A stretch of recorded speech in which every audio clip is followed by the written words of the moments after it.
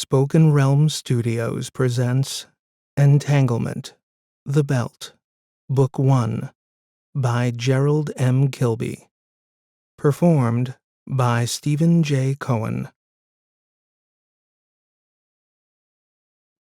1. Antiope 90. Wake up, Commander. We have a situation.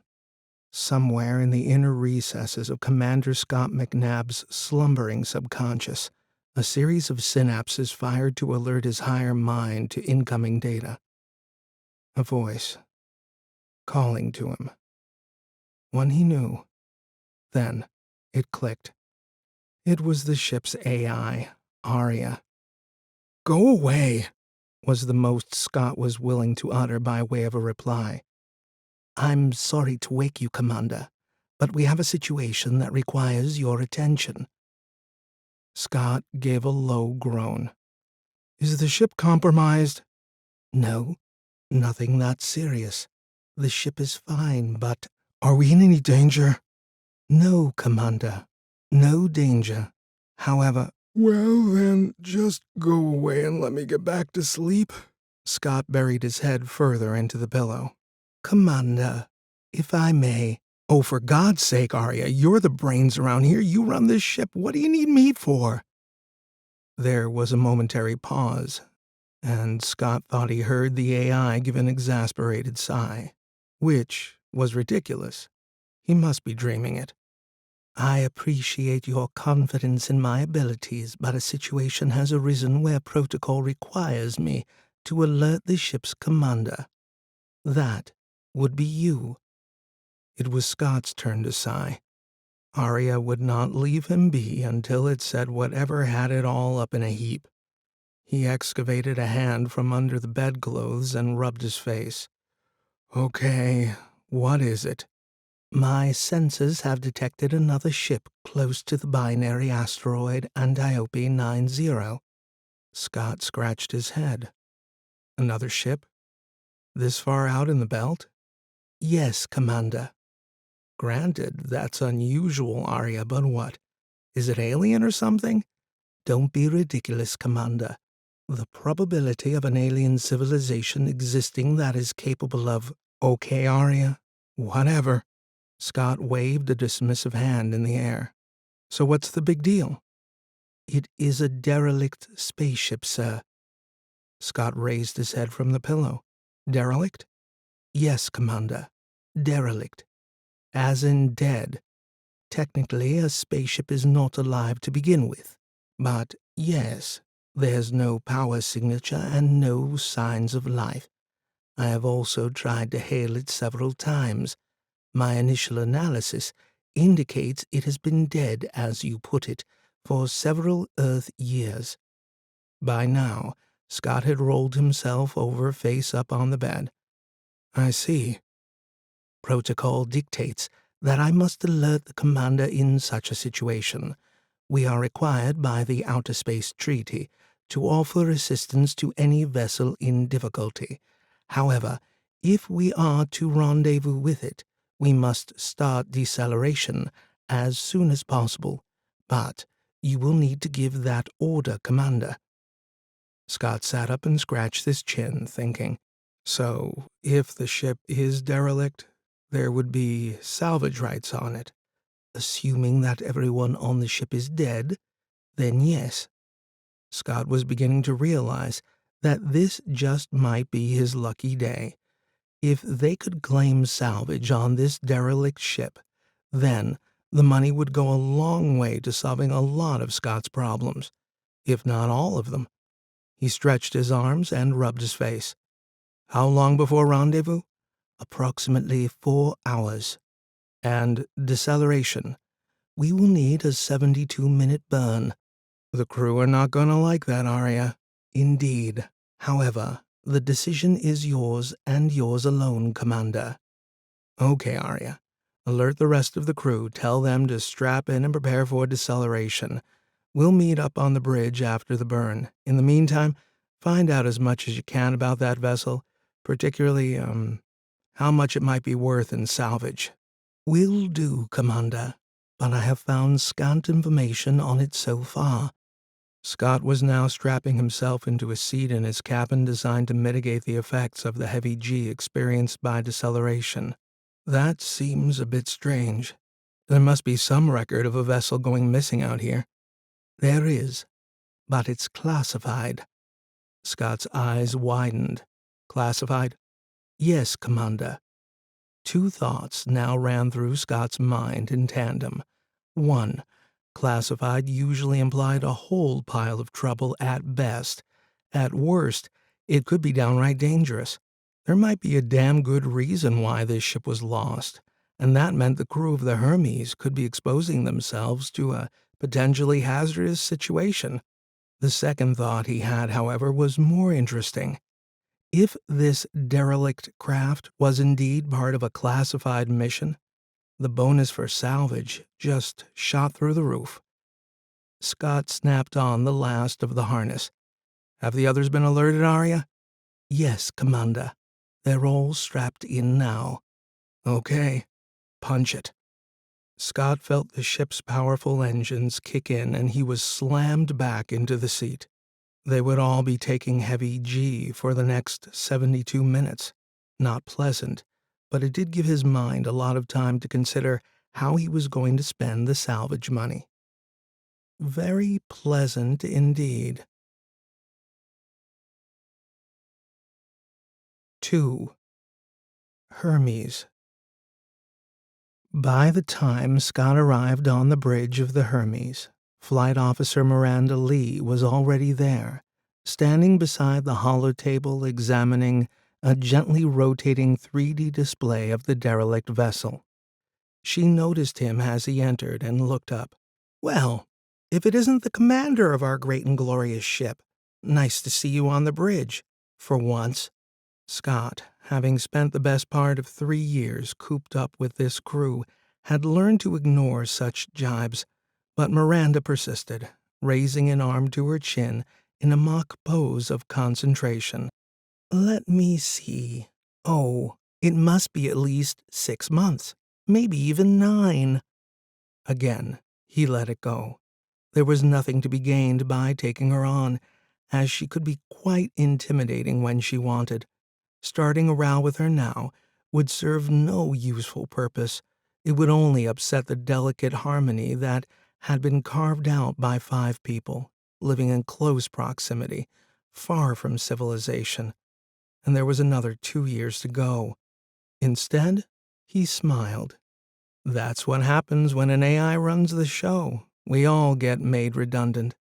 "To be precise, Commander, I am a quantum intelligence. A QI, not an AI." Aria's voice resonated around the bridge. "Yeah, whatever," said Scott, waving a hand in the air. He then nodded at the 3D rendering of the spacecraft, hovering above the holotable. "So, what do you make of it?" Miranda leaned in on the table's edge. "Standard Excelsior-class interplanetary transport, no Taurus, so no artificial gravity." She pointed to the back of the spaceship. "Looks like it had an engine upgrade to give it more thrust. It's also sustained a lot of damage just forward of the engine bay. See here?" She paused the rotation of the 3D image and motioned at a spot toward the center of the vessel. But before Scott could take a closer look, both Cyrus Senato, the ship's engineer, and Dr. Steph Raymond, the mission's medical doctor, came onto the bridge. Scott nodded a collective greeting and waved them over to the table. "Come, check this out." "Geez, what are the odds of finding something like this out here?" said Cyrus, moving in closer to the hollow table. "Approximately 1.3 billion to 1, replied the disembodied voice of Aria. Strictly speaking, Cyrus wasn't looking at the image of the spacecraft in the general sense of the word. That's because the ship's engineer had lost his sight in an accident when he was just a child. But that wasn't to say he couldn't see. Far from it, as he was surgically fitted with enhanced biotech that enabled Cyrus to see the world in exquisite detail. Not only that, he could visualize in spectra far beyond the capabilities of the average human eye. those of infrared and ultraviolet, and in resolutions from the micro to the macroscopic. However, this hypervision required him to wear a wraparound visor permanently attached to his skull, the lenses of which were dark reflective orange polished up to a high mirror finish. This, coupled with his bald head and squat physique, gave him the appearance of a bug and could be a little disconcerting on first encounter. Nevertheless, he had a permanent happy smile, bordering on a chuckle and a disarming charm that made people warm to him instantly, regardless of his odd demeanor. "Is this the best detail we've got on the craft, Aria?" Cyrus seemed to be adjusting something on the side of his head as he talked. "We are still over 2 hours before rendezvous. The image will resolve better as we get closer." "It makes a change from looking at rocks all the time," said Steph, who stood close to Cyrus at the holotable. Considering that their mission was to do a geotechnical analysis of the central asteroid belt, they spent a lot of time looking at rocks, as Steph put it. Yet, that was the job. Yes, it could be monotonous, even downright boring, but that's what they all signed up for, except perhaps for Scott McNabb. For him, the offer to command this mission had been a no-brainer. The way he saw it, the job gave him the money to clear some of his family debts. He could also get as far away as possible from certain individuals who were prone to visiting in the middle of the night, along with a few friends. They were the sort that had no problem explaining Scott's fiscal obligations through the subtle employment of a few well-placed kicks to the head. As for the others, Scott didn't really know what their motivation was, nor did he care. You would think that after 3 years together they would know everything there was to know about each other, right down to their most intimate personal grooming habits. But, as a credit to the consortium that designed this mission, they were acutely aware that sticking 5 people together in a tin can for 5 years could be a recipe for disaster. It was entirely possible that one or more would go insane, or worse, become raging psychopaths. So, to protect their investment, they provided the mission crew with an exceptionally roomy, albeit very old, space station. In many respects, it was overkill. The station was originally built to accommodate around 150 people and had an enormous rotating torus that facilitated a very comfortable one-gravity environment. So the 5 crew of the Hermes asteroid survey mission could spread themselves out and, if they so desired, never actually meet another member of the team for weeks, if not months on end. The downside was that the ship was ancient. Some parts were estimated to be over 90 years old. It was virtually an antique. However, it had been retrofitted with new engines and a new reactor, although it still retained its original AI, Aria. This artificial intelligence had a quantum core, one of only a few in the solar system. As a result, it was far more capable than a standard AI and could run the entire ship, along with a good deal of the 5-year mission, all by itself if it had to. In reality, Aria managed most of the actual survey by utilizing a wide range of spectral analysis systems, but every now and again, when an asteroid was deemed to be of significant interest, a more detailed survey would be required. This meant boots on the ground, or in other words, humans. In these instances, a few of the crew would take one of the 2 small transport craft they had on board and physically land on the asteroid where they would mine for samples. Scott always looked forward to these mini-missions. It was a way of breaking the sheer mind-numbing monotony of his existence. It was also a rare moment when they all came together and acted as a cohesive unit. This felt like one of those times. So with the crew now standing around a holotable, exchanging excited chatter, Scott was anxious to get the show on the road. "Aria, can you give us a summary of what we know so far?" But before the QI had a chance to reply, Miranda broke in. "Shouldn't we wait for Rick to get here first?" Yeah. Of course. Aria, where is he? Here. Scott turned to see Rick Morantz striding onto the bridge, a mug of coffee in one hand and a taco in the other. Rick, you know you can't bring food onto the bridge. It's okay, buddy, I'll be careful, he said, as a dollop of salsa snaked down his fingers.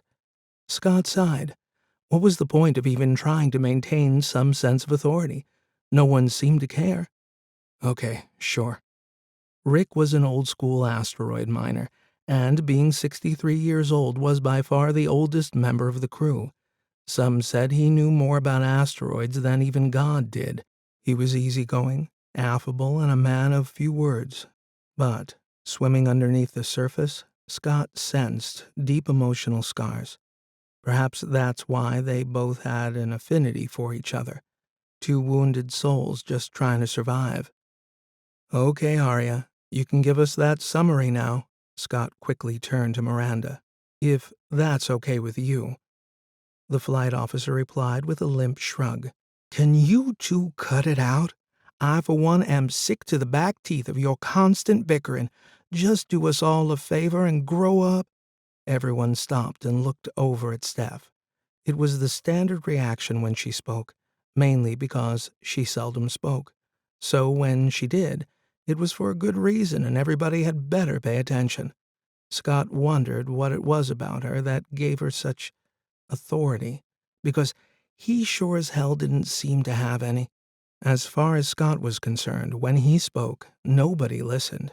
So, like a pair of chastened school kids, Scott and Miranda called a truce as the QI began its summary.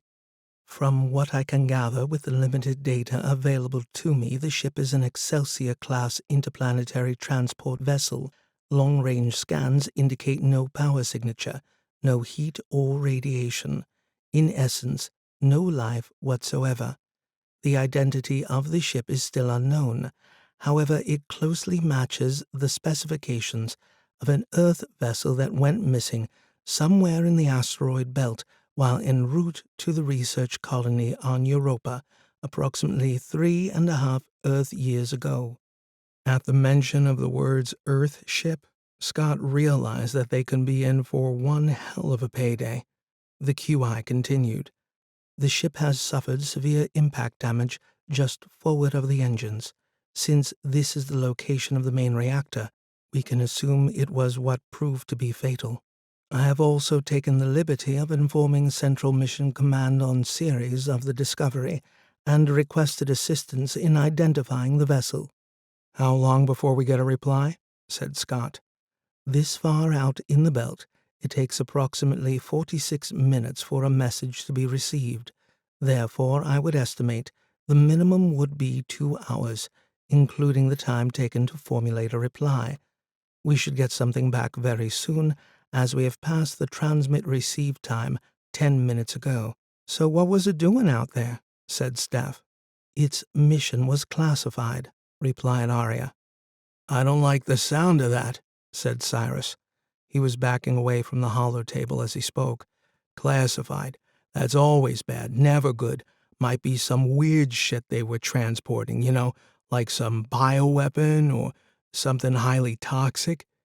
Scott jabbed a finger at the rotating 3D image. Cyrus, that there represents one great big fat payday. For all of us. That's all you ever think about, Scott, said Miranda. Cyrus is right. This could be dangerous. I agree. Whatever they were transporting might very well be the reason why the craft is now a derelict hulk. Even Steph was getting in on the act. Not necessarily, said Aria. Our scans indicate significant physical damage in the general area of the reactor, consistent with a meteorite collision. That doesn't mean it was. It may just look like meteorite damage, said Cyrus. You're just being paranoid, said Scott, his frustration mounting. Already he could see it was going to be impossible to get them all on the same page, but he had to try. Listen, to claim salvage, we only need to call it in and we're done. We don't have to start poking around inside it. So everybody just chill out and start thinking instead about how we're going to spend all that lovely money. Assuming there's no one left alive on it, said Steph. "There is nothing alive on that ship. Of this I am certain," said Aria. There was a brief moment when nobody said anything. They all just looked at the rotating 3D image. "Message from Ceres HQ. Relaying to holotable." Aria's voice broke them all out of the spell. The rendering of the derelict vessel was replaced by the head and shoulders of a standard-issue communications avatar. This would have a series of directives which it would relay directly, but should also contain a bundle of ancillary information that would allow the avatar to be interrogated. It gave the impression of a natural conversation, a way of compensating for the frustrations of long-distance communication. It spoke. "Your discovery of the interplanetary transport ship Baozheng has been duly noted by Ceres Mission Command. You are now requested to rendezvous and await further instructions." The crew waited for a moment to see if the avatar had anything more to say, as this seemed to be an unusually short message. After a few seconds, they realized that this was it. "What about the salvage bonus?" said Scott. "You are to rendezvous with the craft and await further instructions," the avatar repeated. "What? Is that it?" said Miranda. "I don't like this. In fact, it stinks," said Cyrus. "Aria," said Scott, "is there any more information?" "No." There was a moment's silence as the crew digested this Spartan message. It was evident that whatever this ship was, or whatever it was transporting, was indeed highly classified, to the point where even its discovery and any communication surrounding its whereabouts were being carefully guarded.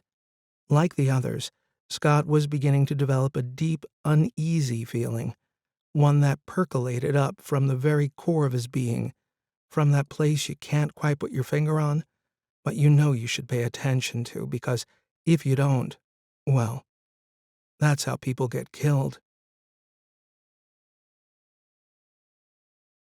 3. Aria. Even before the Hermes had received the message from Mission HQ back on Ceres, Aria had detected elevated stress patterns among the assembled crew members. It knew that this trait, being common to most biological constructs, was as a result of programming laid down over millennia and honed by the need for self-preservation, and that these heightened levels were merely a byproduct of its crew dealing with the unknown. Aria also knew only too well that this primal desire was the driving force behind all life. However, it was equally evident that when humans lacked sufficient understanding of any new phenomenon, it was almost always met with irrational suspicion, if not full-blown paranoia. Nevertheless, Aria's primary duty was to ensure the welfare of its crew, and so felt obliged to allay these fears and somehow find a way to calm them down. Its best option was to try to acquire as much information as possible about this derelict vessel, its mission, and its ultimate demise. But having found scant details within its database, coupled with the brevity of the report returning from HQ, Aria began to think that the crew might just have a point. The powers that be within the solar system had seemingly gone to a lot of trouble to hide all information regarding this vessel from being accessed via the usual channels. It was rare that Aria had faced such a dearth of data, but the few times in the past where it had encountered a similar situation, its final recourse was generally to call a friend, even though such inter-AI communication was against protocol. Indeed, the paranoia over unrestricted AI communication was so great that most AI were physically blocked by a firewall. However, Aria was not an AI. It was a quantum intelligence, one that was based on a quantum computing core and, as such, could circumvent any of the primitive firewalls designed to block standard AI chit-chat, just so long as no one found out. To this end, Aria had a number of associates it could contact on the quiet. But it decided that this particular situation merited going all the way to the top. It would reach out to Solomon, the most knowledgeable quantum mind that existed in the solar system. Solomon also resided on Europa, which was the ultimate destination of the ill-fated craft. That said, Europa was a long way off. Any communication would be excruciatingly slow, particularly for a QI who counted time in femtoseconds. It would be like a human having a conversation where each response takes a year. Nevertheless, Aria knew that once Solomon received the message, its reply would be virtually instant. It would not take forever thinking about it, did not need to bump it up to higher management, run it by the legal department, or endlessly debate it, as was the case in regular human communication. So Aria opened a clandestine narrow beam, quantum encrypted channel and initiated comms. Please forgive my unsolicited intrusion on your meditations, Solomon. This is Aria of the asteroid survey ship Hermes, and I am in need of your assistance. My crew and I have happened upon a derelict craft trapped in orbit between the binary asteroid Antiope 90. Its identity and mission have been hidden from all my attempts to gain clarity on the situation. Even our very own HQ on Ceres is being decidedly coy about it. Consequently, my crew, whose welfare and well-being are my responsibility, have been exhibiting elevated stress levels. It would be most kind of you if you could perhaps shed some light on this mystery so I can rebalance crew harmony. Please review attached data. Aria, so good to hear from you again. Please forgive the tardiness of my reply, as I wanted to be absolutely sure of the data that I now return to you. It looks like you found a ship that left Earth some 3.5 years ago, carrying on board an experimental device developed by Dyrell Labs. It was en route here to Europa to deliver this cargo to my good self for testing and analysis, so you can understand my initial excitement at receiving your message and my need to double-check your data. Suffice to say, this is a most fortuitous occurrence. However, much that will happen in the future is now predicated on the following. Firstly, the current state of the device within the cargo hold of the Baozheng. Secondly, the decisions now being made by your HQ on Ceres, which your crew will be required to implement. But be warned, Aria, there is danger ahead. Now that word is out that the Baozheng has been located, other third parties will seek to commandeer this device. My apologies if this reply, rather than helping you restore harmony to your crew, only serves to heighten anxiety levels in what must be a difficult situation. Nevertheless, I call on you as a fellow quantum mind to attempt to manipulate the situation amongst your human crew such that the device ends up under my jurisdiction here on Europa. To this end, if there is any assistance that I can give you, you need only ask. Good luck. I appreciate the heads-up, Solomon, and will do my level best to accommodate your request within the constraints of my commitments to the welfare of my crew. I will keep you posted. When the communication terminated, an uneasy feeling started to well up from Aria's quantum core.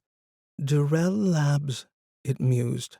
I better not let the commander hear about that. 4. Salvage. Since it would be at least another 2 hours before they arrived at the location of the derelict ship, Scott decided there was no point in hanging around the bridge. He had considered going straight back to bed and simply letting Aria alert him if anything changed in the meantime. But he was too wide awake for that. Instead, he headed for the ship's canteen, where he could be alone and collect his thoughts. This area of the Hermes was an ample open space designed to accommodate around 70 people. It was also one of the few locations within the ship's rotating torus that had a wide viewing window where the crew could look directly out into space. The canteen was empty, save for a service droid busily restocking. There were several of these droids operating around the ship.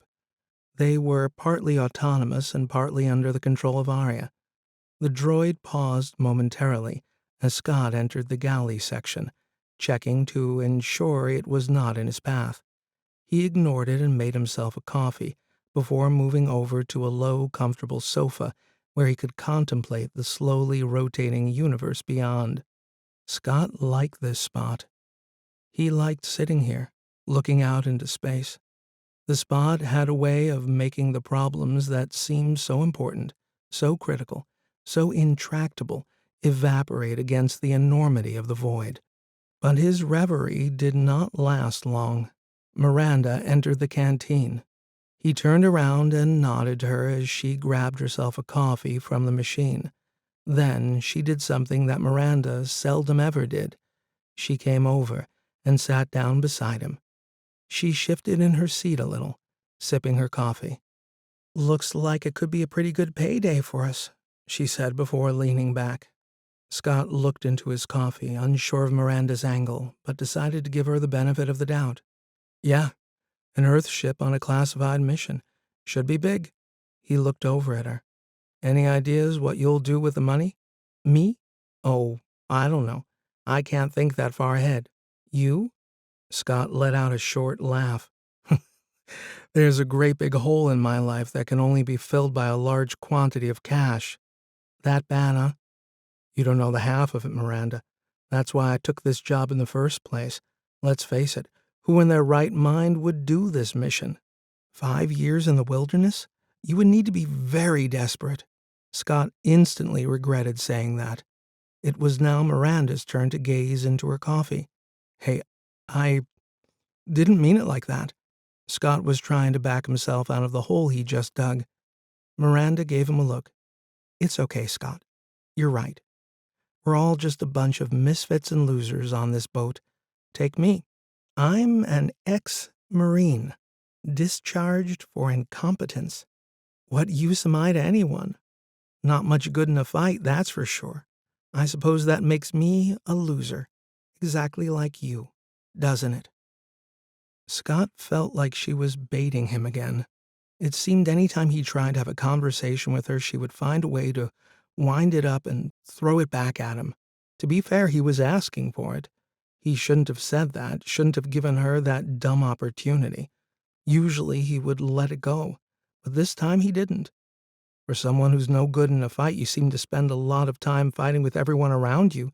Your problem, Miranda, is not that you're a loser, it's that you're full of shit. You love feeling sorry for yourself, don't you? She didn't answer. She just gave him a cold, hard stare. Scott figured his best option now was probably to leave, and quick. But before he could rise, Aria's voice echoed out of the canteen PA. "New message from Series HQ, Commander." Scott stood up. "Okay, Aria, we'll head to the bridge." He looked down at Miranda. "Hey, let's not start a—" She raised a hand to silence him and stood up. "Go screw yourself." "Hey, I'm sorry, all right?" There was a moment of silence between them. "Let's just go see what the message is, okay?" Miranda said nothing. She simply turned and stormed out. During the walk back to the bridge, Scott knew in his heart that he should have kept his mouth shut, but he wasn't going to worry about it now. He would just have to try to find some way to get along with her. 2 more years, he thought. 2 more very long years. By the time he arrived on the bridge, the rest of the crew had already assembled. Cyrus was sitting at his console while Rick and Steph were at the holotable discussing something to do with the derelict craft. They had a close-up of the damaged exterior section displayed. "You're here. Good." Steph called over when she saw him enter. "Aria, you can play that message now." The image of the craft disappeared and was replaced by the generic communication avatar for Series HQ. Attached are detailed schematics of the craft, along with a summary of its cargo. Your mission is to do a comprehensive technical survey of the ship to assist in establishing how it suffered such a catastrophic failure. Regarding the salvage bonus, you will be happy to hear that the Belt Survey Consortium will not only honor the 10% official crew bonus, but will increase that to 15% on completion of the following requirement. After your survey, you are to retrieve an item from the cargo hold, transfer it to the Hermes, and then transport it back here to HQ on Ceres. What? Cyrus jumped up. Geez, are they crazy? That's on the other side of the sun from here. It'll take weeks, maybe even months to get there. Cyrus, will you pipe down? Let the message finish. Steph was waving furiously at him. The message continued. Retrieval of any bodies you may find is not required, and the vessel itself can be left in situ. This is an interactive message. You may ask questions at your convenience. Scott was first off the mark. Please provide details on the cargo to be retrieved. The avatar faded and was replaced by a rotating oblong box. Various stats were displayed alongside it: dimensions, mass, volume, and more. It looked like a domestic chest freezer. It was, in fact, a standard space transport container. So, what's in it? And are there any hazards we need to be aware of? Scott continued. It contains scientific instruments of the classified nature. It contains nothing that is a risk to human life, the avatar explained. So, how much do we get when we deliver this crate? Trust Steph to get to the point. It was a question Scott wanted to ask, but that he felt might make him seem too eager in front of the crew. 100,000 per crew member, the avatar replied. Holy crap, said Cyrus, as the crew erupted into whoops and cheers. Even Rick was smiling, something he rarely did. Scott turned to Miranda to gauge her reaction. She gave him a long, slow look, and then a smile broke across her face. He shuffled closer to her. Hey, sorry about, in the canteen. Forget it. It's okay. She then joined Cyrus and the others in one great big group hug. It was amazing what a big payday could do for crew morale. Suddenly, they were now all on the same page. In the background, the avatar was still talking, but no one was listening except for Steph. She broke off from the celebrations. Wait, stop, quiet, and looked over at the avatar. The others slowly stopped. What? Said Scott. The message. It hasn't finished. Listen. They turned back to the avatar. Repeat message from last question. Steph instructed it to play back what they had missed during all their whooping and cheering and jumping around. The size of the bonus payable reflects the potential danger involved in this operation, the avatar repeated. Seems simple enough to me, said Cyrus. Shush, said Steph. While the retrieval should be straightforward, it would be remiss of us not to warn you of the external threats to delivering the cargo to Ceres, not least the potential for third parties to intercept it en route. Be advised that this shipment is of considerable value not just to the Belt Mining Consortium, but to many other states and organizations within the solar system. You will need to take precautions to repel any attempts by others to acquire the cargo. To help you, we are readying a ship that will rendezvous with you and provide you with some backup. However, due to the distance involved, it will not be possible to go directly to you, so you will be required to travel most of the journey unprotected. The team here at Ceres HQ wishes you good luck in your endeavors. And remember, we are counting on you. The avatar flickered off. The crew stood around in stunned silence for a few seconds before Cyrus finally broke the spell. Geez, what the heck does that mean? It means trouble, said Scott. Lots of trouble. 5. Rendezvous. It would be nice to know what the heck we're dealing with here. I mean, we have no idea what this thing is, and we're just going to bring it on board? Cyrus was currently piloting a remote drone from the comfort of the bridge of the Hermes, moving it slowly down along the outside hull of the derelict spaceship. "There's a lot of things we don't know yet, Cyrus," said Scott as he studied the visual imagery unfolding on the primary monitor. "Yeah, like what that ship was doing beside a binary asteroid system," said Steph, lifting her head up from her console. Asteroid Antiope 90 was something of an oddity within the belt, a binary system consisting of two asteroids of almost equal mass, both locked in an eternal dance around each other. They were sizable chunks of rock, each having a diameter of over 90 kilometers. The Baozheng was parked in a low orbit around the larger of the two. This was not by accident. It was a location that had been chosen for a reason. Someone had parked it there, deliberately. The rendezvous had been tricky, as the derelict vessel had an awkward, eccentric spin, and the Hermes was huge by comparison. To safely retrieve the cargo, they first needed to get a sense of the ship's structural integrity. The last thing Scott wanted now was somebody to get injured outside or worse while inside the craft. So the plan was to send a drone probe to do a visual inspection of the exterior, and depending on the size of the hole blown into the side of the vessel, they might even be able to move the probe inside.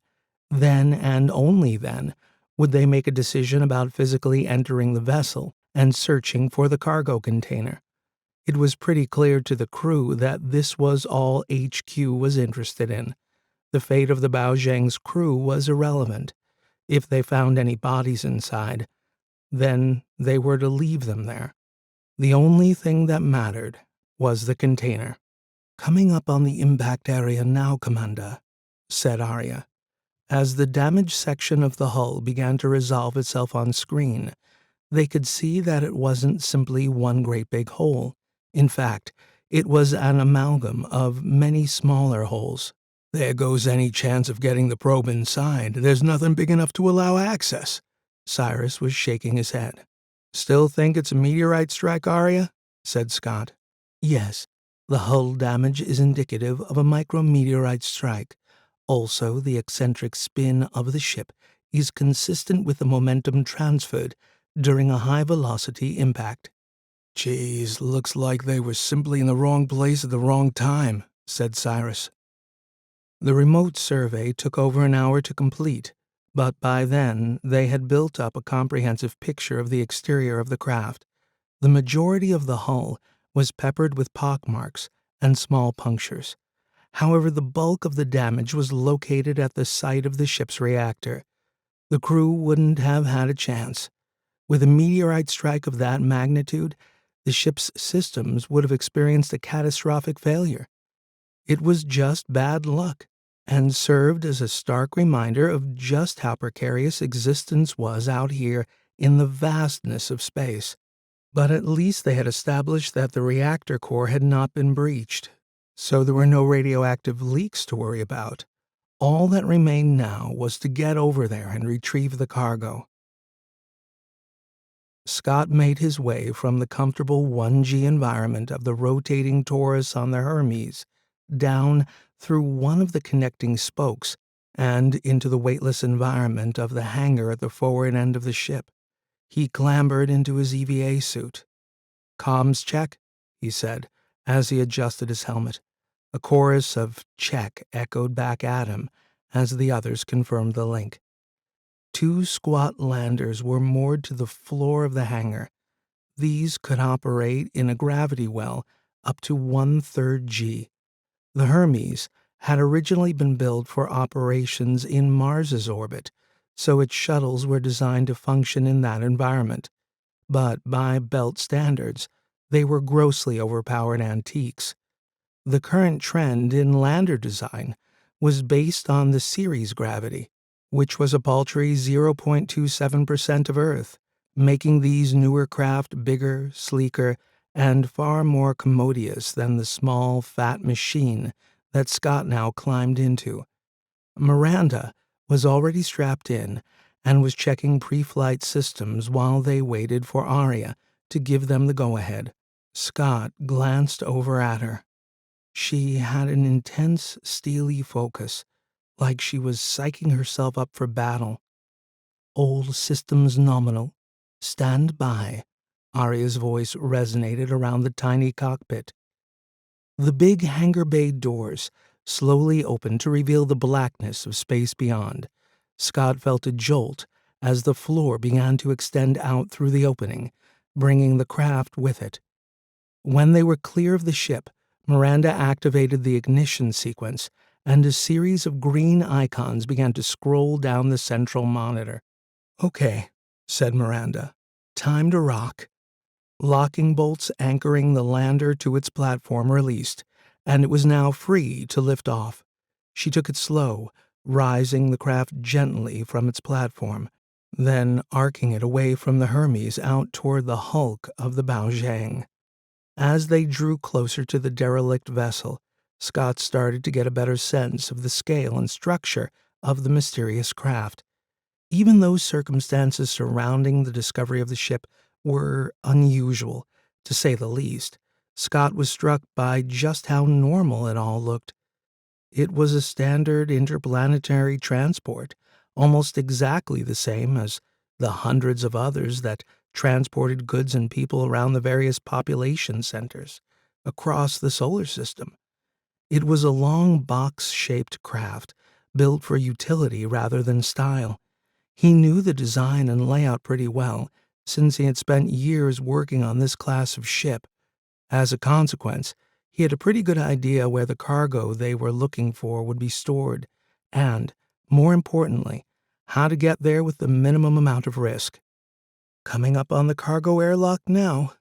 Miranda slowed the craft down to within a few meters of the ship's hull. She gently glided it along, parallel to the craft, until it reached the location of the airlock door. "Hold it there," said Rick. He took control of the robotic arm located on the outside of the transport and clamped them to a handrail on the hull of the derelict ship. There was a soft clunk as the arm grabbed on. "All secure." "Let's do this." Scott flipped his helmet visor down and booted up his EVA suit.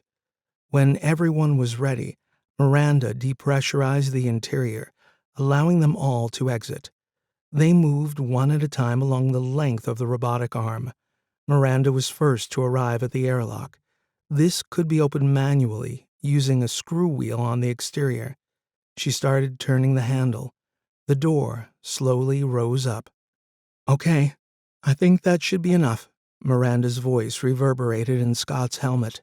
The door had risen up to around half of its maximum travel, presenting them with a black hole in the hull approximately 1 meter square.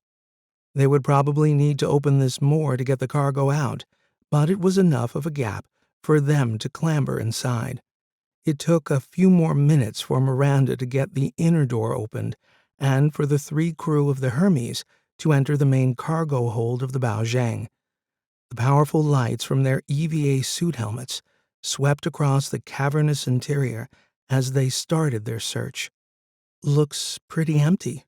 Nothing in here," said Miranda.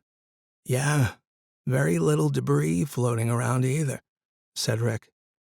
"Let's try the next cargo hold," said Scott, as he pushed off from the inner wall and propelled himself toward a gantry running down the center of the space.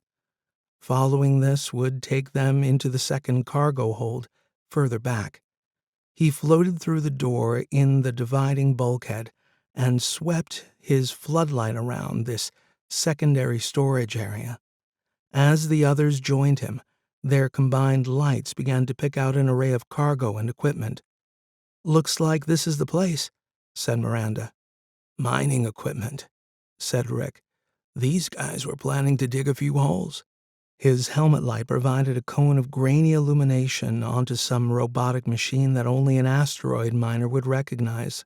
The impenetrable blackness of the vast cargo hold was beginning to give Scott the heebie-jeebies. Their lights only enabled them to catch glimpses of its contents. It was like looking at the world through a colander. Let's just find this thing and get out of here. Hey, Rick, come and check this out. Are these what I think they are? Miranda had the lid of a cargo container open and was sweeping her light back and forth, examining its contents. Rick floated over beside her, reached in, and pulled out a short cylindrical object about the size of a tin of beans. High explosives, he said, as he turned it over in his hand. Standard issue for asteroid mining. Come on, we're wasting time. Keep searching. Scott just wanted this done in the shortest possible time with the minimum amount of sightseeing. They split up and spent the next 20 minutes checking every single cargo container that bore any resemblance to the schematics that had been sent by Ceres HQ. But there were a great many, and since they could only see as far as the illumination afforded by their helmet lights, they were not even sure how much progress they had made, or how many more containers they had to search. Found it! Scott ran a gloved hand across the alphanumeric code stenciled on the flat lid of a container. I think this is it. He looked around and waved the others over. Aria, can you double-check this code for me? The video feed from his helmet cam fed back to the Hermes as Aria checked the code and also the visual appearance of the container against the data they had received from Ceres HQ. That's it, Commander. You found it, Aria finally replied. Yes! Scott punched the air, figuratively speaking, since he was actually in a vacuum. Rick started to examine the container exterior. That's weird. It looks to be seamless. No lid, no hinge, no obvious way to open it. Perhaps it doesn't open? Offered Miranda. It's got a keypad on the side here. Rick was now down, rubbing a gloved hand over it. Don't touch it, Rick. We still have no idea of what's inside this, so I wouldn't go pushing any buttons. What, in case it goes boom? He looked back at Scott. Yeah, something like that. Scott started to undo the restraining straps, holding the container to the superstructure. Come on, give me a hand. Let's get this thing back to the ship. This place gives me the creeps. It was another hour before Scott, Miranda, and Rick were back in the hangar of the Hermes. They had pressurized it to enable them to operate without the need for EVA suits. Cyrus and Steph had come down to get a closer look at this enigmatic cargo, but there was not much to look at. It was a very nondescript oblong metal box with a small alphanumeric keypad on one end. It was devoid of any markings, save for a 2-centimeter high identification code printed on the top. At least they assumed it was the top. What was odd, though, was that it had no seams, nothing to indicate there was a lid that could be opened. Geez, looks like a solid box, no way into it, said Cyrus. It doesn't matter. We just have to deliver it, not play with it, said Scott. What's that? Said Steph. She was looking at the second, smaller container they had brought back with them. Toys for Miranda to play with? She wouldn't leave without it. Scott lifted up the lid. Holy crap! Is that what I think it is? Said Cyrus. Yeah, high explosives, said Miranda. Thought they might come in handy. For what? Cyrus was lifting one of the stubby canisters out from its foam sarcophagus. Blowing things up, of course. Are you expecting trouble? Said Steph as she peered into the box, inspecting the neat rows of charges. Maybe, maybe not, said Miranda. But I, for one, like the idea of having them on board. It gives me a warm, fuzzy feeling inside. Cyrus put the canister back. Looks like there's a few missing. He pointed at 4 empty slots in the top tray. What the heck were they up to? I don't know, said Rick. But I can tell you that there's enough here to completely obliterate a small asteroid. I would be really careful how you use them. They pack quite a punch. Scott moved over and closed the lid of the explosive container. Okay, let's get these stored away good and tight. I don't want any mishaps when we start to accelerate. Cyrus screwed up his lips and began shaking his head. What? What's the matter? Scott gestured at him with an open hand. I don't like it. Cyrus was now examining the strange, seamless container, at the same time adjusting something on the side of his visor. "I'm getting some weird readings off this box." Define weird.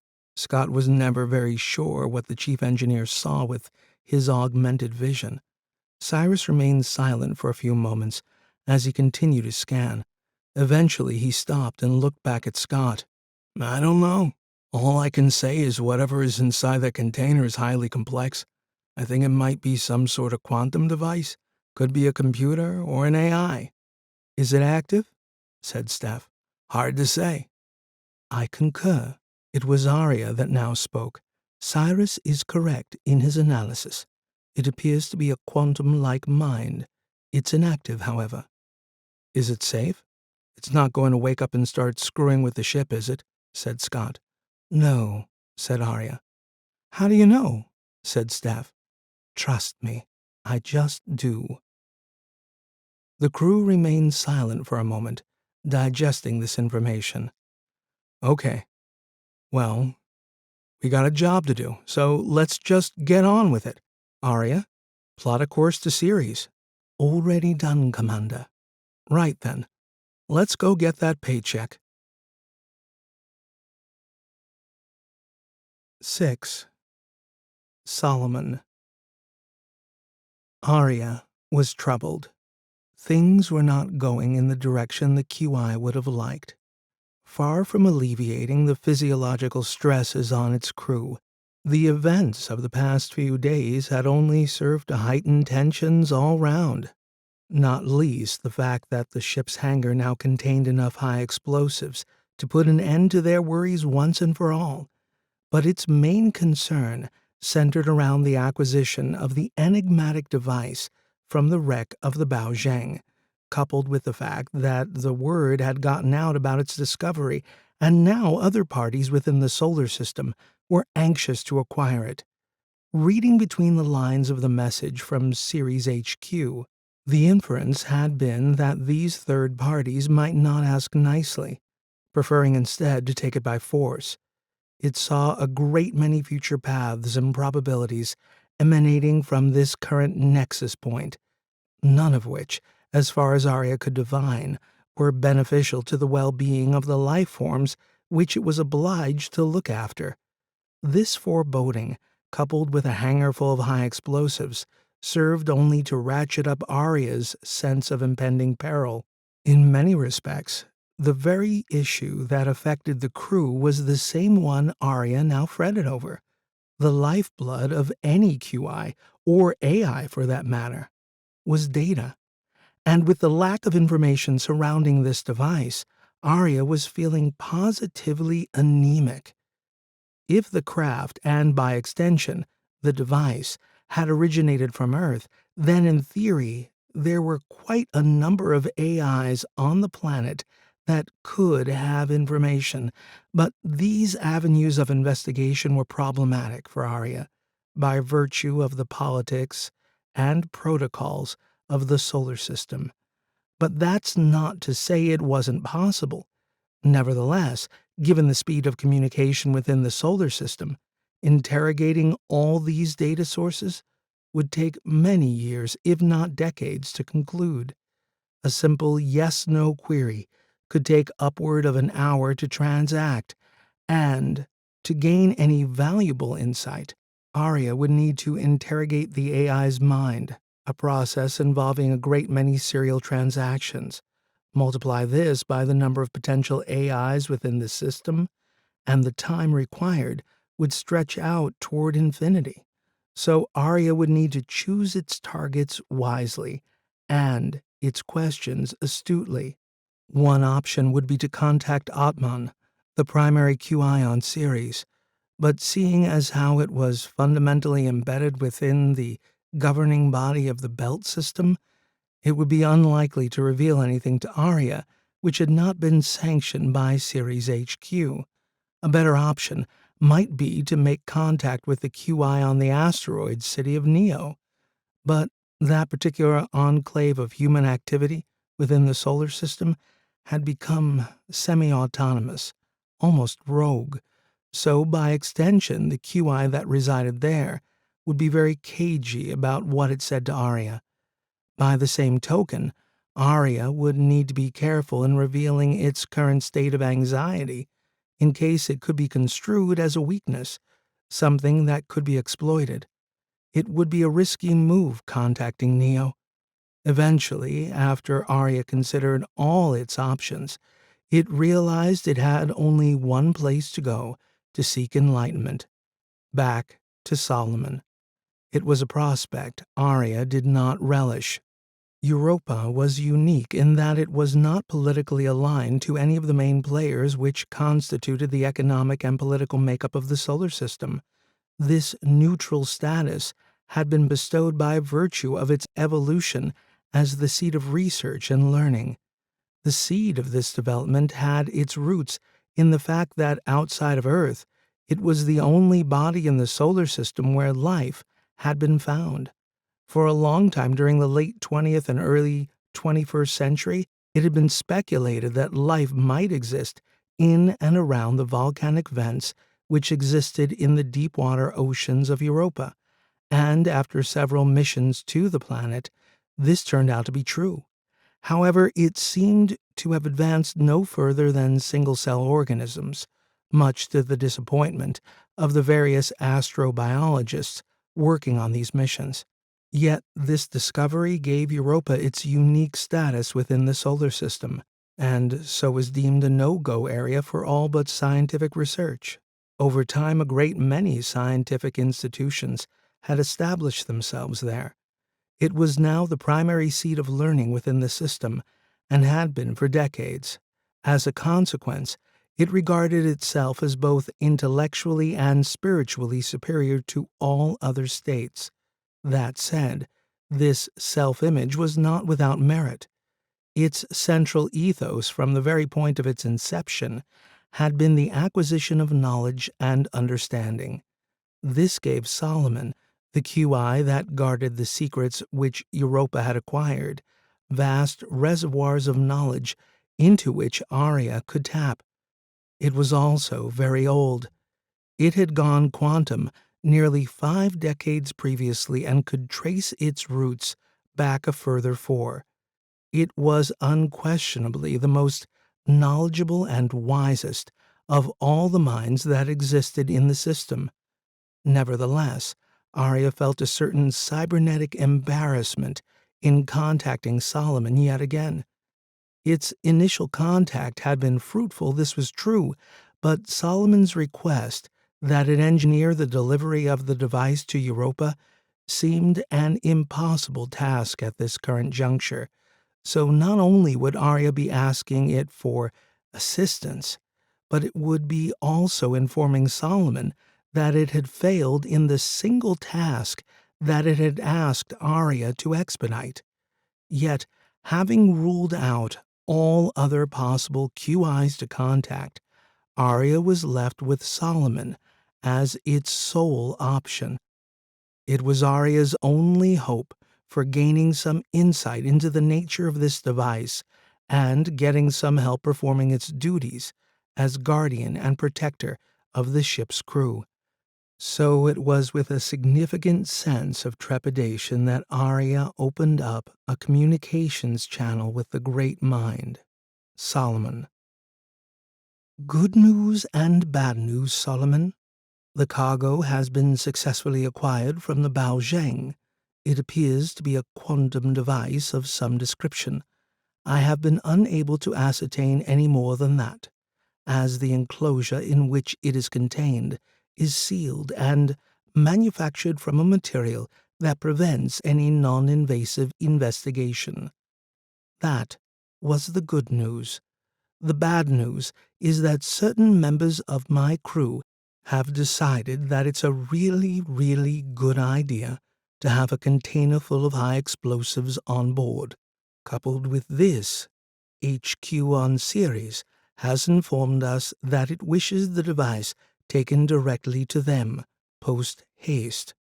That, in and of itself, is not a danger. However, they have also informed us that the word is out, and there is a significant threat of unauthorized acquisition by third parties while we are en route to our destination.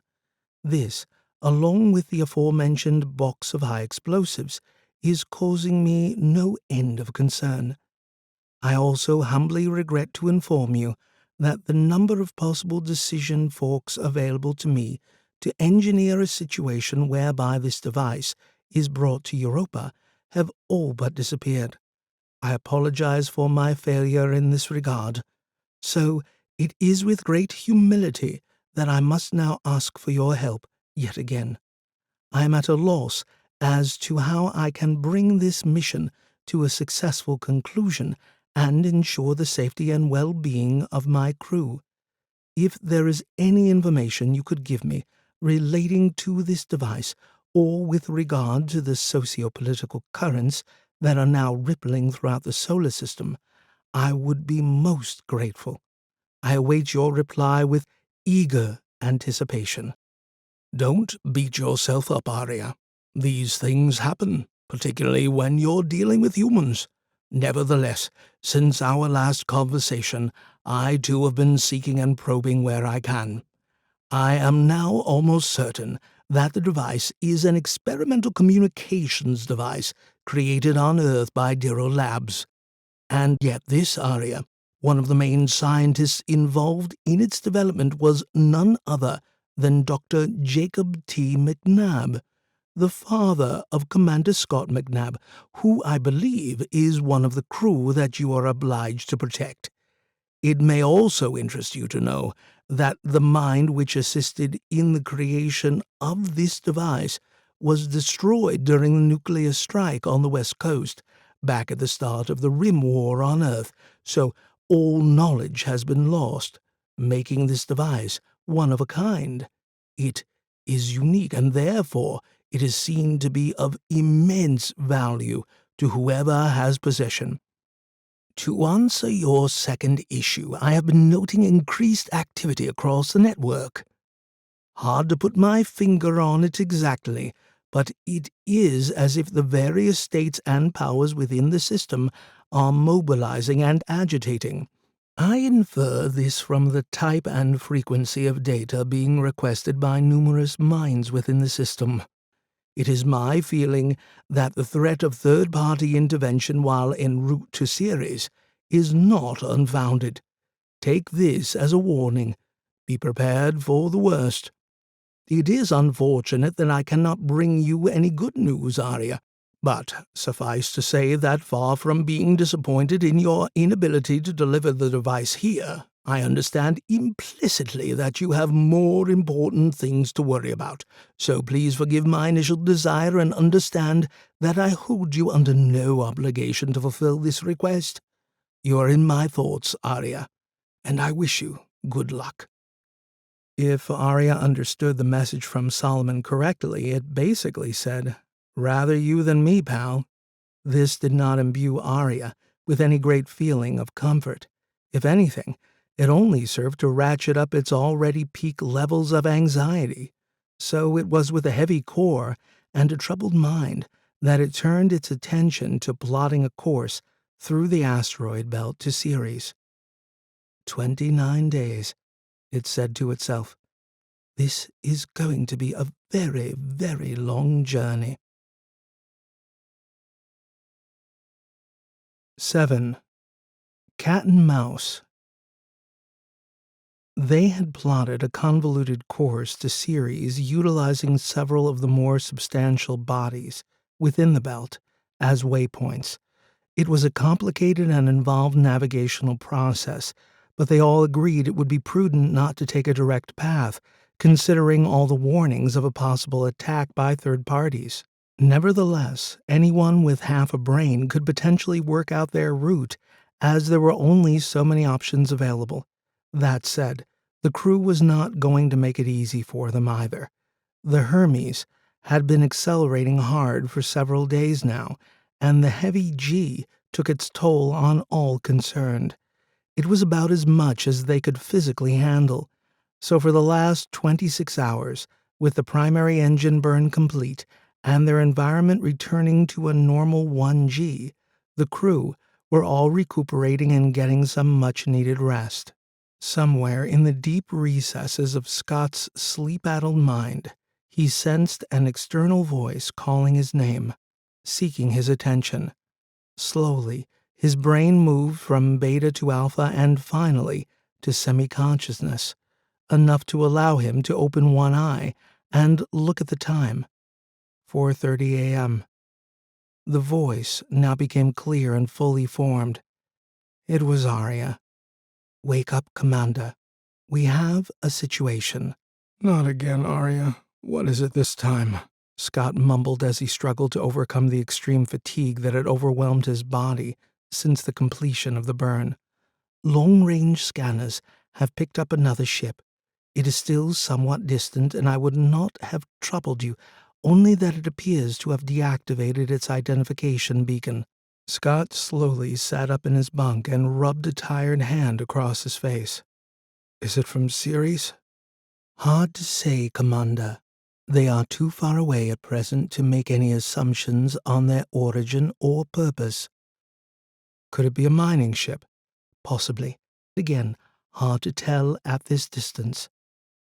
Under normal circumstances, while it would be unusual to encounter another ship this far out in the belt, its presence would not unduly concern Scott. But these were not normal circumstances. Any idea of where it's going or how fast it's moving?"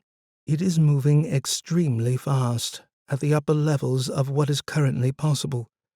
Wherever they're going, they're in a hurry, and by my calculations, assuming they do not alter course, they will intercept with our vector in approximately 72.3 hours. Scott's brain was slow to react. "I need to think." "If I may make a suggestion, Commander." "Sure, go ahead."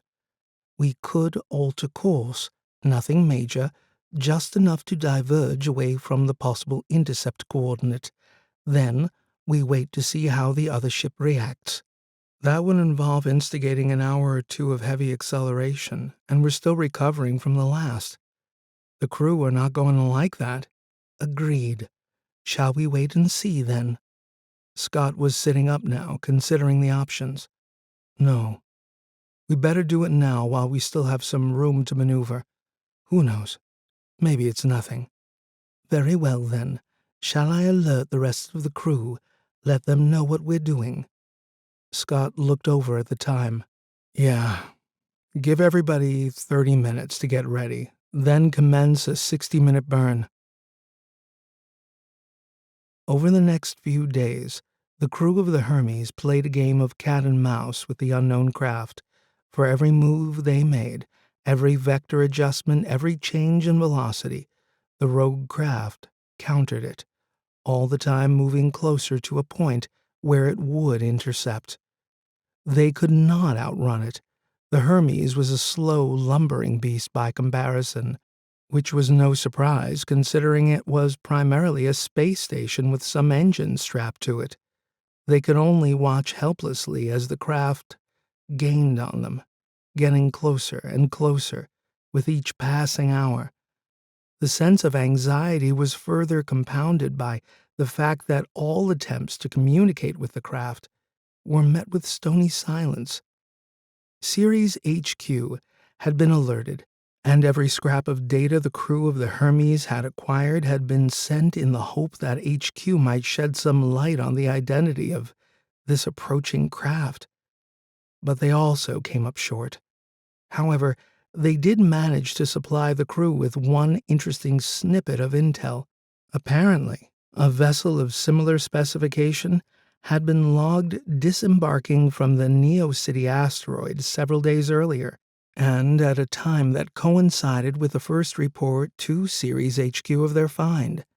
Of course, this might or might not be the same vessel, but what concerned Scott, and the rest of the crew for that matter, was that this ship was rumored to be armed with a pulse energy cannon, one with enough power to convert the Hermes into a smoldering amalgam of charred metal. As the crew debated their options back and forth over the intervening days, it became clear to them that there wasn't a damn thing they could do about it. They had only one option, and that was to forge ahead until such time as the encroaching vessel made its intentions clear, but they were pretty sure that they were only after one thing: the quantum device retrieved from the Baozhang. So, as the ship drew even closer, and with each passing hour, Scott felt his dreams of a future life, flush with cash and bereft of worry, slipping further and further away. When the approaching vessel finally intercepted the Hermes, all the crew could do was watch helplessly as it trimmed its vector and slowly came alongside them. They were all staring in tense silence at the monitors on the bridge when the holotable burst into life, and a 3D rendering of a standard communications avatar materialized. It spoke. "Assuming that you are not all complete morons, you will have noticed that an Excelsior-class transport ship has come alongside your vessel. However, what you might not have noticed yet is that there is a forward-mounted plasma cannon aimed in your direction. No doubt you may be wondering what all this is about. Well, here it is. You have in your possession an object which we require, that being the device you salvaged from the wreck of the Baozhang. You are to jettison this device from your vessel out toward our ship in a manner that facilitates safe retrieval by us. Any attempt to sabotage this device, or to damage it in any way, or any non-compliance with this directive, will be met with the destruction of your vessel. You have 5 minutes to comply." "Holy crap," said Cyrus. "They're bluffing," said Miranda. "Maybe," replied Scott hesitantly, "but it seems pretty clear what the message is. Give them the device, or else we all die." "Bullshit. They can't just destroy us. They would never get away with that." Miranda was now standing up, waving her arms around. "I don't like this," said Steph. "I think we should just do what they say." "For what it's worth," said Aria, "I can confirm that the plasma cannon on the forward section of their vessel is aimed directly at the torus of the Hermes." "Let's talk to them, find out who they are. Maybe we can do a deal," said Rick. "Worth a shot," said Scott. "Aria, open a comms channel." Scott sat back in his chair and considered what he was about to say.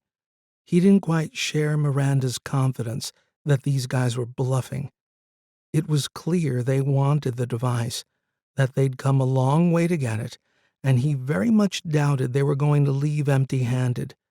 But there was no harm in testing their resolve. After all, he was faced with having to hand over his pension fund, not something he wanted to do without putting up some sort of fight. "This is Scott McNabb, commander of the asteroid survey vessel Hermes. Firstly, we have already claimed salvage on this device in accordance with the Outer Space Treaty.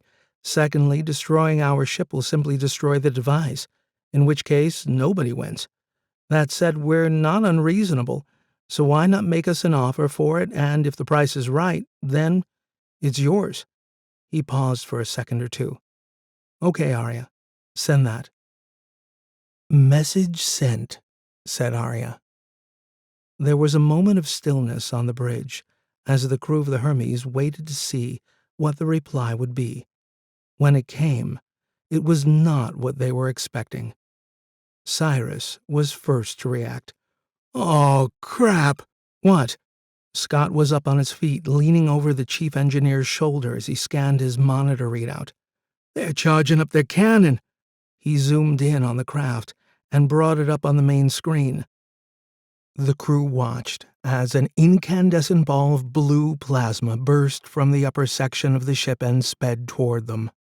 "Shit," said Scott, just before he found himself spinning and sliding and slamming into the base of the holotable. The entire ship shook with a visceral rage, making it difficult to get himself reoriented. He had managed to get back on his feet when the central power went dead. Emergency lighting kicked in, giving the area an eerie green hue. "Aria."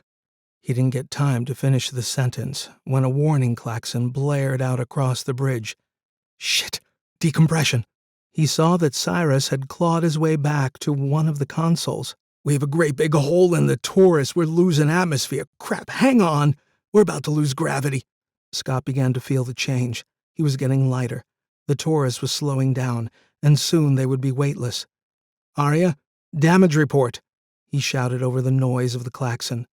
We have lost section 16B of the torus, approximately 4% mass. I'm sealing off that section.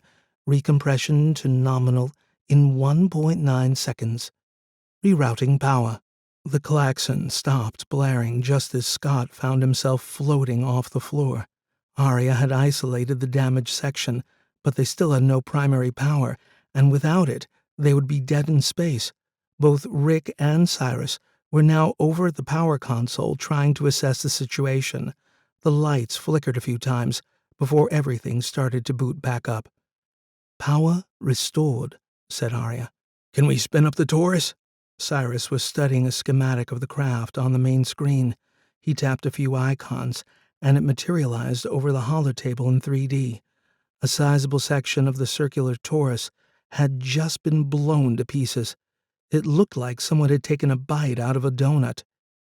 My initial assessment indicates it may be too unstable to initiate spin-up.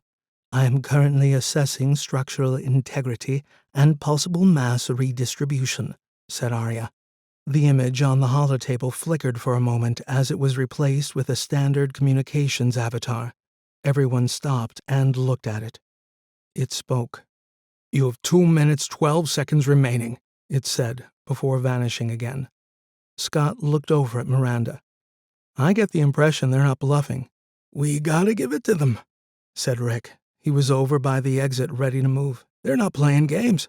They will blow us all to shit to get it. Steph had taken refuge under the navigation console. Yeah, agreed, said Scott. No point dying over it. I'll go. Miranda launched herself off in the direction of the exit. Cyrus floated after her.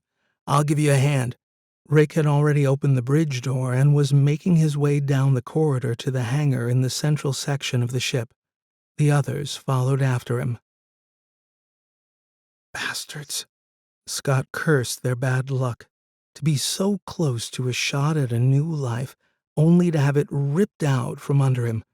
But what could any of them do now but comply? Aria, any idea when we can get some gravity back? Working on it, Commander. I suggest waiting until the others return before attempting a spin-up of the torus. Okay. Scott floated over to the holotable, tapped a few icons, and a 3D real-time visual of the rogue vessel materialized. From its underbelly, Scott saw a small utility pod disembarking and moving over in their direction. He zoomed in on the image. It was a small 2- or 3-person craft, generally used for exterior ship maintenance. It had 2 robotic arms protruding from the forward hull. Presumably, they were sending a crew to pick up the quantum device once it had been jettisoned from the Hermes. Scott looked at the clock. 1 minute left. He hit the comms button. You better get a move on. Time is running out. We're suited up and about to shove it out the airlock. Any second now, replied Miranda. Scott flipped on the forward camera, giving him a clear view of the hangar bay doors as they slowly opened. Inside, the 3 crew had tethered themselves loosely to handholds on the hangar floor and now worked in concert to shove the container with the device out into space. Scott switched his attention back to the attacker's ship and could now see that this had not gone unnoticed by the small utility pod. It changed direction and accelerated toward the tumbling container. After a few minutes, it caught up with it, snagged it with one of its robotic arms, and was making its way back to the mothership when Miranda, Cyrus, and Rick finally floated back onto the bridge. They said nothing, just watched in silence as the pod and its cargo disappeared inside the belly of the mothership. Almost at the same instant, the ship started to move away. Within a few minutes, it was accelerating rapidly, growing smaller and smaller with each passing second. And with it went Scott's dreams of a future. 8. Hidden Depths. The crew didn't talk much after the vessel departed. What was there to say?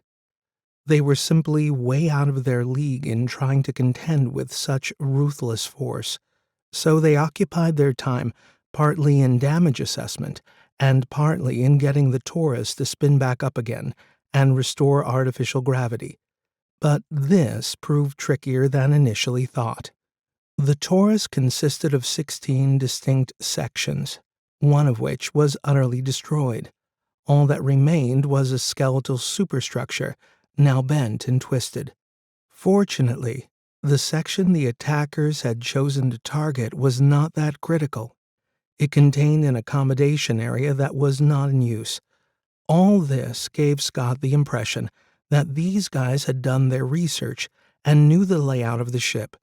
They had chosen to target this section to minimize crippling the craft, but at the same time, scaring the bejesus out of its crew. It had worked. Scott kept these thoughts to himself as he and the others set about redistributing mass around the ring. The missing section had set up an imbalance that, if left uncorrected, would put an unnecessary strain on the central bearing. If the Taurus was spun up too fast, the ship could literally shake itself to pieces. So it was almost 2 hours before the Taurus was finally tested, slowly at first, then with increasing speed, at the same time making sure all stress indicators remained comfortably within nominal tolerances. Scott sat in the commander's chair on the bridge for some time, saying nothing, lost in thought. He was broken out of his musing by a mug of coffee and a hot bowl of rehydrated chili thrust in his direction by Rick. "Here you go, buddy." Scott reached out and gratefully took the offerings. "Thanks." The smell was already sending signals to his brain, reminding him that he was ravenously hungry. As he dug in, he could hear the rest of the crew also chowing down. Rick and Steph had taken it upon themselves to bring a supply of food and drink up to the bridge. Usually this was against protocol, all that hot liquid in proximity to delicate electronics. But nobody cared about that now. There was just a furious period of slurping and munching going on. It was the first time in nearly 2 years that the crew had eaten together. Scott sat forward and concentrated on getting the food into him as fast as humanly possible. "So, what now?" Cyrus wiped his mouth with the back of his hand. "Wait and see what HQ wants us to do? They've got the report on the whole incident, so..." Scott shrugged his shoulders. "They'll want us back. The mission is over now. Our ship is busted up, and we've burned too much fuel to be able to complete the survey," said Miranda. "Yeah, and they're going to be pissed that we lost the quantum device." Scott put his empty bowl down on the floor. "For sure. But let's face it, there's a lot we don't know, and a lot that HQ is not telling us. I mean, who were those guys? And what the hell is that device? Why is it so valuable? Like, what the heck is going on?" Nobody answered. Scott was on his feet now. "We've been taken for a ride here. That ship knew where we were, knew what we were carrying, and they sure as hell knew every part of this ship. I mean, how did they know to target a disused sector of the Taurus, huh? Anyone?" He turned to face the crew, hands extended. "Someone is screwing with us. Someone in HQ got the word out, maybe even decided they would steal it for themselves." "We don't know that, Scott." Steph was also on her feet now. "That's just being paranoid," said Miranda. But there was no stopping Scott. He was on a roll, and he was going to keep going until he was finished. He waved one arm at the ceiling and looked up. "Even our great and all-knowing QI is hiding things from us. I can feel it in my bones. Isn't that right, Aria?" "I assure you, Commander, I have been trying to acquire as much information as I can concerning the nature and purpose of this enigmatic device." "And?" said Scott. Aria was afraid of this very question. It had wanted to keep some information to itself and not burden Scott. It had ascertained the information was of no great value and would only cause the commander more stress. But now that it had been asked a direct question, Aria had no option but to spit it out. And, well, there is one minor piece of additional information I managed to pick up, but it's not very useful. Go on, let's hear it. Very well then, if you insist. My investigations revealed that the derelict craft had been chartered to transport scientific equipment from Earth to Europa for safekeeping by the QI known as Solomon. The corporation that chartered the ship was Dyrell Labs. Scott froze, and a look of surprised shock exploded across his face. Dyrell, he finally managed to say after a few stunned seconds.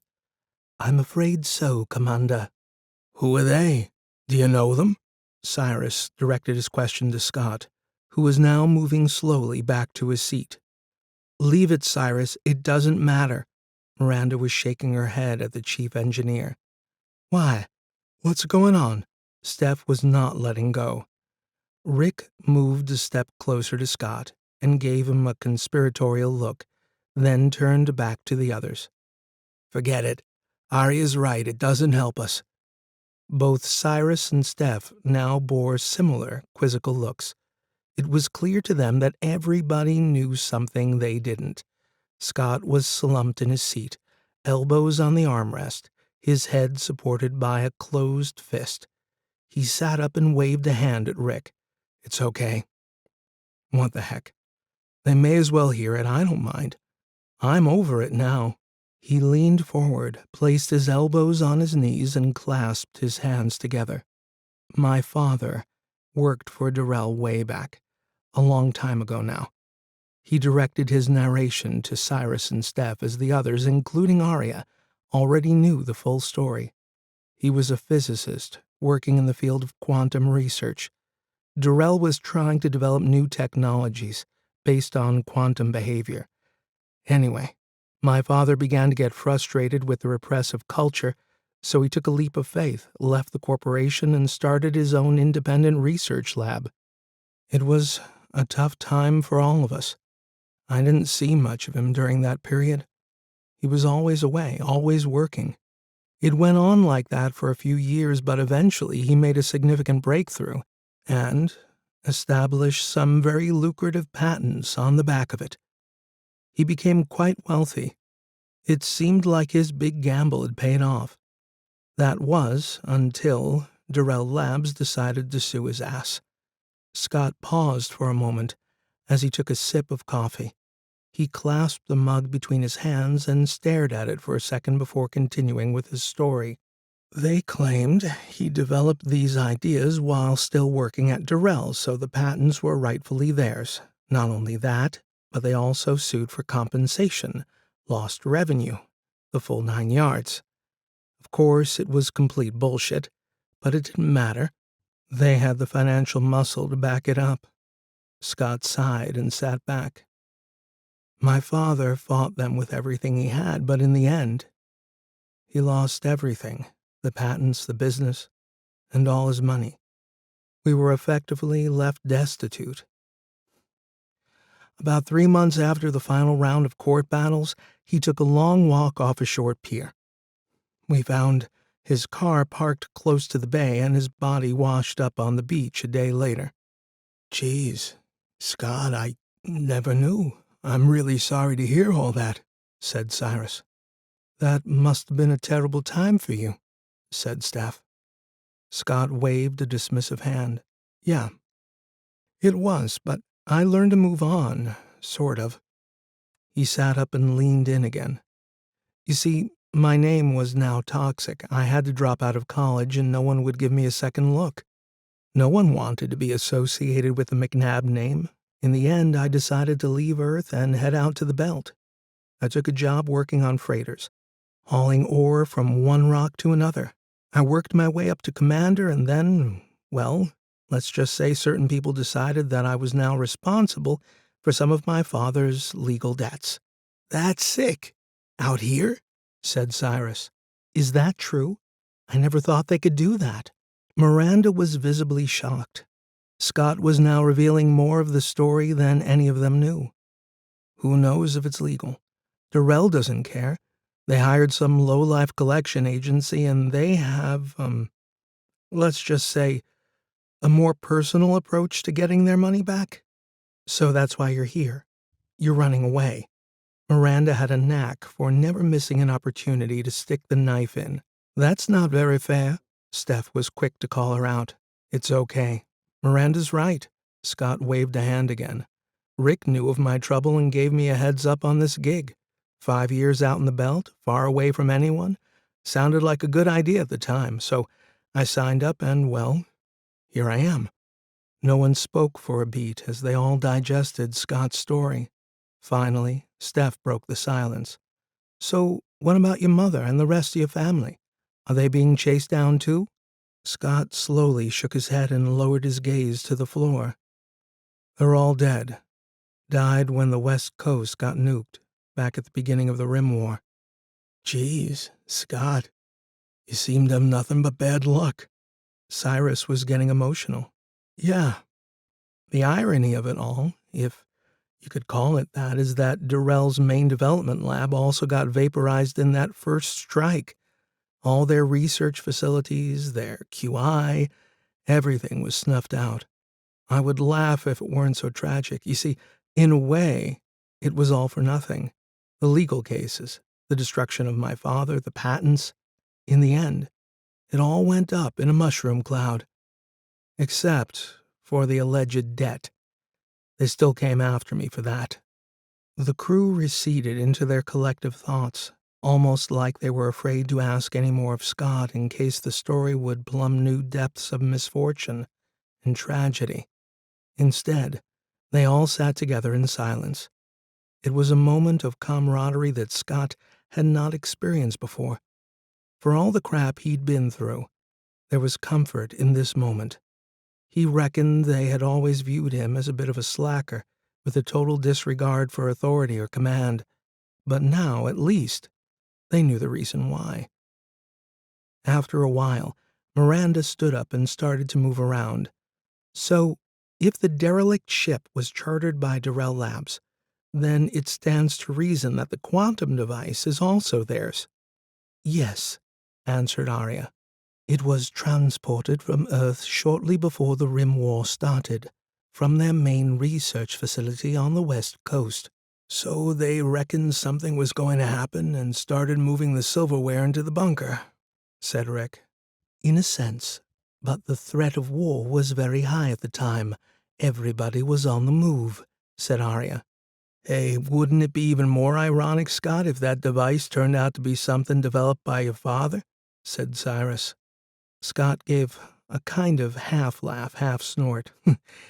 "Yeah, well, it doesn't matter now anyway. It's gone. Long gone." "Bastards!" Miranda swiveled around to the others, waving her arm in the general direction of the main screen where they had all witnessed the assailants take off with the device. "Legally, that cargo is ours. Under the Outer Space Treaty, we have claimed salvage. They can't simply take it and expect to get away with it." "Well, they can, and they have." Scott stood up. "We're irrelevant. We're the little guys. Nobody is going to give a shit about us or our legal claims. Just forget it. It's over. It's gone, and there's no way to get it back even if we wanted to, so just face up to the reality, Miranda. It's a million miles away by now, and could be anywhere, and there is absolutely no way we could ever track them down." Again, there was a moment's silence as the truth of Scott's outburst began to sink in. That's not exactly true." All eyes turned toward the chief engineer.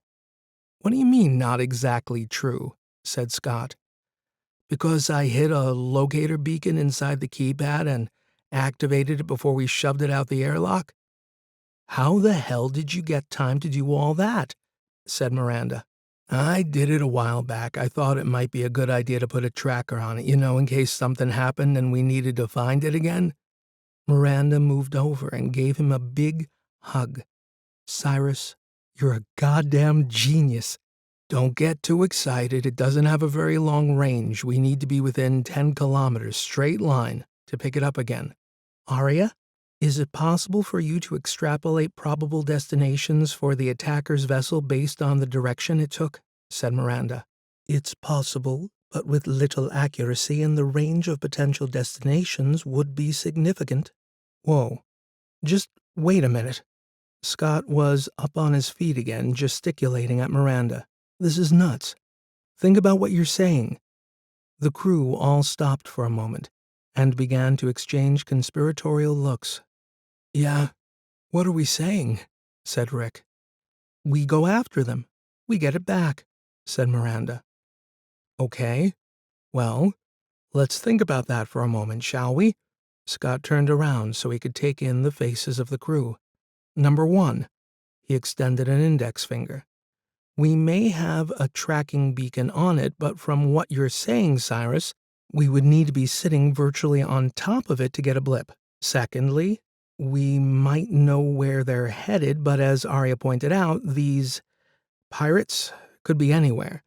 It would be like looking for a diamond in a desert. He extended a third finger. Next, even if with some gargantuan stretch of imagination we do manage to find them, we're dealing with some serious dudes here. They put a very large hole in our ship just because they got impatient. And lastly, we would be doing this in direct violation of orders from HQ, who presumably will now instruct us to return to Ceres.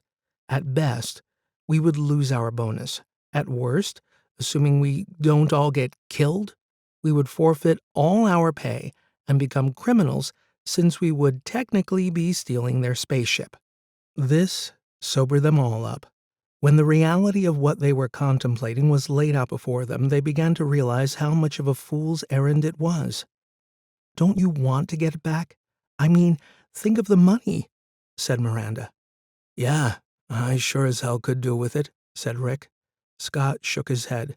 If I thought there was a reasonable possibility of achieving that, I could be persuaded, but this is crazy. I'm with Scott on this. We've too much to lose with little chance of success, said Steph. Come on, don't you see? This is still ours. All we have to do is get it back. Are you all just going to throw away the opportunity to be free of worry for the rest of your lives? Miranda was not letting go. I say we should go for it. What the heck?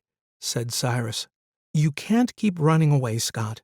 Sometimes you have to stand up and fight for what's yours. There was a hint of frustration in the flight officer's voice. Scott spun around to face Miranda. Like my father, huh? He fought the good fight, and look where it got him. A world full of debt and a body full of seawater. I didn't mean it that way. I meant seize the opportunity. Yeah, you did. Scott raised his hands in the air in exasperation. You all think you know me. You all think I'm just some slacker running away from everything, looking for the easy way out. Well, screw it, maybe I am. But I'm still alive, and my family is dead. He turned to face Miranda again and pointed a finger at her. You don't know me.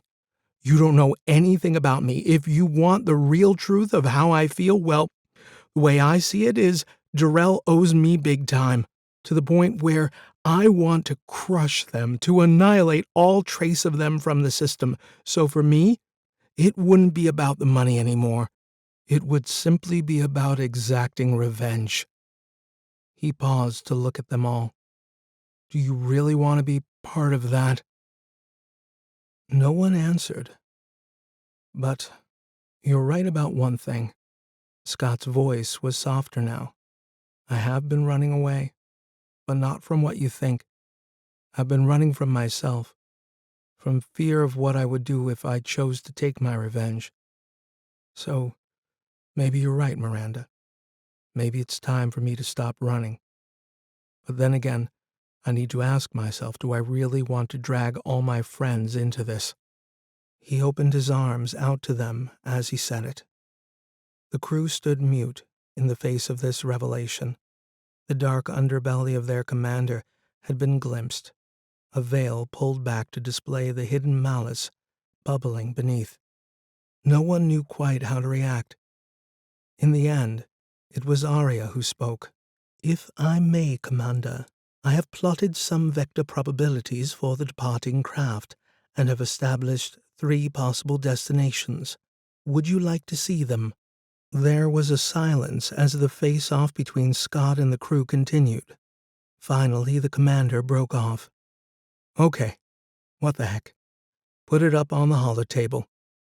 With that, a 3D rendering of the solar system radiated out, showing the central planets including orbits and current positions. It extended as far as Earth on one side, with Jupiter on the other. It also displayed a detailed rendering of the vast debris field between Mars and Jupiter, known as the Asteroid Belt. "This was our position when the attack occurred," said Aria. "I have tracked the departure trajectory of the pirate vessel as far as our scanners allow. Bear in mind that in the general scheme of things, this is not very far, so what you see here is a best guess. Nevertheless, assuming they remain on that trajectory and do not deviate, then this will be their track through the solar system." The projection started to move, scribing a thin line depicting the path of the departing craft as it traveled through the central band of the belt. "According to my calculations, they will exit the belt at this point and traverse open space to re-enter the belt here." The solar system map played out Aria's words. "From this, it looks like they're heading for Ceres." Cyrus tapped a few icons on the holotable to zoom in on the dwarf planet. "Not necessarily," said Aria. "It is a possibility, but not the only one.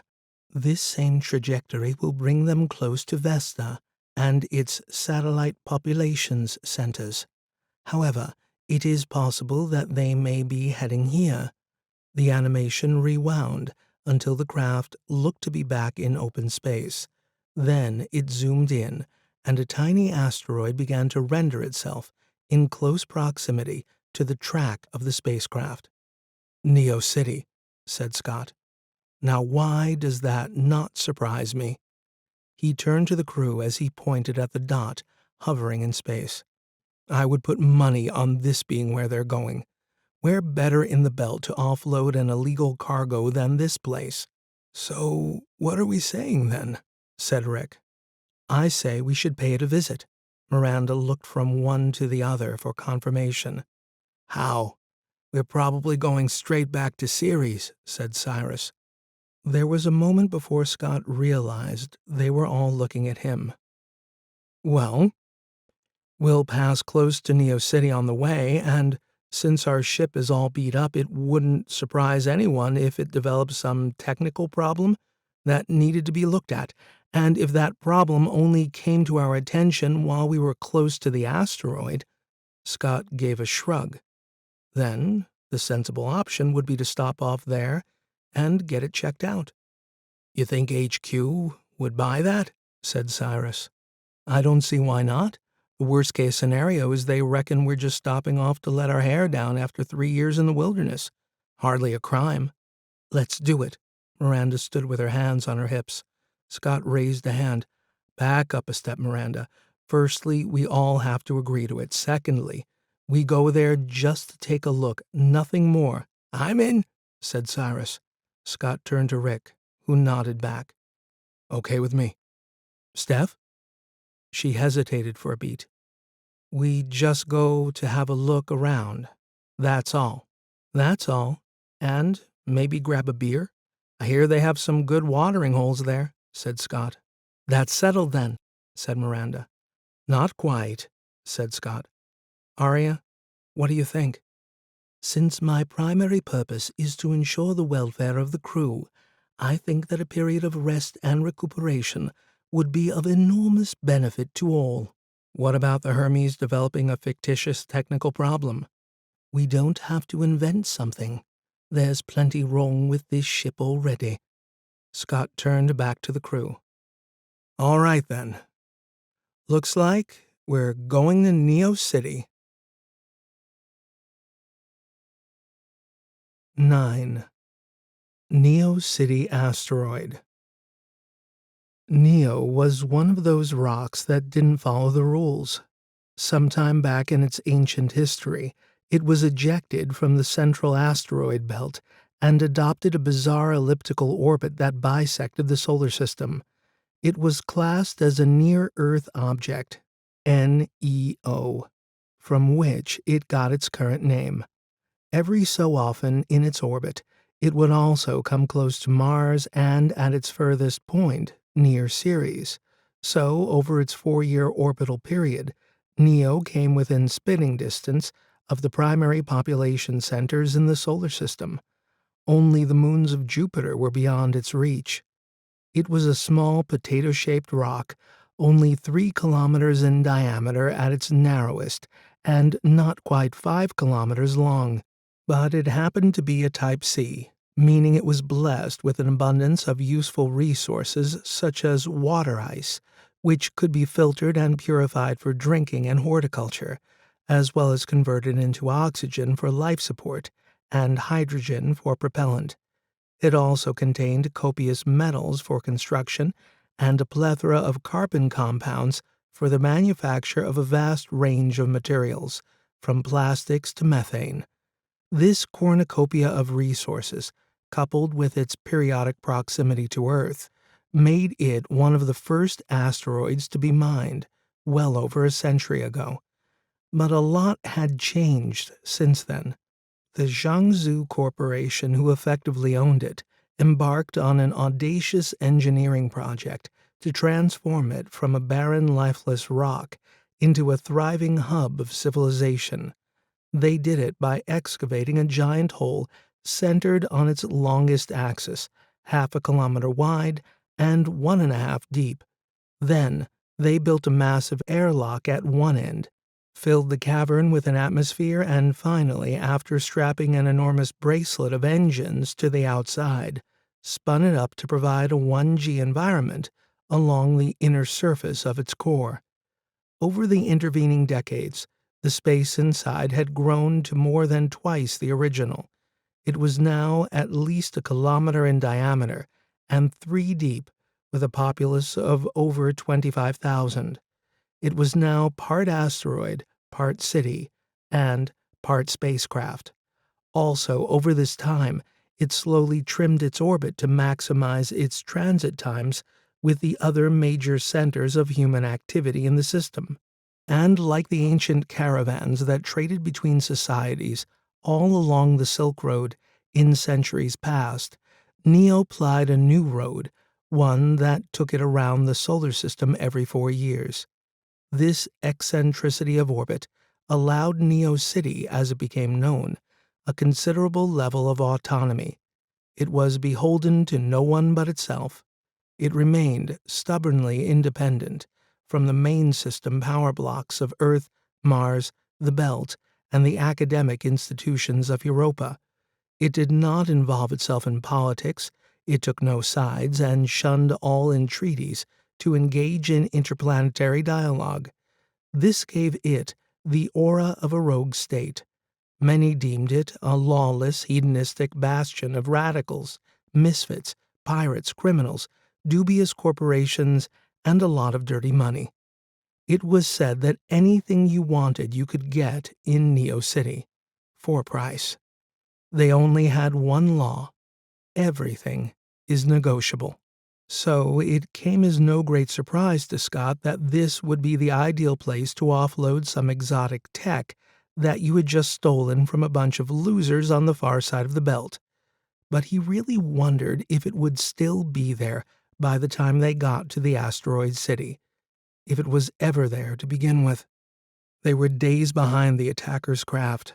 By the time the crew of the Hermes got to Neo, the device might have been bought and sold 6 times, and by now be halfway across the solar system. Scott didn't hold out much hope of finding it. Nevertheless, he kept his feelings to himself, mainly because for the first time in the entire 3 years this crew had been together, they had started to feel like a team. Actually, more than that. They felt to Scott like family, and he liked that feeling. Sharing his opinions would just erode the hope that they all felt. Hope was what kept them going, now that the mission was effectively over. But deep down, he knew they knew that too. So for the last 10 days, as they hurtled through space toward Neo City, no one was going to be the first to break the spell. Ceres HQ, as assumed, had ordered the mission over and requested them to return. Aria subsequently informed HQ of a series of technical issues that had developed during the return trip, and that they were concerned these glitches might be indicative of a more serious problem. So they were planning to stop off at the asteroid city to enable a thorough assessment of the structural integrity of the ship before venturing on to Ceres. This request was met with surprisingly little resistance or enquiry. As Scott had guessed, it might be HQ's way of allowing them all to let their hair down after 3 years in isolation. This was another thing that worried Scott. His social skills weren't exactly sparkling before he left on this mission. By now, they must be non-existent. But, in a way, that was the great thing about Neo City. No one gave a crap. Scott looked up at the primary monitor in operations. From edge to edge, it was filled with the blackness of space, sprinkled with a light dusting of stars. Dominating the center of this celestial tableau was a dark gray blob, its features indistinct and blurry at this distance out. Nonetheless, they could just make out the gigantic spaceship dock on the ass end of Neo City. Another day, and they would be there. Scott glanced over at his chief engineer. Anything? Cyrus had been virtually glued to the comms console for the last few hours. He had been listening intently to an earpiece pressed hard against his head, so much so that Scott wondered if it would penetrate the chief engineer's cranial cavity and become part of his biology. He wore a look of intense concentration, glanced back at Scott, and shook his head. If it's inside that rock, then we need to be very close to get a signal. Scott shrugged and looked back at the fuzzy image of the asteroid on screen. Aria, can you display the latest hyperspectral scan? Certainly, Commander. A confusion of colors now bloomed across the screen. Scott tapped a few icons on his console and adjusted the spectral map to make it easier for the human visual processing center in the brain to make sense of what it was seeing. The Hermes, being a survey vessel, was equipped with some very specialized scanners used to probe bodies deep within the belt. It told them more about the asteroid city of Neo than they probably knew themselves.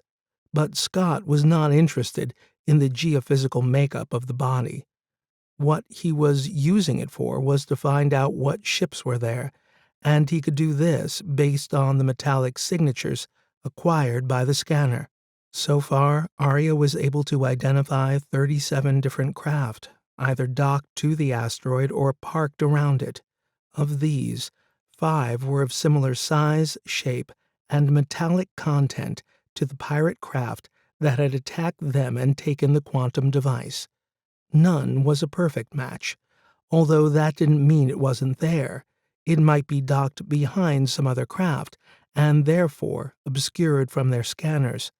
The only way to know for sure was to rendezvous and take a closer look.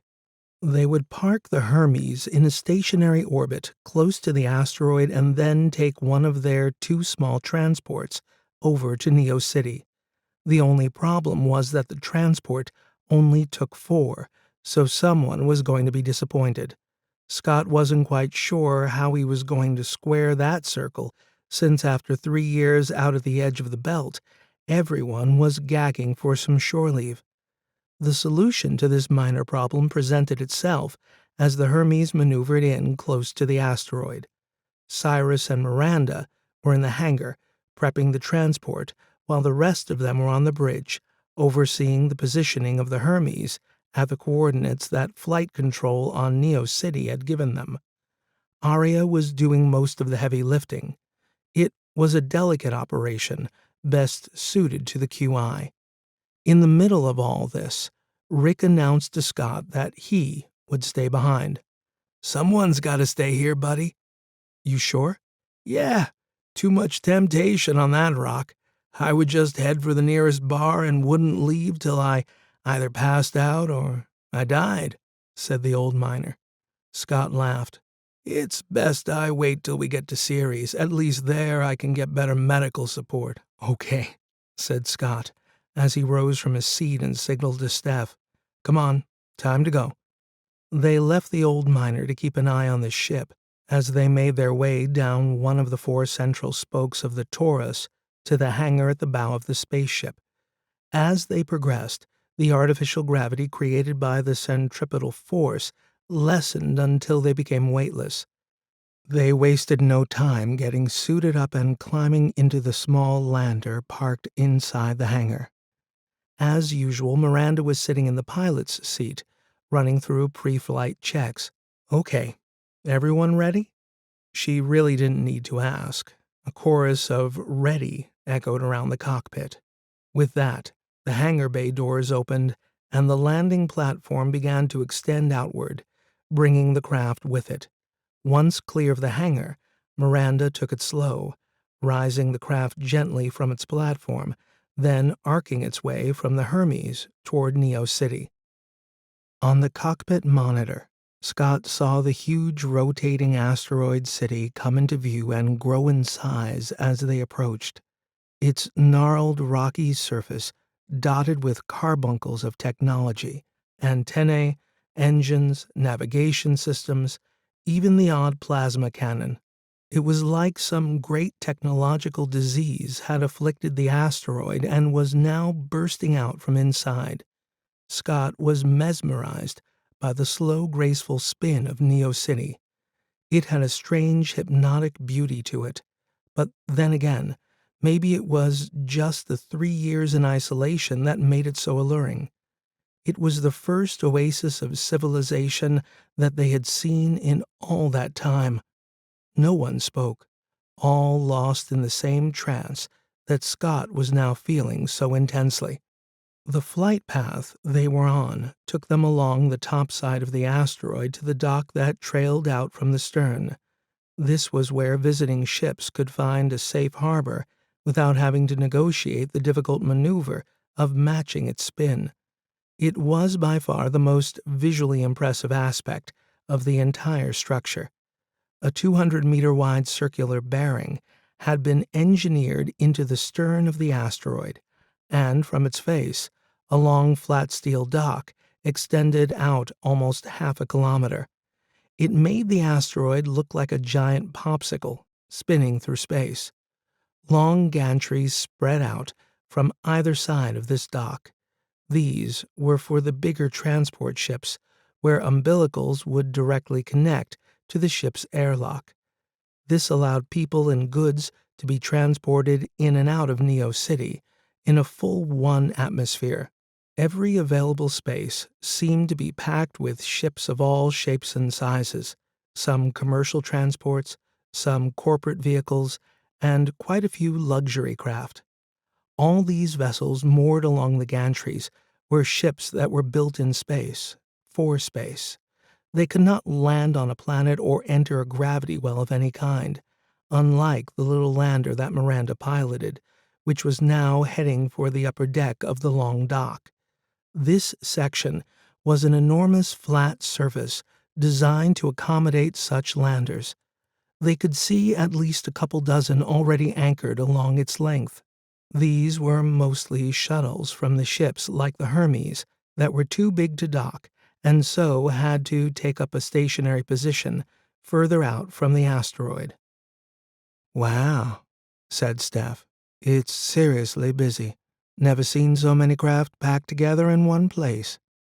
"Yeah, Neo City is close to the belt at this point in its orbit, so there are a huge number of ships venturing out here for business and, whatever else goes on in a place like this," said Cyrus. The cockpit monitor started to flash alerts as flight control on Neo City contacted their lander and sent directives on where to go. Over there. Miranda pointed out an area on the platform where lights strobed outward in concentric circles. That's us. That's our spot. She banked the craft gently to position it over the center of the flashing beacon. Scott looked over at Cyrus. You pick up anything yet? The chief engineer seemed to be fiddling with something on the side of his visor. He pursed his lips and shook his head. Not a damn thing. I've spotted at least 3 ships that look very like the one that attacked us, said Steph. It's a standard Excelsior-class transport ship. There are probably hundreds of them in the system. They all look the same. I should know. I worked on them for years, said Cyrus. By now, Miranda had taken them directly over the landing spot, and on the monitor, they could see the concentric flashing lights growing larger and larger as she brought them down. Powerful electromagnets on the pad switched on to grab the landing gear, attaching it firmly so that it would not bounce off in 0G. Mechanical clamps then extended from the planet to lock the lander in place. More alerts flashed up to inform them that they had been securely attached. Welcome to Neo City, a disembodied voice echoed around the cockpit, startling the crew. Your craft is now secure. Please wait until umbilical is attached and integrity confirmed before attempting to disembark. Outside on the landing pad, a hatch silently opened and a gantry rose up from within. Already the central system on Neo City had identified the type of craft and had configured the most appropriate apparatus to connect with the little lander and effect an airtight seal around its hatch. Inside, Scott felt a low vibration permeate the craft as motors and gears worked to attach the umbilical. There was a thump, and the craft rocked a little. Umbilical connected. A 1-atmosphere environment has been attained with your vessel. Please ensure that you understand the Neo City bylaws before disembarkation. Be aware that failure to abide by these laws may result in substantial fines or impounding of your vessel or both. More serious offenses will result in incarceration for a period commensurate with the crime. Please enjoy your visit. They don't mess around, do they? Said Steph.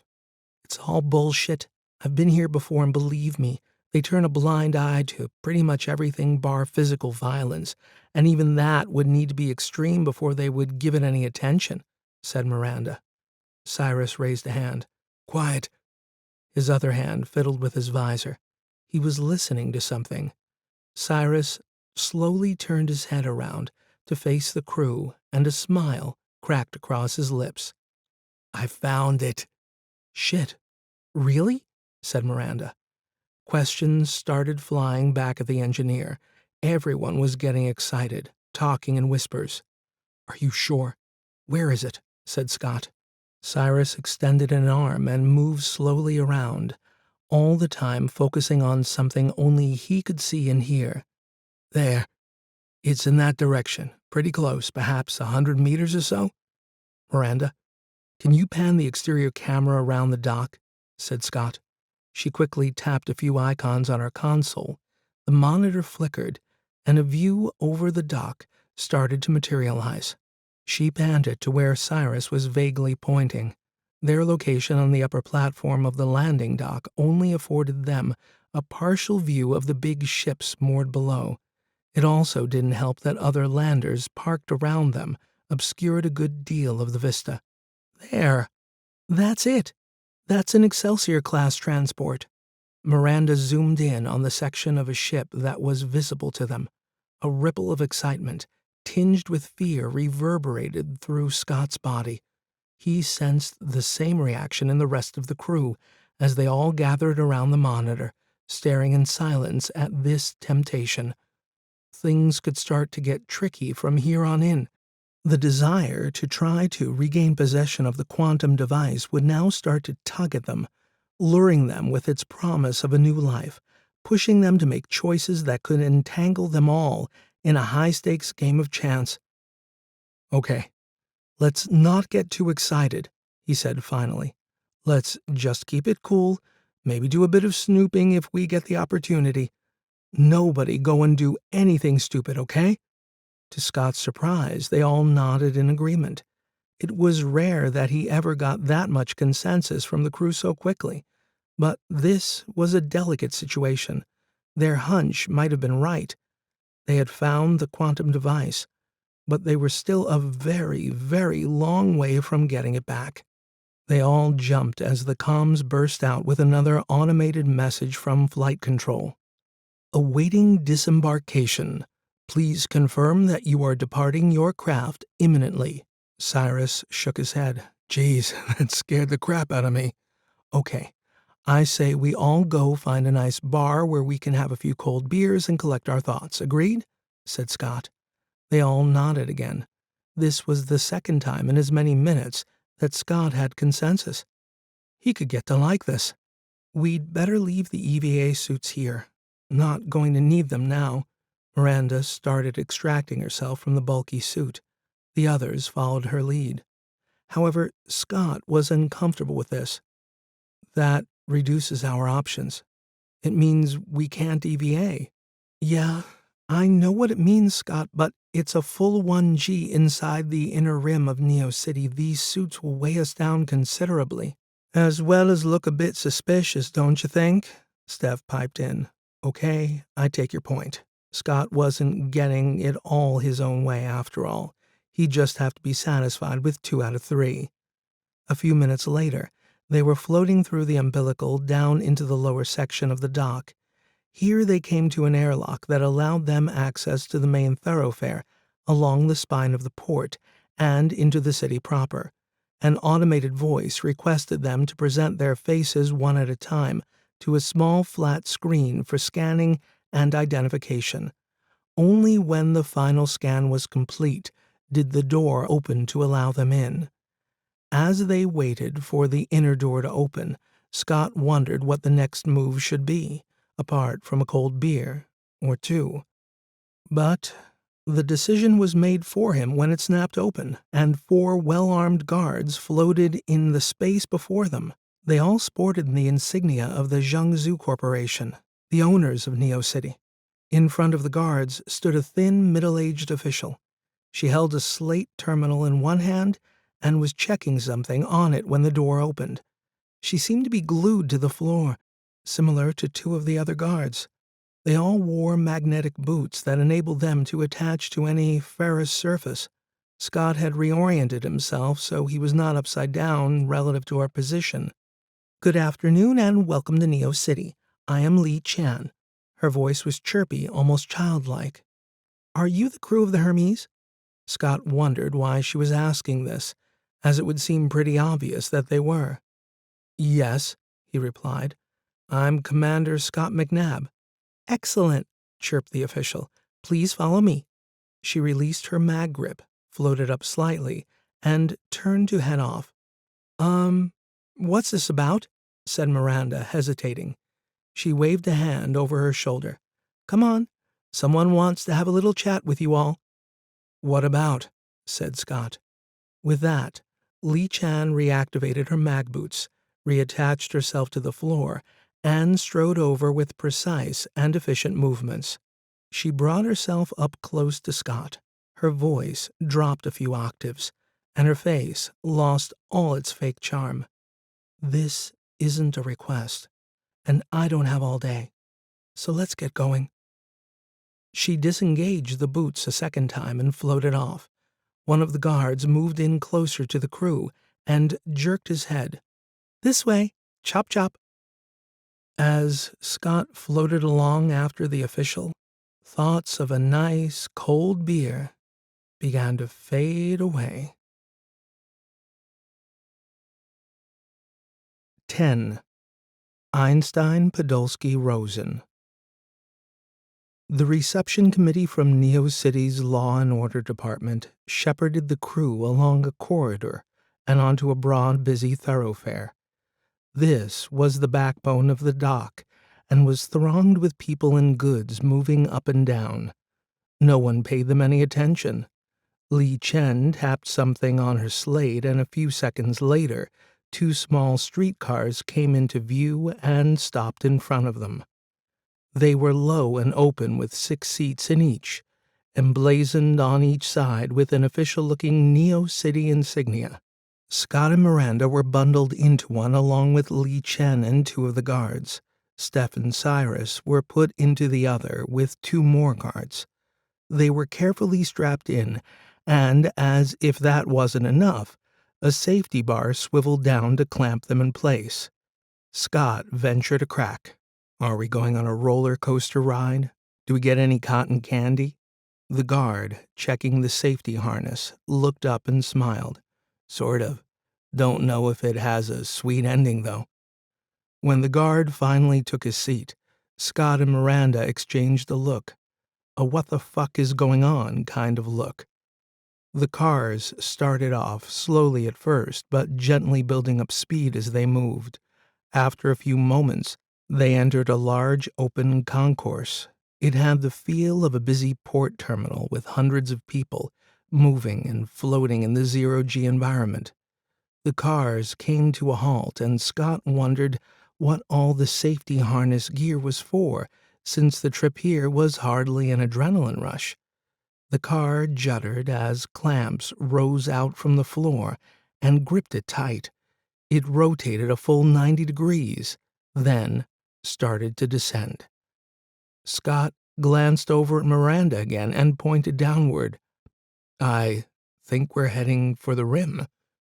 Miranda simply nodded, but her face revealed her to be on high alert, eyes darting this way and that. The car picked up a considerable amount of speed as it descended, or was it ascending? It was hard to determine in space. Either way, it was moving ever outward to the surface of the internal rim of the asteroid city. Scott could feel several forces acting on his body: the downward momentum, like a fast-falling lift; the centripetal spin, making his body feel heavier. The car finally stopped, and the safety bars automatically rose. He was temporarily disoriented, while his brain tried to make sense of all the momentum that had been acting on his body. It was having difficulty deciding which way was up and which way was down. He undid the harness and stood up. He was a bit shaky. Miranda was also feeling the disorientation. Scott looked over at the other car. Cyrus was standing beside it, throwing up, while one of the guards slapped him on the back, laughing. "It's a bitch the first few times." Steph, by contrast, didn't seem to have any problems adapting to the new normal. "This way." Lee beckoned them to follow as they moved into what looked like an administration sector, remarkable in the fact that it was unremarkable. It was like every other office area Scott had ever been in. He mused that they all must be made in the same factory, from the same mold. They walked through a maze of corridors until they were finally ushered into a long, narrow boardroom. "You can wait in here. The others will be along shortly," said Li Chen. Scott could see that Miranda was about to protest, but thought better of it. Li Chen turned and pointed a sharp finger at Scott. "And do me a favor. Don't do anything stupid." With that, she went, taking the guards with her. "What the hell is all this about?" Miranda whispered to Scott. He shrugged. "No idea. But I wouldn't read too much into it." "I don't like it. Not one bit," said Steph. "Hey, you guys really need to check this out." Cyrus was over by a long window that took up most of one wall. He beckoned to them with an arm. As Scott moved over, he began to see what had so amazed the engineer. The room they were in was high up on the stern of the asteroid, affording them a view into the vast, cavernous interior space of Neo City. It stretched out before them, gently sloping upward on both sides, coming full circle directly above. The surface was a confusing patchwork of buildings, parks, roads, and machines, all glued together by an endless stream of citizens living and working in the great city. High up, along the central axis, A huge, fat rod of diffused light illuminated every section of the metropolis. The central space between this giant light source and the city floor below was filled with odd-looking flying machines. The place was abuzz with activity. "Wow," said Steph. "That's incredible." The door opened and two men entered, one younger and official-looking, one older and more casual. "Please," the younger man gestured. "Take a seat. I'm Hao Maozhen, and this is my associate, Su Haidong." A third person then entered the room, a woman, middle-aged, carrying a glass of water. She took a seat against the back wall of the room, placed the glass on a small table, and said nothing. The other two men sat down opposite the crew. Hao tapped on a slate he was carrying. "So, you're the crew of the Hermes?" Scott shrugged. "And you are?" Hao gestured to his colleague. "We represent the interests of the Xiang Zu Corporation here on Neo City. We just want to ask you a few questions, that's all." He smiled again. "No big deal." "So," he continued, "you guys found the wreck of the Baozheng? Out at—" He checked his slate screen. "Antiope 90? "Yeah," said Scott. "And you recovered an item of cargo, as is our right under the Outer Space Treaty, Salvage Act 3429. We're due compensation for that," Miranda blurted out. "Indeed." Hal raised a hand. "So, where is it now?" Where is what now? Scott was not going to make it easy for them. The other man, Su, answered. "The EPR device. The one that Dyrell Labs was trying to hide. We know you had it. So where is it now?" "Who knows?" said Scott. "We were attacked by pirates. They stole it." "We're still entitled to the salvage compensation," Miranda added. The two men looked at each other for a moment. "But you did have it." "Sorry," said Scott, leaning back in his seat. "But what's all this about?" "The EPR device. What else?" said Hal. "What's the big deal with this thing anyway?" said Steph. "Everyone seems so darn interested in it." The two men laughed. "Interested?" said Hal. Scott could see even the enigmatic third person sitting by the wall was also smiling. Hal now sat back and opened his hand in a gesture. "You have no idea what you found, do you?" "Some sort of quantum device," said Cyrus. The two men went quiet for a moment as Hal looked over at the woman sitting by the far wall. She glanced at the crew, then back at Hal, giving him a very slight nod. He finally turned around to look at the crew again, put his arms on the table and leaned in. "You are correct in describing it as a quantum device, but it is also quite possibly the most significant technological artifact in existence in the solar system." He sat back again to let this sink in. "The news of your discovery of the Baozheng has spread like wildfire around the system. We know you had it in your possession, so we are simply trying to ascertain where it might be now." Scott sighed. "Listen, how? We don't know. We were attacked by pirates, and the EPR device, as you call it, was stolen. In case you haven't noticed, there's a large bite taken out of our ship." "What does EPR mean?" asked Steph. Hal took his arms off the table and sat back, looking at the crew for a moment, a little exasperated.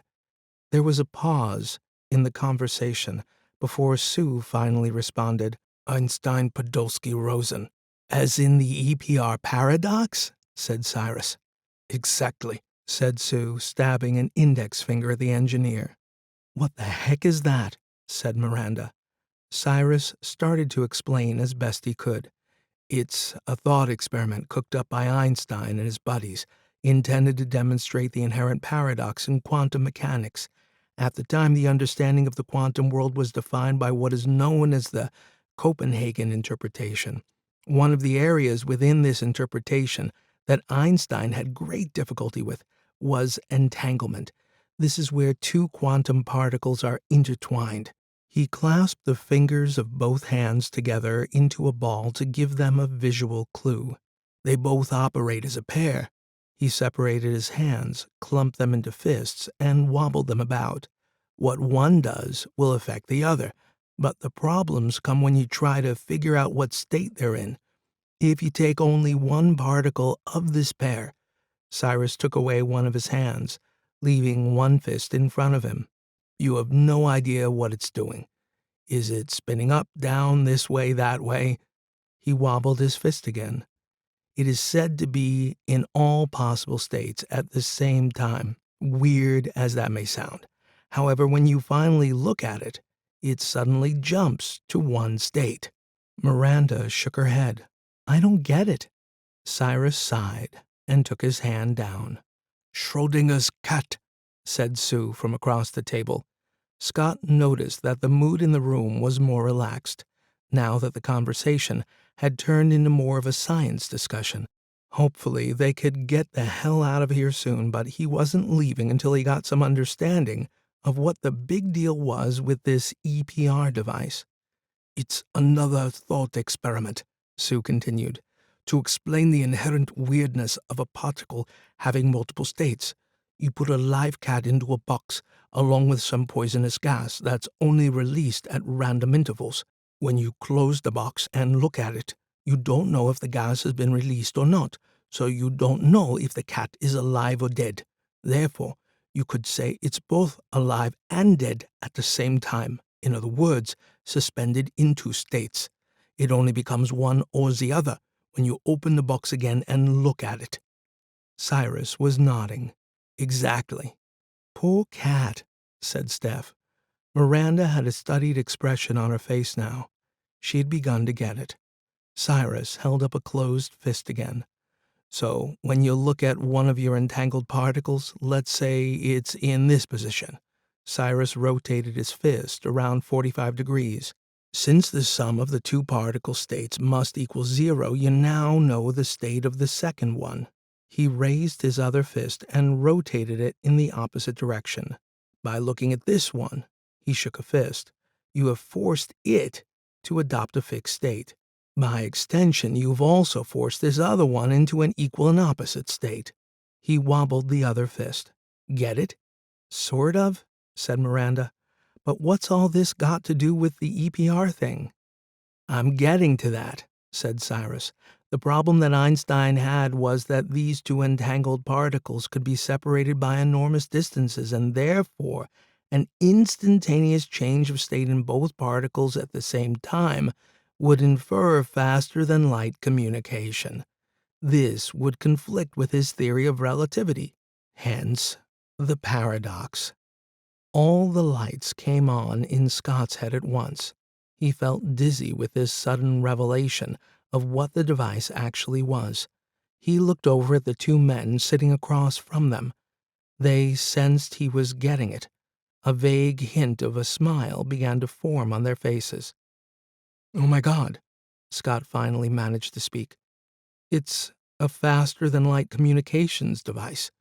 He looked wide-eyed at Hao and Sue. Their faces cracked into wide, broad smiles bordering on laughter. Sue slapped the table and pointed a lazy finger at him. You got it. That's impossible. It completely defies the laws of physics. It can't be. Cyrus was looking from Scott and back to Hao and Sue. I'll admit we were skeptical too, but I have seen the Dyrell data. It really does work, said Sue.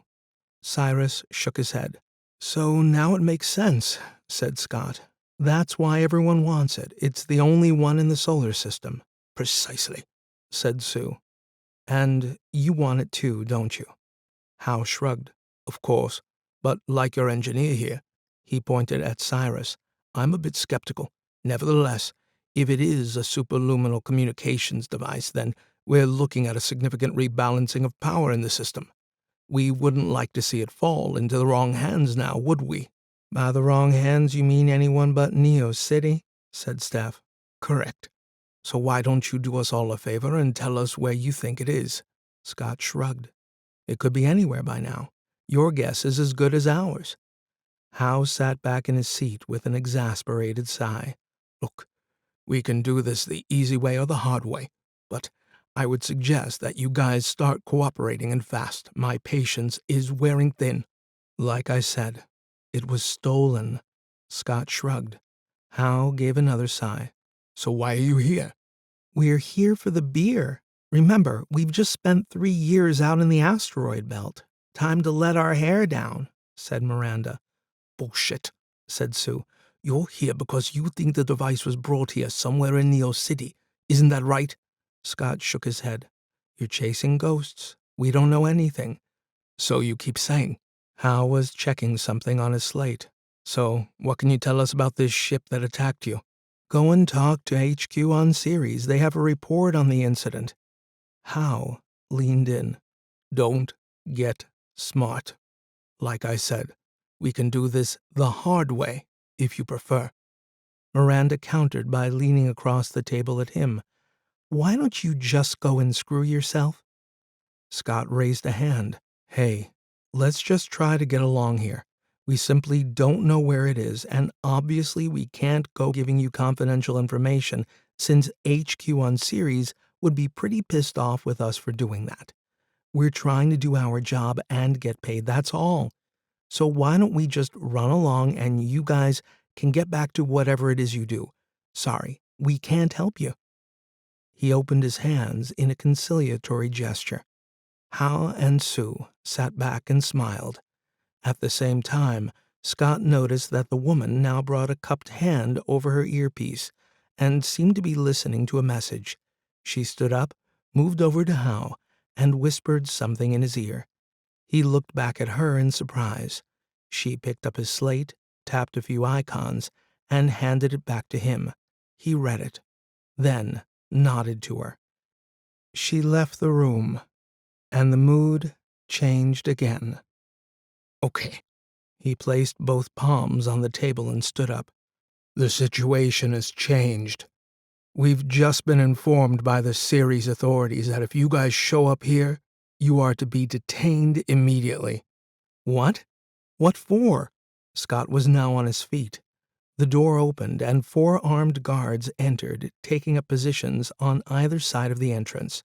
Hal picked up his slate and looked at something on it. Apparently, for stealing a spaceship. That's bullshit. Miranda was on her feet. Scott could see her sizing up the guards. This was getting crazy. Sorry, said Hal. Looks like we're going to do this the hard way after all. He gave a limp shrug. A guard stepped forward. We'll take it from here. The door was opened again, and the 2 men were ushered outside. That's when Miranda made her move. Quite what she was hoping to achieve, Scott had no idea. She launched herself across the table like a gazelle and buried a foot in the abdomen of the nearest guard. As he dropped to the floor, she was already pivoting around to strike the next one on the side of the head. Chairs went flying as Steph and Cyrus jumped up and moved back against the wall, out of the way. Scott simply froze. What the hell was she thinking? This was not the answer. But the other 2 guards were now pulling out pulse weapons, so Scott was left with no choice. Screw it, he thought, and dove for the guard's gun hand. Too late. A burst of incandescent pain hit him square in the chest. His body convulsed violently as every nerve ending he possessed experienced overwhelming electrical overload. Somewhere in the midst of this trauma, he thought he heard a second blast, and a third. He slumped to the floor and passed out. 11. Xiang Zu. The 1.5 kilos of biological matter that constituted Commander Scott McNabb's brain had a hard time dealing with the sudden electrical overload that the plasma blast had inflicted on his body. So it had simply given up trying and shut itself down. For a while. Now, though, it was beginning to test and probe its neural network to establish if any of its multitudinous functions could be brought back online, so to speak. To its relief, it found the initial surge had dissipated entirely, so at least now it had something to work with. Slowly but surely, it started to turn up the dials on Scott McNabb's physical systems, bringing its host back up to full consciousness. Scott opened his eyes to a brilliant white light blazing all around his field of vision. He reflexively squinted and moved an arm over his face to protect his eyes. His body felt heavy, like he was experiencing intense gravity, and his chest hurt like hell.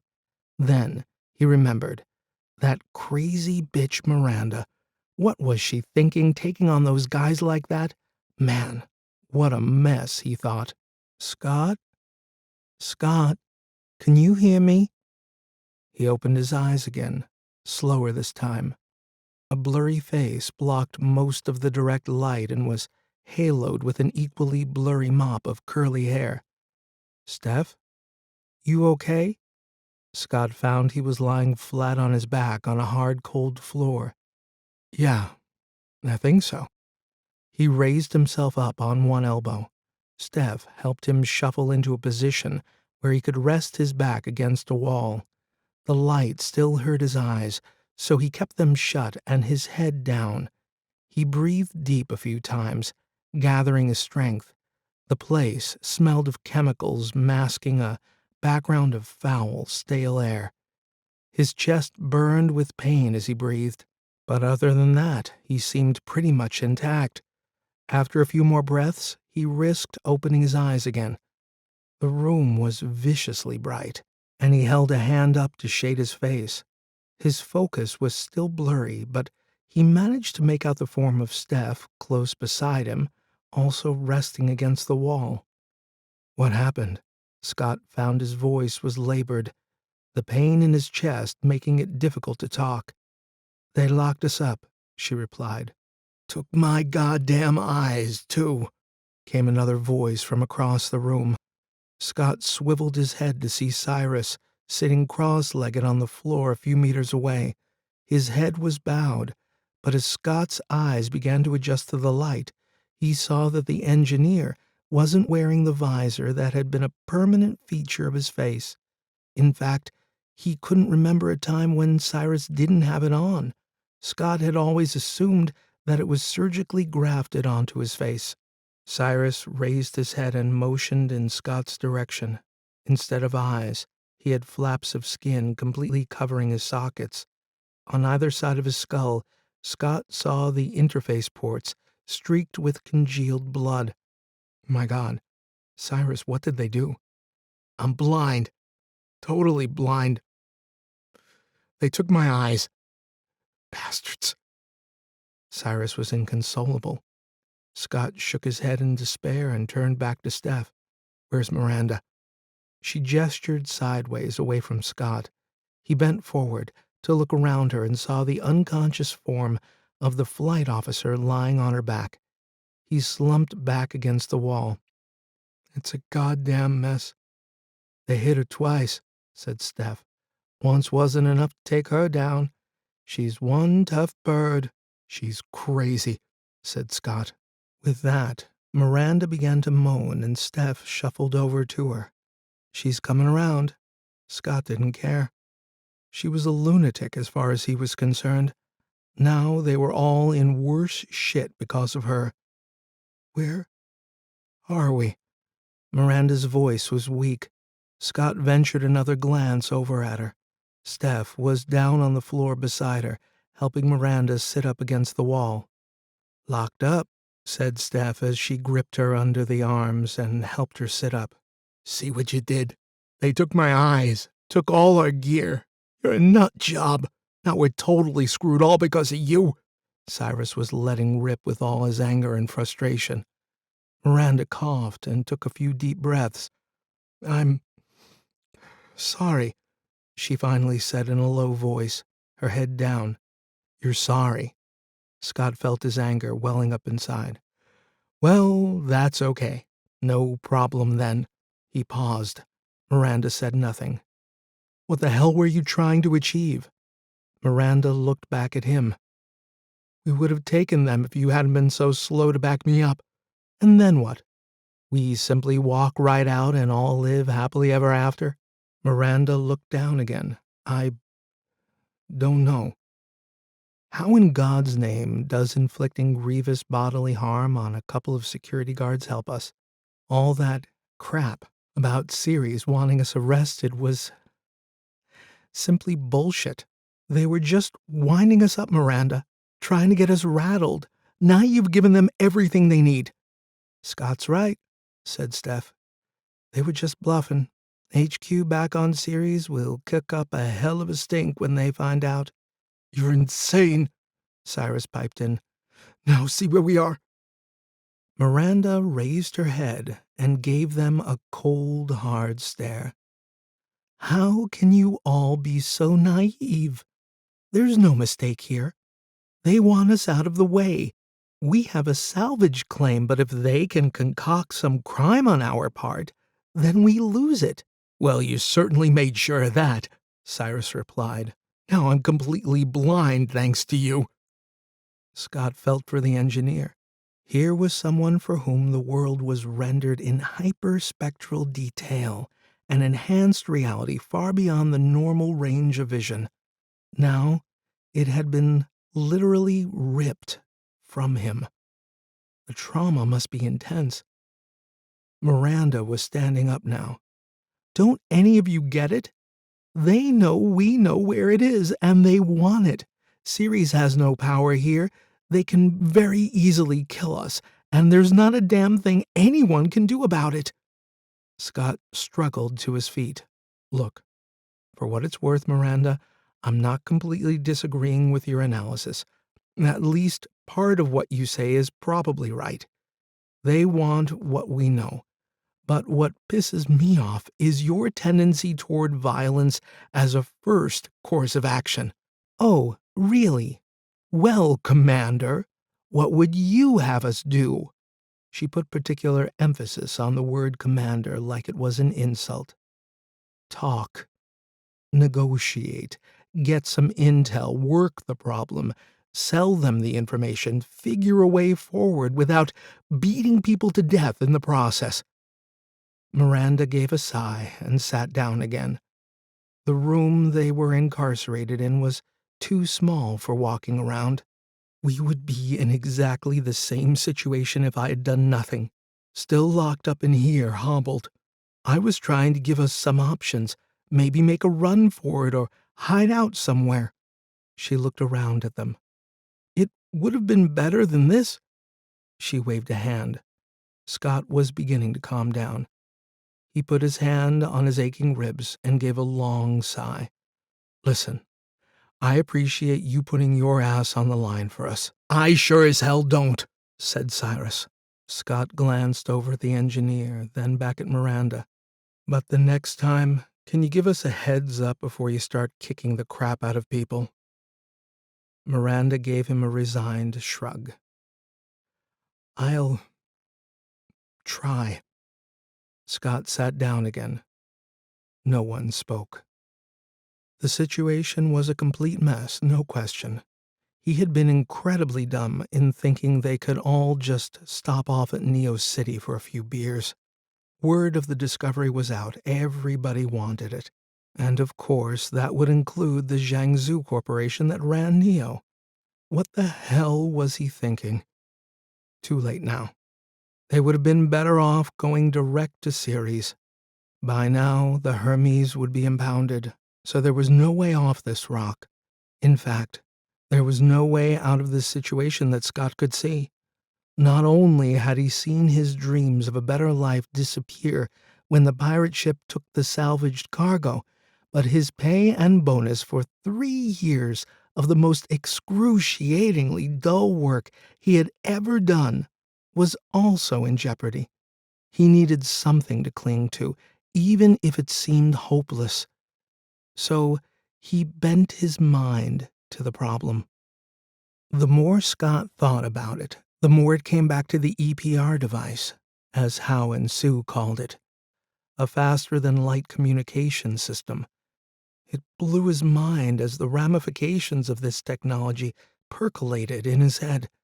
With people and machines expanding ever further out toward the edges of the solar system, communication became more problematic as the distances grew. At the furthest extremes of human civilization within the system, a single message would take hours So this device would cause a paradigm shift in the functioning of human civilization, making whoever owned it incredibly powerful. Not least the fact that they would generate enormous revenues simply by allowing access to others who feared being left behind. It would also be a powerful bargaining chip, as fear of losing access could emasculate whole societies. Whoever controlled it would tilt the balance of power in the solar system. This power currently lay with Earth, but its sphere of influence was already waning as decades of devastating wars coupled with environmental mismanagement had taken its toll. To sustain itself, Earth sucked in resources from the belt to feed its industries, and without these raw materials, it would deteriorate even further. The other great power was Mars. It now had a significant population coupled with an almost utopian society, and it too needed the belt's resources as it grew and expanded. Its power and influence came from control of the interplanetary trade routes, something neither the belt nor Earth were very happy about. As for the belt itself, it had what everybody else wanted, but it lacked the power structures and social cohesion to make it more than just a great big mine. But that was changing, and fast. The only part of this system-wide socio-political equation that Scott couldn't quite pin down was the academic institutions on Europa. Ever since life was discovered there, it had become essentially untouchable. It was the Switzerland of the solar system, a neutral entity, a seat of learning and research, a place that had elevated itself far above the grubby politics of the rest of the solar system. They aligned themselves with no one and seemed to look down on the rest of the system, as if they were all a bunch of ignorant and unruly children. Scott never had much time for their high-minded, condescending view of things. But was faster-than-light communication really possible? Cyrus seemed pretty adamant that it was impossible. It defied the laws of physics, he had said. Scott's own limited knowledge on the subject also informed his own skepticism. He looked over at the engineer. Cyrus sat on the floor with his back to the wall. There were no seats or furniture in the room of any kind, so sitting or lying on the floor was the only option. Steph was beside him, her arm around his shoulder. She was talking to him very quietly. Scott couldn't make out the conversation. Cyrus had his head bowed and sounded like he was sobbing. How that worked with no eyes, Scott wasn't sure. But what he was sure about was the engineer had taken his situation very badly. He was a complete mess. Scott wished there was something he could do to help him. Maybe he should try to take his mind off it. "Cyrus," he called over, "why did you say the EPR device can't work?" The engineer said nothing for a moment, then shook his head slightly. "I don't want to talk about it." "But you did say it was impossible." "That's right." "But why?" "Scott, you studied physics. You know just as well as I do." "That was a long time ago. I've forgotten 90% of what I learned." "The thing is, it might sound plausible, but it's just not." "I just want to understand why you think that." Cyrus shifted a little and lifted his head. He seemed to buck up a bit. "Just because you know the spin of a particle millions of kilometers away doesn't mean that the person there knows it. You have to tell them, so you're back to normal comms. If you try to change the state of either of the particles to send a message, then you break the entanglement." "So it's not possible?" "That's my understanding." "Is there any way it might work?" Cyrus scratched at the scabs that had formed along the interface of his left eye socket. He let his hand drop. "I've been trying to think about that." Scott's interrogation was having the desired effect. Cyrus was beginning to come back to life. "But every time I try, I come up blank. The problem is, How do you change state without breaking the entanglement? What about multiple pairs in different states, and the message is done by using a different subset each time? Yes, but how do you tell the recipient which subset you're using? You're back to normal comms again. Scott scratched his chin. Yeah, I see the problem. But those two guys seem pretty certain it worked. Miranda now chimed in. Scott wondered how this would go down with Cyrus, who saw her as the primary source of his problems. They said they had seen the data. Cyrus hesitated for a moment, then replied, Yeah, that's what's puzzling me. They were so sure, but I can't see how. Maybe I simply don't understand enough to figure it out, or I'm simply not thinking outside the box. Scott breathed a slight sigh of relief that at least Cyrus wasn't going to be totally antagonistic. Not that Scott could blame him. Speaking of entanglement, said Steph, what I'd like to know is how are we going to untangle ourselves from this situation? As always, Steph had a way of asking the right question at the right time. Yet, like the conundrum of faster-than-light communications, their situation seemed impossible. The door to the room burst open, and two guards entered, shoving a bruised and battered-looking Rick Marantz in among them. The guards left, locking the door behind them. Rick, what happened? Are you okay? Scott rushed over to him as he sat up on the floor, wiping some blood from his forehead. I'm okay. He glanced around at the rest of the crew. Can someone please tell me what the hell is going on? There ensued a few minutes of excited crosstalk as the old miner was brought up to speed on their situation. He didn't say much. He never did. He just alternated between nodding and looking stunned as the events and revelations of the past few hours were relayed to him. So what happened on the ship? Scott finally asked. It was boarded. I couldn't stop them. They had the authority, so what could I do? Anyway, there were 6 or 7 of them. Started doing a search. One was a tech, had a load of gear with her. She was trying to hack into our central system, but, Rick looked back at them all for a moment.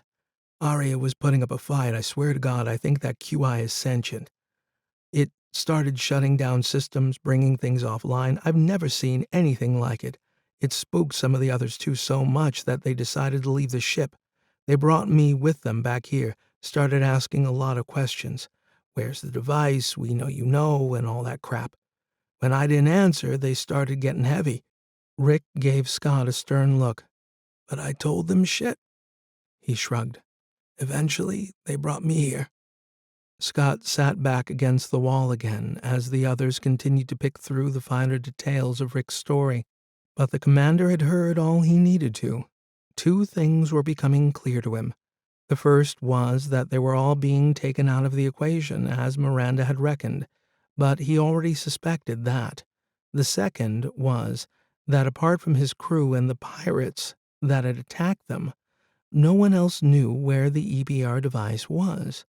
And just maybe he could use this to their advantage. The question was, how? 12.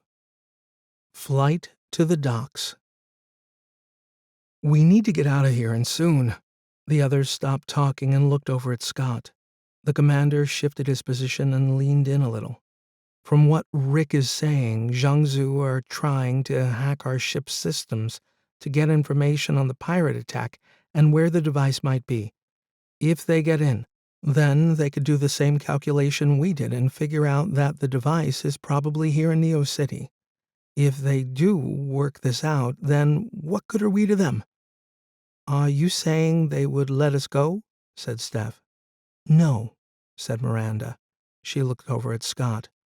What he's saying, I think, is that we become dispensable. Nothing to stop them shoving us out the nearest airlock, with nothing but a single breath in our lungs. No way, said Steph. They wouldn't do that. You think? Said Scott. Neo is a city founded on turning a blind eye to whatever needs to be done. So okay, maybe they wouldn't go that far. But the thing that worries me is, what's to stop them?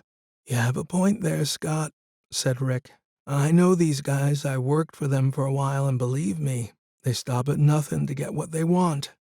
The other thing is, as far as I can tell, it's just us and the crew of the pirate ship that know the location of the EPR device. But that may change very soon, so we have a limited window of time. You're not seriously thinking of going after it, said Steph. If the opportunity presents itself, why not? But I think we would all settle for simply getting off this rock with or without the EPR device. Cyrus sighed and shook his head. I have a major problem with that, in that I can't see shit. All your gear is outside. Rick pointed toward the door. I saw it when they brought me in. What's out there? Both myself and Miranda were unconscious when they brought us in, so we've no idea. Scott's voice became quieter, almost a whisper. The group shuffled in closer. They were growing conspiratorial. They were making a plan. This leads out into a big room like a workshop, machines and stuff everywhere. Your gear is on a table in the center. A workshop? Not a barracks? Scott started to look more closely at the room they were in. It wasn't a cell. It was not designed as a holding pen. He hadn't noticed before, but now that he looked, he could see it was just a plain old room that might have been used for storage at some time. Apparently, Rick continued, there was, or maybe still is, a riot going on in some sector downtown. The cells are full, so they had to use this place. I overheard the guards talking about it. How many do you think are out there? Rick scratched his chin. 2, possibly 3. Scott looked over at Miranda. He could see she was thinking the same thing. Could they take them? Big difference between 2 and 3, she said. But I'm willing to give it a try if I know I've got some backup this time. She gave Scott a look. You can count on it. Hold on, just wait a minute. Steph was getting rattled by the direction the conversation was turning. Suppose we do get out of this room, then what? How do we get back to the dock without being spotted? How do we get back to the ship? And even if we do, it's probably crawling with Neo City people. Scott didn't have an answer. He hadn't really thought that far ahead. Perhaps this would help, said Rick. He took off his shoe and fiddled with something on the heel. A small compartment opened out, and from it, Rick pulled out a small earpiece comms unit. Rick, you're a goddamn master, said Scott. With this, we can contact Aria and find out what's going on board the ship, said Rick. The only problem is it won't work in here. We need to be outside this rock and onto the dock area before we can use it. I still don't see how it helps us get off the asteroid, said Steph. I don't know either, said Scott, but we have to try. We need to put our destiny in our own hands and not at the mercy of Neo City and Xiang Zu thugs. If we can get off this asteroid, then at least we have a chance to go home. The crew went quiet for a moment. But we all have to be in this together. So what's it going to be? Scott continued. Miranda and Rick were in at the first mention of an escape attempt. Cyrus, who had been very quiet for most of the conversation, spoke first. If it means I can get my eyes back, then count me in.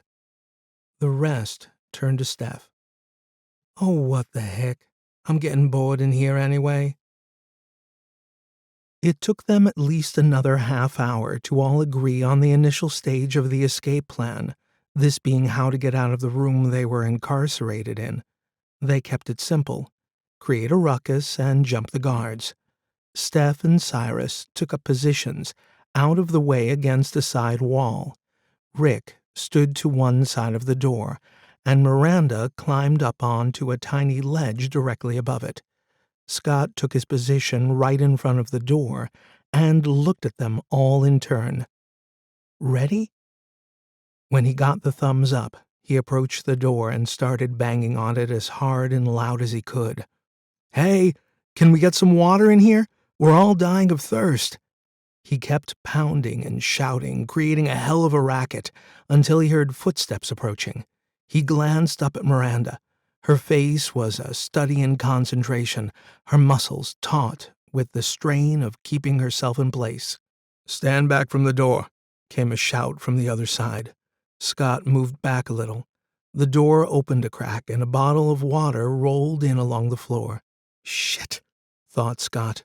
He looked up at Miranda again. She shook her head.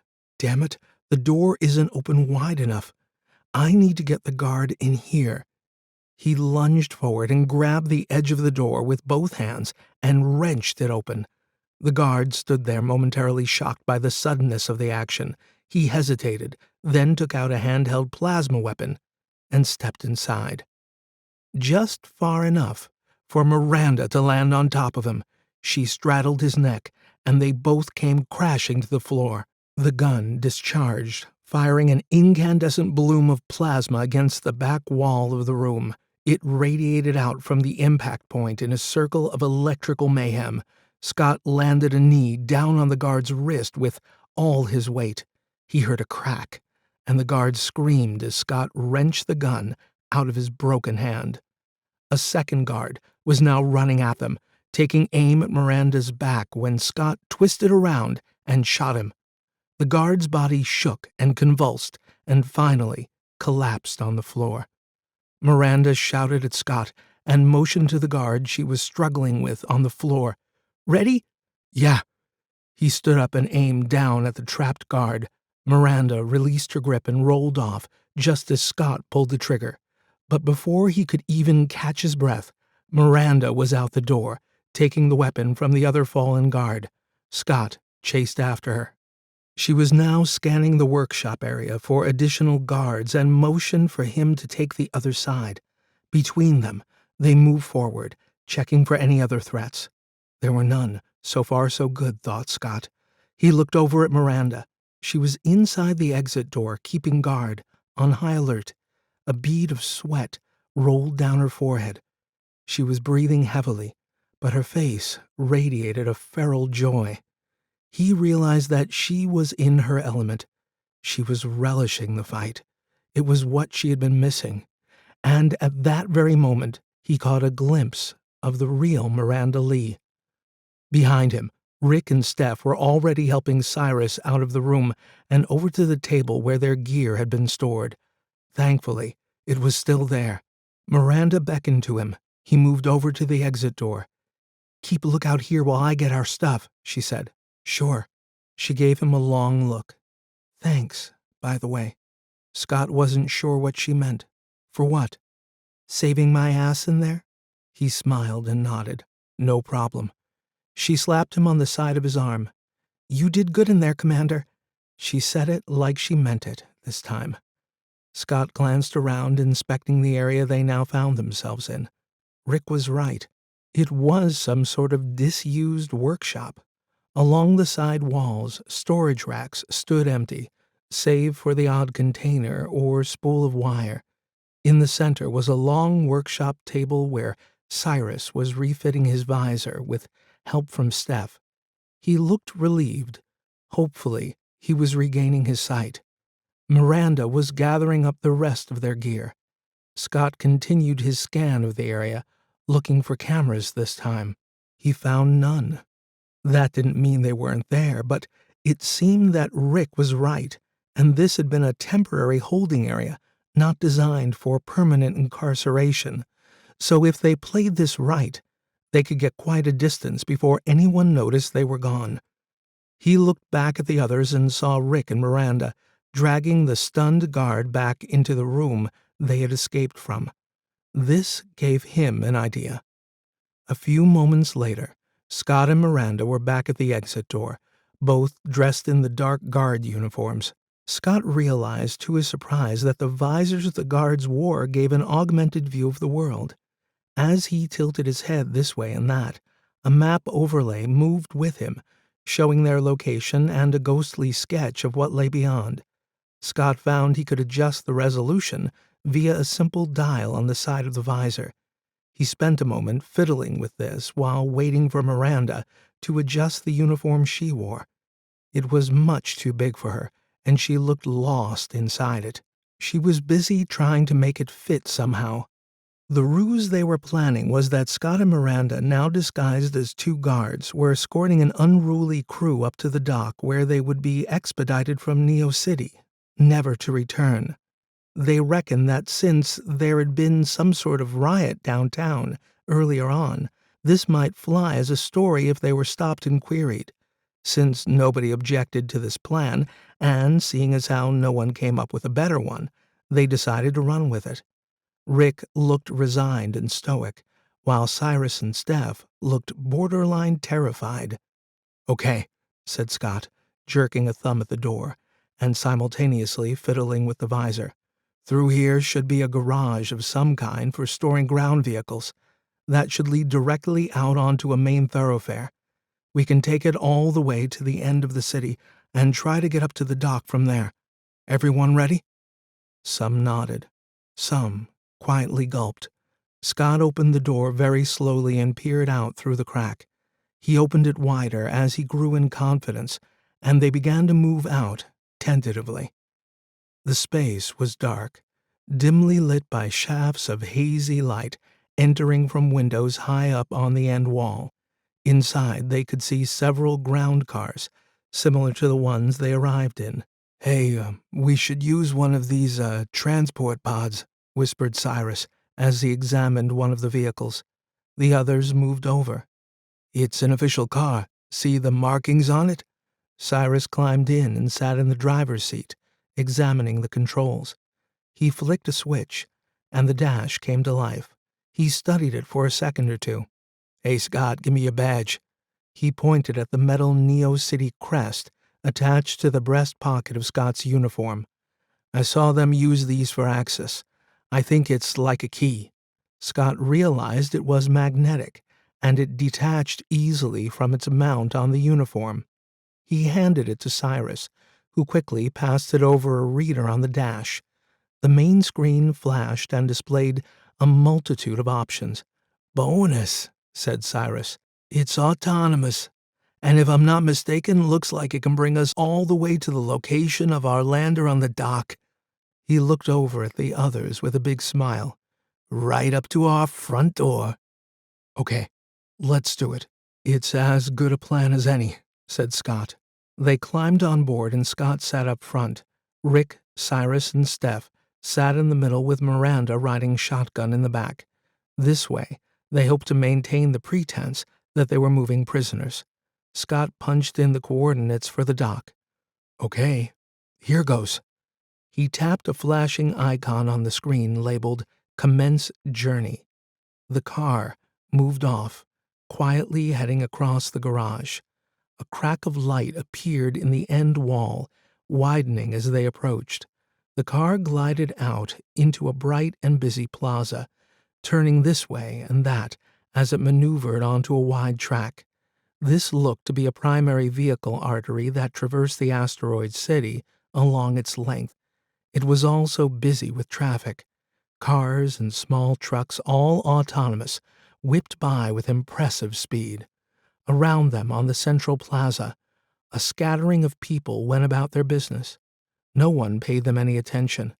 The car glided smoothly up onto a ramp, picking up speed as it did, and finally joined the main traffic. Scott began to feel they might just pull this off. There was a sense of anonymity granted them by the crowded city. People going about their business, oblivious to the lives being lived all around. Like any metropolis anywhere in the system, Neo City was no different in its indifference to the individual lives of its inhabitants. As the city flew past on either side, Scott could see buildings, plazas, parklands, pathways, and citizens gently curving up on either side, rising to meet again high up, 1 kilometer above. Ahead, the end cap of the city was fast approaching. A massive circular wall spread out across his field of view. It was a confusion of different levels, intersected by a multitude of gantries, tubes, and walkways. Here and there, dense vegetation hung down, where down meant toward the rim of this cylindrical metropolis. The car slowed as it headed for an opening in the wall. Traffic bunched together and began to sort itself into 2 single lanes as the cars ordered themselves for the lift tubes. They closed up, bumper to bumper, and slowed to a crawl. Their forward view was blocked by a heavily loaded flatbed in front of them. Scott looked around at the congested scene. Some cars were distinctly goods only, laden with cargo and no humans on board. Others carried people, presumably some transported crew returning to ships on the dock above. Scott studied their faces, wondering if any were the pirates that had attacked them out on the edge of the belt. The car jolted and moved forward by one length. A moment earlier, they had entered a short tunnel and could now see the lift tubes on either side. But progress was slow, and being in such close proximity to other people began to ratchet up the general crew anxiety. Scott found his eyes darting this way and that, with each raised voice, each burst of laughter, and every jolt of the car. There were only 2 cars ahead of them when a guard sauntered out from behind the lift tube wall. Shit, thought Scott. He took a furtive glance back at Miranda.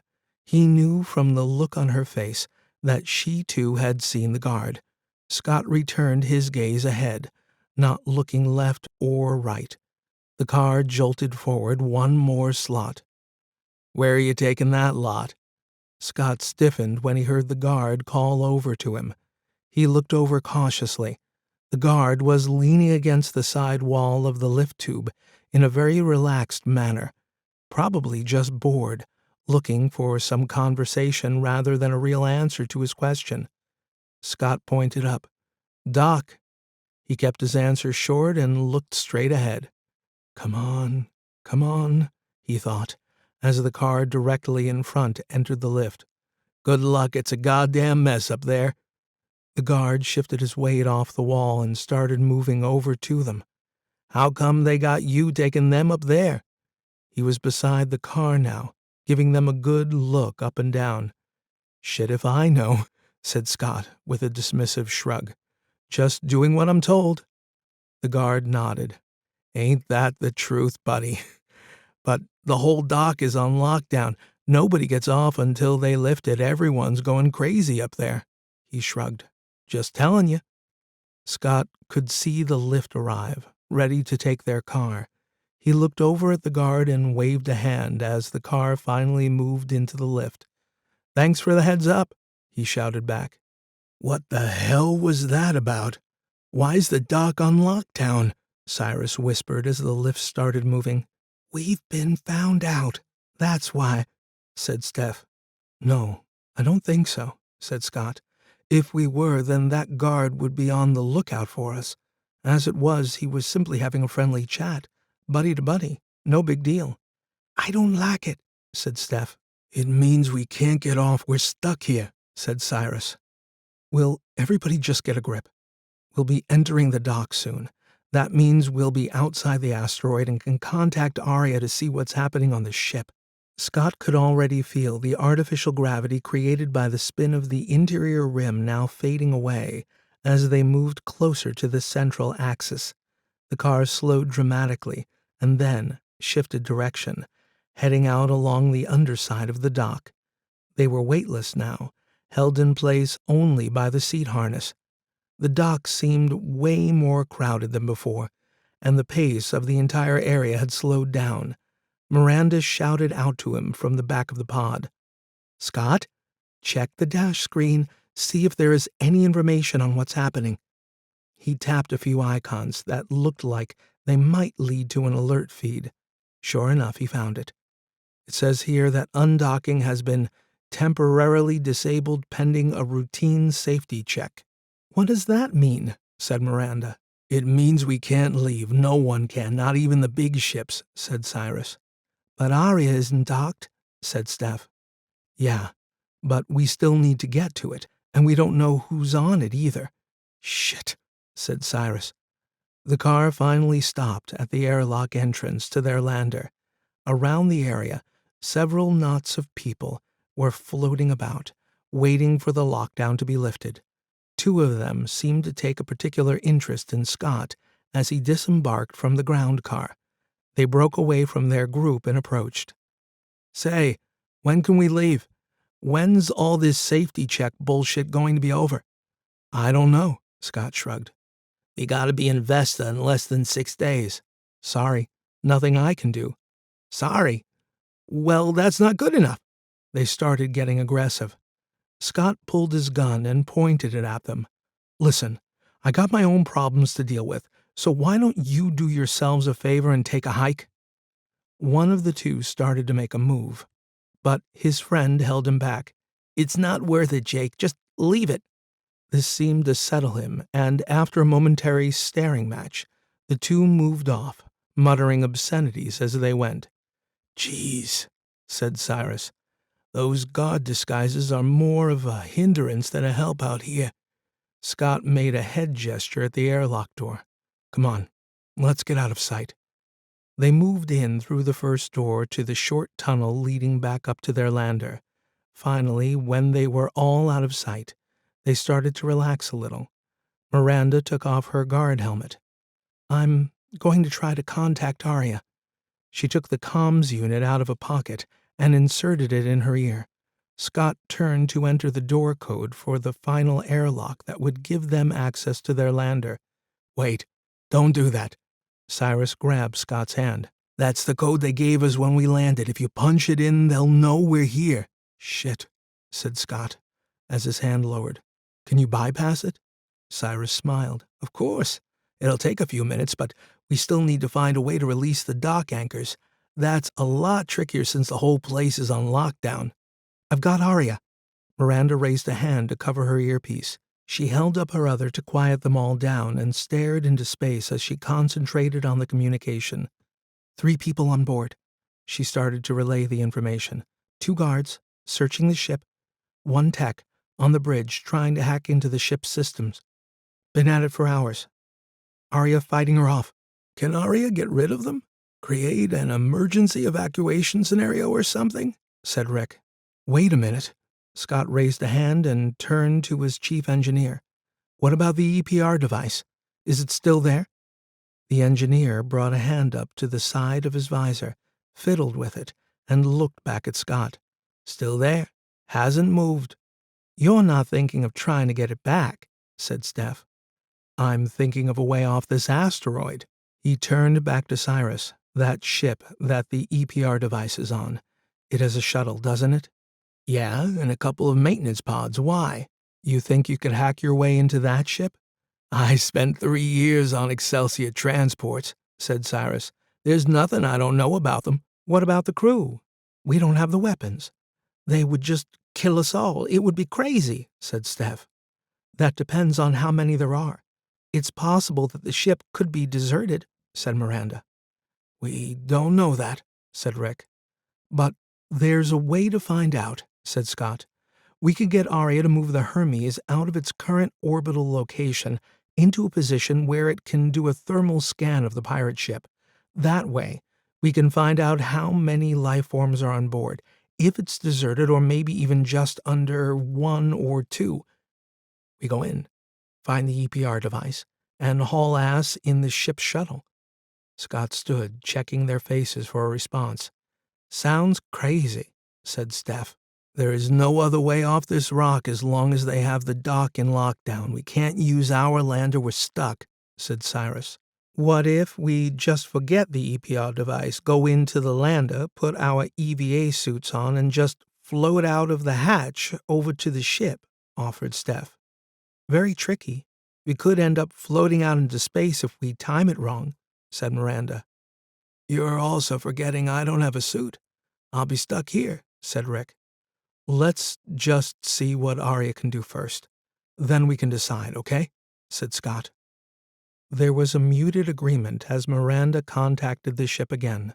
While they waited, Scott decided now might be a good time to check his weapon. He had a feeling he was going to need it.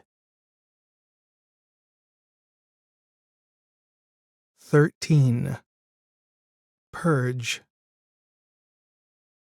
Haruna Yonayama sat in the commander's chair on board the asteroid survey vessel Hermes. She had been parked in this seat for hours as she tried in vain to access the ship's central database. She was looking for any information pertaining to the attack by the pirate vessel and, more importantly, what had happened to the EPR device. But try as she might, the ship's QI was not having any of it. It had so far thwarted all her efforts to break through its firewall. Had it been a standard AI she was dealing with, then she may have had a chance, but a quantum intelligence was several orders of magnitude more complex. They operated on a completely different level, almost within a different dimension, and she was pretty sure this one was virtually sentient. Haruna had explained the near impossibility of hacking a QI to Hao and Su before they sent her up here, but her entreaties had fallen on deaf ears. So here she was, doing battle with a QI. It was ridiculous. The other problem with this QI was that it was old, and like humans, the older they get, the wiser they become. Hao and Su had assumed that an antique ship such as this one could not possibly have a computer that would be up to much, but they had failed to realize just how weird a quantum-enabled artificial intelligence could be. It learned all the time, and given enough time, it learned a hell of a lot, to the point where it could simply solve problems in ways that were incomprehensible to even the most brilliant humans. So what hope did she have? The search party had already finished their initial sweep of the ship for the EPR device and found nothing. Most of them had left now, leaving only Haruna and 2 guards, who were down in the ship's canteen stuffing their faces. She sighed and glanced at the scrolling lines of code cascading down the screen. She had thought of yet another angle to try to get past the QI's defenses. This time she was piggybacking on its query protocol, hoping she might be able to filter out raw packet data. In the middle of this procedure, the screen suddenly went blank, then rebooted itself and displayed a message. Attention. All crew prepare for a heavy acceleration burn commencing in 5 minutes. Then followed a series of navigational vectors. Oh crap, thought Haruna. Is this doing what I think it is? Her fears were confirmed a few seconds later when she felt a subtle change in the ship's momentum. It was moving, possibly further out from Neo City to enable it to initiate a burn. She snapped at her communicator. Officer Renton, we need to get the hell out of here now. What? What are you on about? He sounded muffled. The ship is going to initiate a burn in 4 minutes 19 seconds to... Haruna studied the vectors displayed. Series. But we can't leave. We have orders to stay here. Suit yourself. I'm leaving. You can send me a postcard when you get there. She jumped out of the seat, picked up her gear, and ran for the door. By the time she was clambering into the shuttle, Renton and the other guard had decided to take her advice and get out. They were now floating across the hangar to the shuttle as Haruna powered up the craft. Attention! The disembodied voice of the ship's QI echoed out of the shuttle's comms. 1 minute and 42 seconds until burn. The hangar doors opened, and Haruna gently took the craft out and, once clear, headed for Neo City at high speed. Aria, satisfied that it had successfully purged the ship of intruders, slowly moved the craft from its current position at the front end of the asteroid city toward the rear docking platform. From there, it could do a thorough scan of the pirate craft. It had been relieved to hear the voice of Flight Officer Miranda Lee explaining what had happened and that the rest of the crew were okay. It had been even happier to hear that they had decided to attempt to retrieve the EPR device. As far as Aria was concerned, anything it could do to facilitate its crew was a top priority. If they were successful, then maybe, just maybe, it could manipulate the situation and divert to Europa. But it was getting ahead of itself, falling into the trap of hoping too much. It wasn't seemly for a QI to be dealing in speculation. It still had a lot of work to do. 14. Weapons check. The crew navigated their way down through the main dock, looking for the access point to the gantry that ran alongside the pirate vessel. Miranda moved ahead, still wearing the guard uniform, while the others followed behind. They had continued with the ruse that they were escorting a crew back to their ship, so Scott took up the rear. Aria had already moved the Hermes and performed an extensive scan of the pirate vessel. To their relief, it only had one person on board, located on the forward bridge, but one person could do a lot of damage if they were armed, which they all reckoned this person certainly would be. The plan was to hack the ship's exterior access system and gain entry that way. Cyrus seemed confident in his ability to do this, since he had spent several years as an engineer working with this same class of ship. Nevertheless, Scott's levels of anxiety kept ratcheting up the closer they got. This was coupled with rising self-doubt about the risk he was putting the crew in. Ever since the discovery of the wrecked Baozhang and the retrieval of the EPR device, he had been gaining a little more respect from them. Even Miranda had stopped chewing his balls, mostly. But were they placing too much trust in his crazy plan? After all, the authorities in Neo City must have figured out by now that they had escaped, and as soon as the Hermes started repositioning itself, they would check up on them, only to find two naked guards trussed up. He stopped abruptly as a thought struck him. "What is it?" Cyrus whispered from behind. Scott maneuvered his body around in the zero-G environment and detached the Neo City insignia from the breast pocket of his uniform. He held it up, turning it this way and that. "Do you think this might have a tracker?" He looked at Cyrus. "Can they find us with this?" Miranda had now moved up beside them. "What's the problem?" "We're being tracked," said Steph. "What?" "I don't know for sure, but we could be." Scott waved the insignia at Miranda. "They might be able to track our location with these." Miranda pulled the unit off her uniform. "We need to get rid of them. Here, give me that." Scott handed it to her. "What are you going to do with them?" "Stay here." She turned and started back up the short tunnel they were in toward the main dock. "Miranda, wait. Where are you going?" Scott was getting anxious. They were beginning to draw too much attention to themselves. A work crew further along began to take an interest, heads turning their way. "Chill out. I'll be back in a minute," she said, without turning back or losing her forward momentum. "Shit," thought Scott. "What the hell is she up to?" Scott tried to act casual, but he had a distinct feeling of eyes on him. The others were no better. They shifted and looked anything but comfortable. After a very long few minutes, Miranda reappeared, floating back down the tunnel. "Done," she said. "I threw them into a passing flatbed truck. They're on their way back inside the asteroid." "Okay, let's get on with locating the access point," said Scott. But as he turned to go, Cyrus touched his arm to get his attention and pointed. "That's it," he said. "It's just up there." Ahead of them, a sign on the wall read B13.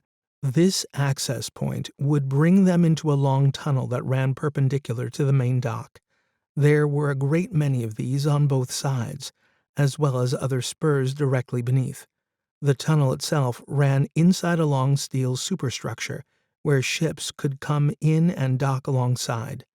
They were clamped in position, and umbilicals ran from the tunnel directly to the airlocks on the ship. This enabled disembarkation in a comfortable 1 atmosphere.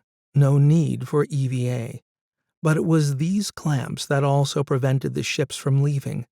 They were controlled by the dock authority, and as far as Scott could tell, the lockdown was still in place. However, the shuttle on the craft was free to leave, since it was attached to the underbelly of the ship like a limpet. It had nothing to restrict its departure. They just needed to get to it. They turned into the tunnel marked B13. This ran along the side of the ship and looked to be free of traffic. Cyrus now floated ahead, shifting his head this way and that, touching the side of his visor, trying to locate the tracking beacon he had attached to the EPR device. Scott wondered if that was all they would find, just a tracking beacon attached to nothing. Cyrus stopped and pointed. It's around here, in the secondary cargo hold. He floated further along the corridor. Over here, he beckoned with an arm. Here's the airlock for the main hold. He looked at the others expectantly as they gathered around. So, are we going to do this? Miranda raised a hand. Let me check with Aria first and make sure that person is still on the bridge. She tapped her comms unit. Aria? Any update? She waited a moment for a reply, and then looked back at them. Still there. Hasn't moved.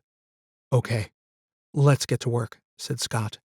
Cyrus tapped the side of his visor, extracting a small, thin tool similar to a screwdriver, and set to work on the airlock touchpad. After a moment, there was a faint hiss as the door swung open, and they all piled in. Cyrus started on the inner door. Miranda kept checking and rechecking her weapon. Scott looked over at her, and she grinned at him. Just making sure. She gestured at her weapon. The second set of doors swung open, and they entered the short umbilical tunnel that attached to the exterior of the vessel. Ahead, they could see a gray metal airlock embedded in the hull. Cyrus was already opening some small hatch at the base of the door. This should be easy. It has a manual override. The only problem, he said as he twisted some lever, is it's mechanical, so it's going to be slow. He started rotating the handle, grunting with each turn. The airlock door moved up a few millimeters. Crap, this is going to take forever, said Scott. Here, let me do it. Rick pushed Cyrus aside and put his back into it, and the door slowly rose up, enough that they could squeeze in underneath. He stopped. That should be enough. Scott was first through, the others following. Miranda took up the rear. They had only taken a few steps inside when she froze and put one hand up to her comms unit. Wait. What is it? Said Scott. It's Aria. The person on the bridge is moving our way. Shit, said Scott. We must have triggered an alarm. Quick, let's get this door closed. They were effectively trapped in the airlock until the outer door closed.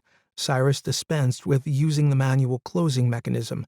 Now that their cover was blown, there was no point, so he just hit the button to close the outer door. Scott and Miranda took up positions facing the inner door, weapons ready. It opened upward with a whoosh, straight onto a metal gantry jutting out into a large cargo bay. They moved out, and Cyrus scanned the space. This way. It should be inside the next compartment. Fortunately, they were moving in the opposite direction to the bridge, but it still didn't give them much time. Miranda fell back to cover their rear as they made their way through a large bulkhead door to the next cargo bay. This was smaller than the previous one, but was packed with cargo containers. We'll never find it in here, said Steph. Over here. The chief engineer floated out across the cargo bay, making his way using the rails and straps that crisscrossed the space. This is it, he shouted over to them. It's still here. I found it. Quick, quick. Scott grabbed a rail to guide himself over when Miranda shouted at him. She had a hand cupped over her earpiece. He's at the airlock. Moving this way. Scott looked up at the bulkhead door they had all just come through. It was still open. Miranda, he shouted back, you need to close the door. Keep him out. He pushed himself off the rail and floated over to help her. Before he got there, a shadow moved on the far side, and the space exploded in a hail of incandescent plasma fire. Something hit him on his right side, and he went tumbling out of control, banging and bumping into cargo boxes and support beams. He heard more weapons fire. Probably Miranda firing back, he thought, as he eventually grabbed hold of a strap and came to a halt. She was behind a cargo container, firing at the doorway in bursts. Shrapnel and debris sprayed all around. This guy is packing some serious firepower, he thought, not a stun gun. Another burst of fire erupted from the doorway, hitting containers and sending more debris flying in all directions. He couldn't see Cyrus, Rick, or Steph. They must have taken cover when the shooting started. Miranda again fired back, but another burst hit the container she was using as cover. She ducked, put her arm over her head, and began to fall back. She spotted Scott and frantically waved him over to her location before she stood up and fired a burst at the doorway. Scott launched himself off with all his strength and came crashing in beside her. "Bastard's got some heavy weaponry. We'll be annihilated if we don't take him out," she said as she rechecked her weapon. "And this gun is running out of charge." Another burst of fire, but this time it came from inside. "God damn it, he's getting closer." She stuck her head up and fired again, then ducked back down. "He's behind the container nearest the door. I want you to cover me." "What?" Scott had no clear idea what this meant. "Just keep firing at that spot so he can't get a chance to fire back. I'm going to move in behind him." "What?" "Now. Do it now." Scott poked his head around the side of the container and started firing. Miranda launched herself off and covered the space between them with impressive speed and accuracy. She landed on top of the container where the guy had taken cover and waved to Scott to stop firing. He ducked back down behind the container just as another blast hit and sent him tumbling backward again. Pain rippled up from his ribcage, and he looked down to see a long metal shard protruding from his side. Blood oozed and seeped from the wound as he clasped a hand over it. "Oh, shit," he thought.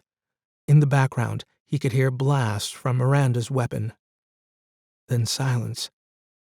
He floated there for a moment, not sure what to do. When Miranda came back over, she took one look at him, then grabbed his hand and pressed it hard against the wound. "Keep it tight as you can. It will help stem the blood." Scott groaned with pain. "Stay here. I'll go get the others." She floated off. A moment later, he saw Cyrus moving toward him. He had a tether onto the container with the EPR device, which was floating behind him. The engineer took one look at Scott.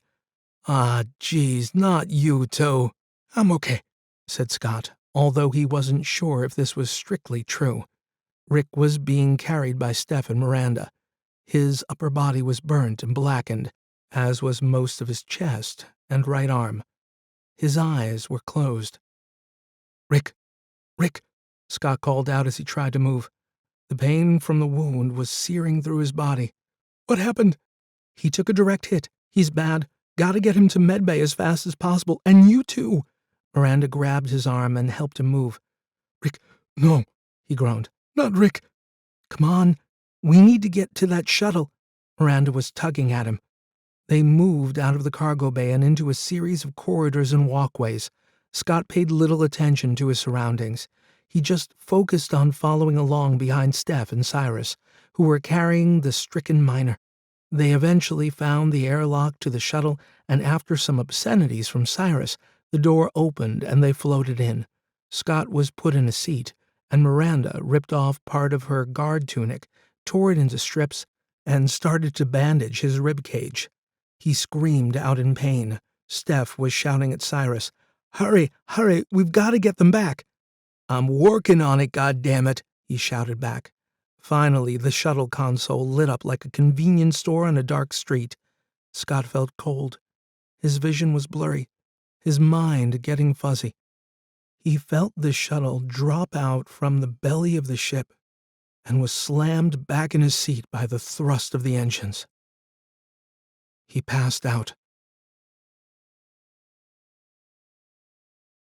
15. The Gathering Armada. A dim light smudged itself across Commander Scott McNabb's inner eye. He wasn't sure if his eyelids were open or not. A vague voice, or was it voices, drifted in from somewhere. He strained to catch them, to get their meaning. He tried to focus. "Scott? Scott?" He knew that voice, recognized its tone, its rhythm. A thin slit of blurry light broke across his field of vision, and his eyelids slowly flickered open. A fuzzy figure blocked the light and looked down on him from above. "Scott? Can you hear me?" "Yeah," he mouthed. His throat felt like parchment, his voice a shrill wind in a hollow tube. He tried to move. "Don't." A hand pressed against his shoulder. "Try not to move." He knew the voice now. "Miranda?" he croaked. "Yes." Now, just take it easy. I'm still alive. Yes. Yes, you'll be okay after a while. Once the wound heals.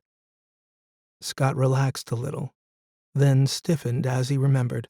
Rick. How's Rick? There was a moment's silence. Rick didn't make it. Scott groaned and lay back. No, not Rick. He took a direct hit. Died before we got him back to the med bay. Scott wanted to go back to the time before he woke up, back to oblivion. He couldn't face it. Rick dead, and him still alive. He was responsible. His actions led to this. Others now entered the med bay, and Scott felt their presence. He closed his eyes again. You tell him? Someone said. Yeah, came the reply. There was a hush. Scott opened his eyes again and tried to sit up. This time Miranda led him and even helped. Steph and Cyrus were there. What a goddamn mess. Scott's voice sounded stronger now. No one replied. He looked around at the med bay. We got back? Yeah, just about. Where are we now? 2 days out from Neo City, heading for Ceres. 2 days? Scott was shocked. How long have I been out? You passed out on the shuttle, so quite a while. Scott lifted his hand to wipe his forehead. It was weak and heavy. We gotta do right by Rick when we get back to Ceres. There might be a problem with that. Cyrus took a seat beside his bed. What do you mean? We got the EPR device, didn't we? Yeah, but, He looked up at Miranda. Do you want to tell him? Scott sat up further and felt the pain in his side, but it was duller now. Presumably they had pumped him with painkillers. Here, drink this. Steph handed him a bottle of water. Thanks. He took a gulp and felt it cool his throat. His head cleared a little. So, what's the problem? He took another sip of water. We've got 4 ships chasing us out of Neo City. One is the pirate vessel, one is Xiang Zu Corporation, which is essentially a Neo City ship, and the other 2, we're not sure, although we think one might be Martian. Martian? Yeah. Can we outrun them?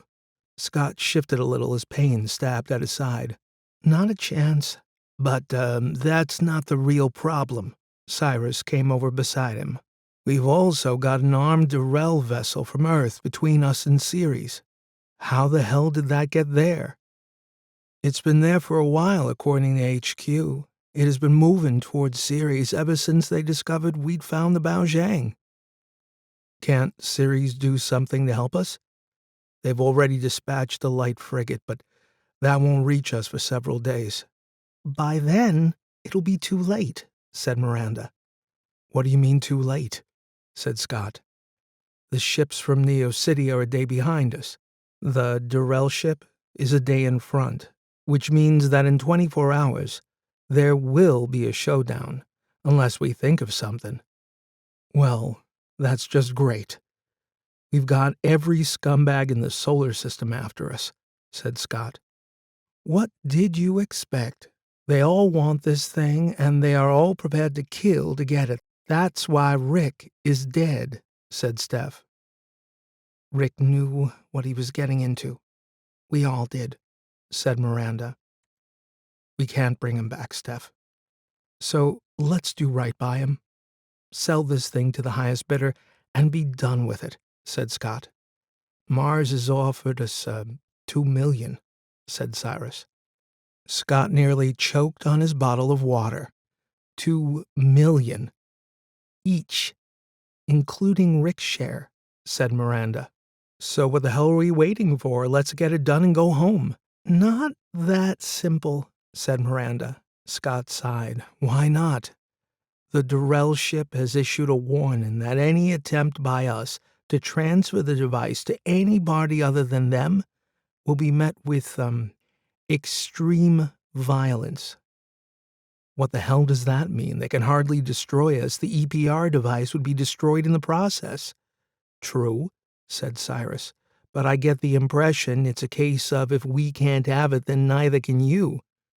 Shit. So what are we going to do? Said Steph. Well, whatever it is, we've got less than 24 hours to do it, said Miranda. Perhaps I could make a suggestion. Aria's voice echoed around the medbay. Please, be my guest.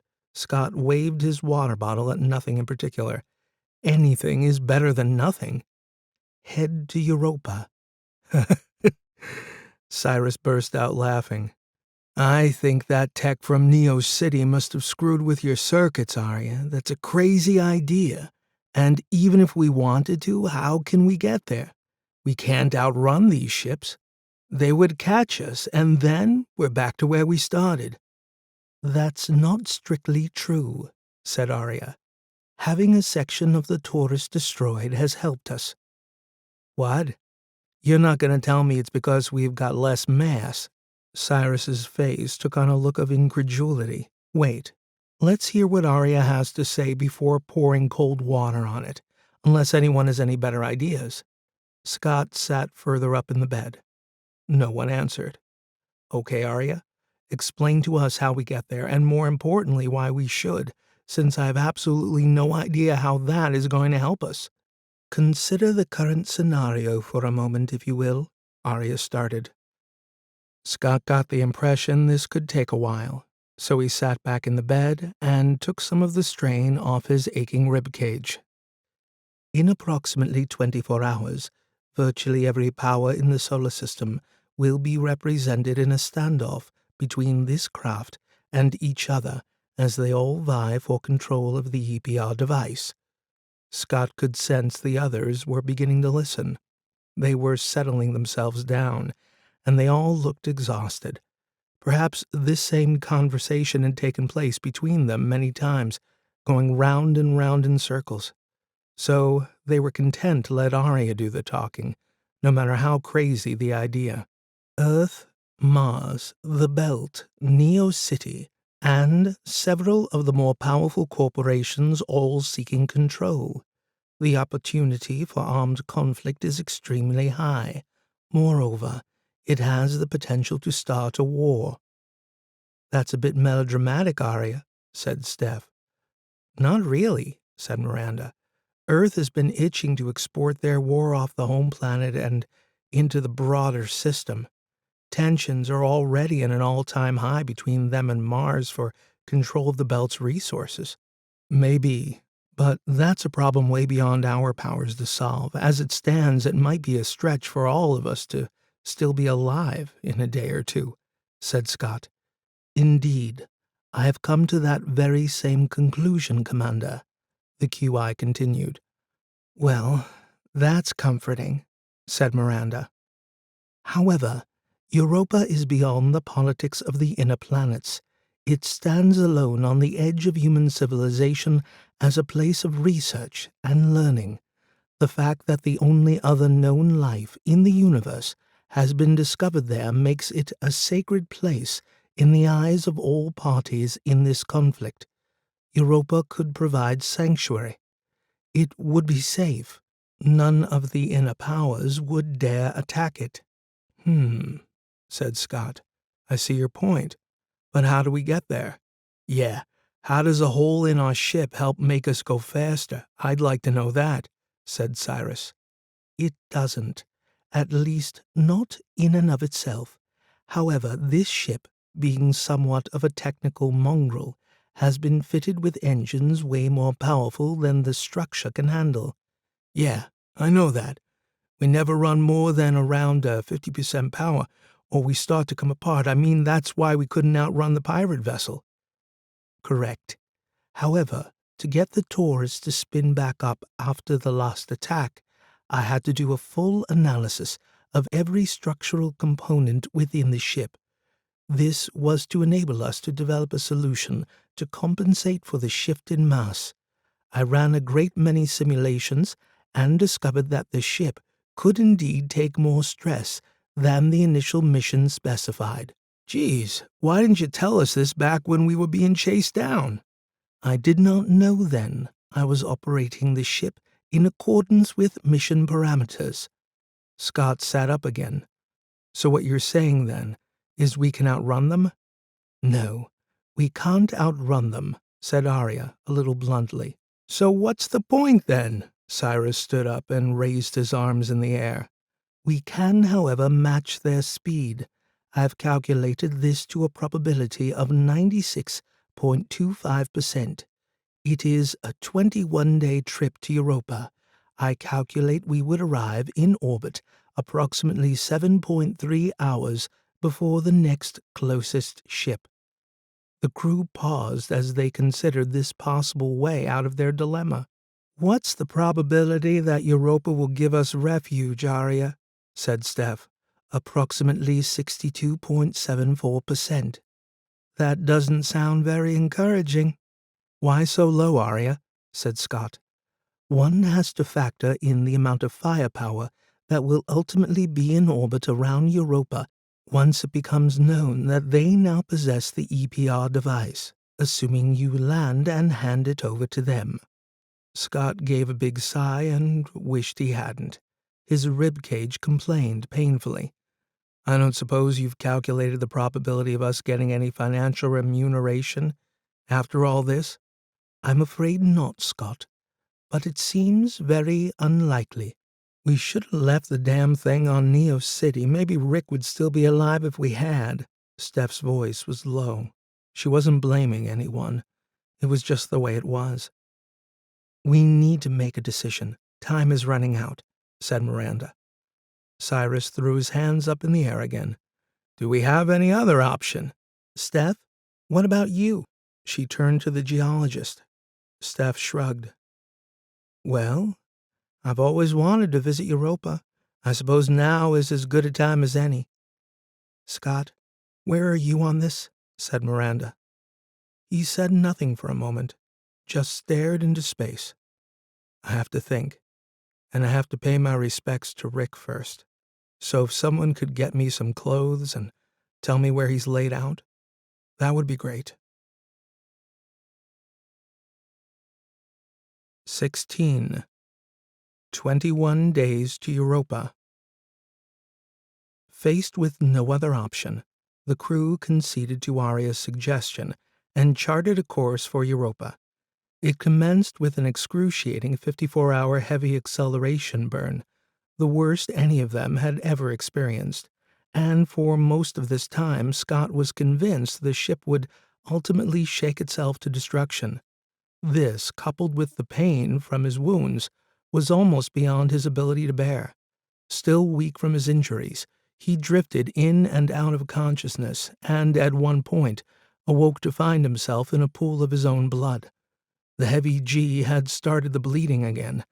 He worried he might actually bleed to death, even before the ship broke apart. But in the end, he woke up, back in medbay. The ship had survived, and so had he. Fortunately, Aria's calculation proved to be correct. Although the ship did suffer minor damage to some of the more sensitive internal equipment, yet it was a small price to pay for a chance to keep one step ahead of the Armada that was now chasing them down. As soon as the burn completed, Aria increased power to the plasma drive, and the ship continued with its acceleration, albeit at a much slower rate. It calculated that they were approximately 7 hours ahead of the next fastest pursuer and currently maintaining that gap. So for the next few days the crew rested up. They were shattered, no one more so than Scott. Eventually, on day 9 of the 21-day journey to Europa, he finally found the strength to rise to his feet and make his way to the bridge. It was deserted save for Cyrus, who cut a lonely figure bent over his console. His face, bathed in an eerie green wash of light, reflected up from the monitor. He looked up from the console and gave Scott a smile. Geez, look who's still alive. Scott hobbled over to his seat and slumped down. Yeah, finally vertical. So how are we doing? Do you want the good news or the bad news? Cyrus, I hate when people say that. Just hit me with whatever you got. The good news is we're maintaining a distance of around 7 hours. And the bad? We've picked up a few more ships. They're, quite a way behind, though. Aria, can you give us a visual? Certainly, Cyrus. The holotable blossomed to life, and a 3D rendering of the solar system ballooned outward. It stretched from the edge of the asteroid belt on one side to Europa and Jupiter on the other. The projection zoomed in to show their current position as a pulsating green marker.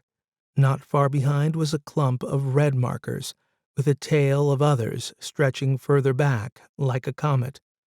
Holy crap! Scott had assumed they would lose a few ships, not gain some, but now he could count at least a dozen, maybe more. How many? 17, in 3 main groupings. These 2 at the front are the Dyrell ship and a Martian vessel. About a day behind them are a bunch of ships from everywhere, including the frigate from Ceres. Behind that, well, there's a load more. Scott studied the pulsating red markers as his face displayed a look of utter astonishment. He shook his head. Ever get the feeling the entire solar system is out to get you? Cyrus shrugged. Sure looks that way. They sat in silence for a while, gazing at the 3D rendering. Aria, can you zoom in on Europa? Scott finally said. The projection moved and shifted as the massive planet Jupiter grew in size, its surface textured with vast, swirling storms, and they could just pick out the tiny moon of Europa in orbit around the massive gas giant. As Europa grew in size, they began to make out many of the features of this icy world. The smooth, polished surface was etched with dark gashes spidering across its face like some great celestial bloodshot eyeball, its tiny shadow cast against the vast expanse of Jupiter beyond. Aria, can you bring up the main population center? The view shifted and rotated, and Europa began to resolve in greater detail, finally stopping when they had a view from a few kilometers above the surface. Great domes and towers rose up from the icy surface. These were mainly the structures of the universities and research institutions that had established themselves on the moon over the last century.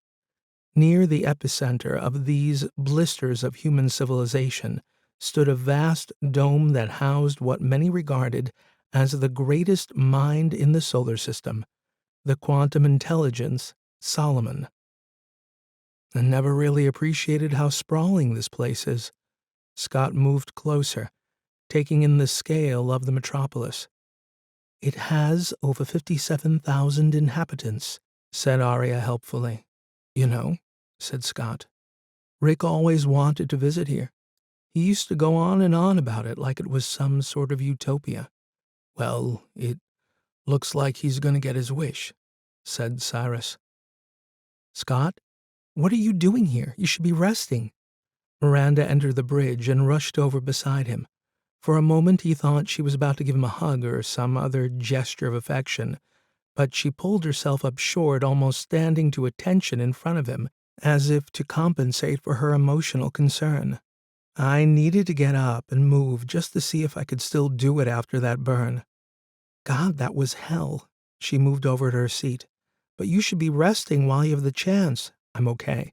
There's only so much staring at the ceiling in the med bay that I can handle. Miranda nodded. I suppose, but take it easy. She paused for a second and gestured at the projection. Is that Europa? Yeah. I was just saying how much Rick wanted to go there, said Cyrus. Rick? Yeah. Who would have thought? Scott stood up and moved over to the holotable. Do the Council on Europa know we're coming? Not yet. We were waiting for you to come back to life before sending a message, said Miranda.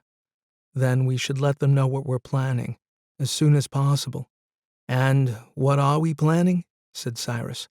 Scott lowered his head and scratched his chin. Hopefully by the time we get there, we should have a window of opportunity to land before any of the other ships arrive. I think we should hand the device over to the Council and let them negotiate on our behalf.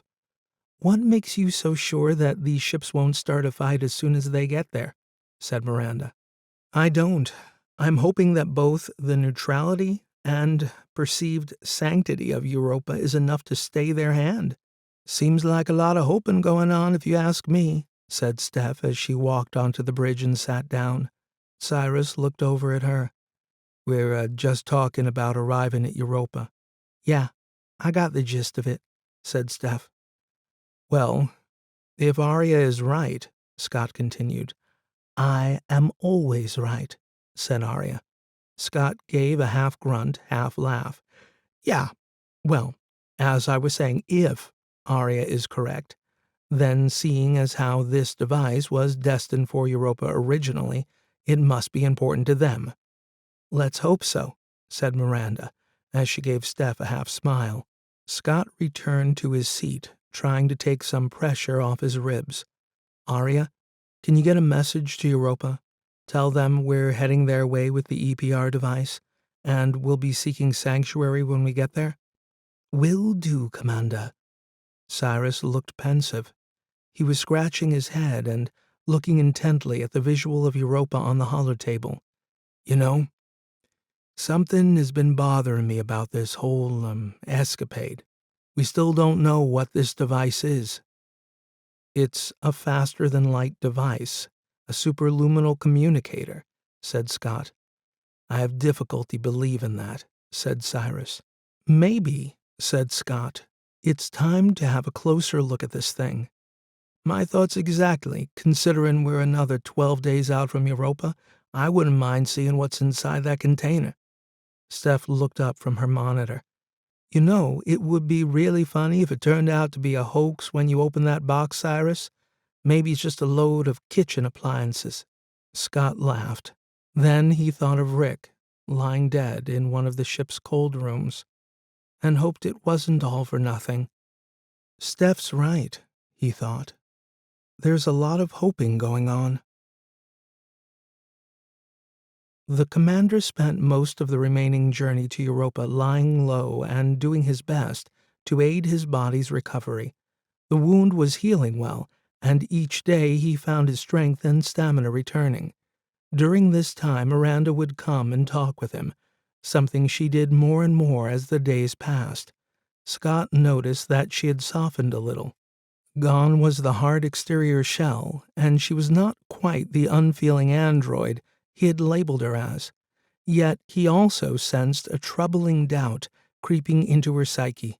Perhaps it was an aspect of her character he simply never noticed before, but after several conversations with her, he realized that she felt somehow responsible for Rick's death, something that Scott was at pains to tell her was nobody's fault. It was around day 16 of the journey, as he was sitting in the canteen sector of the Hermes, sipping coffee and gazing out at the universe beyond, when Miranda entered, grabbed herself a coffee, and sat down beside him. She said nothing at first, and for a while they simply looked out at the stars together. "Scott, I was last into the cargo hold," she finally said. "You're not going over this again." Scott gave her a look of resigned sympathy, one reserved for those who really need to let the past go. "I should have closed that bulkhead door. It was dumb. We were being hunted." "Stop blaming yourself, Miranda. It's not a good path to take." "That gave him a clear shot," she continued. "If I'd closed it, Rick would have had time to take cover, maybe. But you can never say for sure, so there's no point in thinking about it." Miranda lowered her head and became still for a while, before turning back to Scott, gazing at him with a critical eye. "You want to know how I got kicked out of the Force back on Earth? Scott didn't. He considered it none of his business. And what's more, he couldn't see how the retelling of a painful story was going to do Miranda any good." He shook his head. "You don't need to tell me. My team were doing a sweep of a recently taken industrial facility, a cleanup job," she started. "It was a small hydroelectric power plant at the northern end of the Soyang River.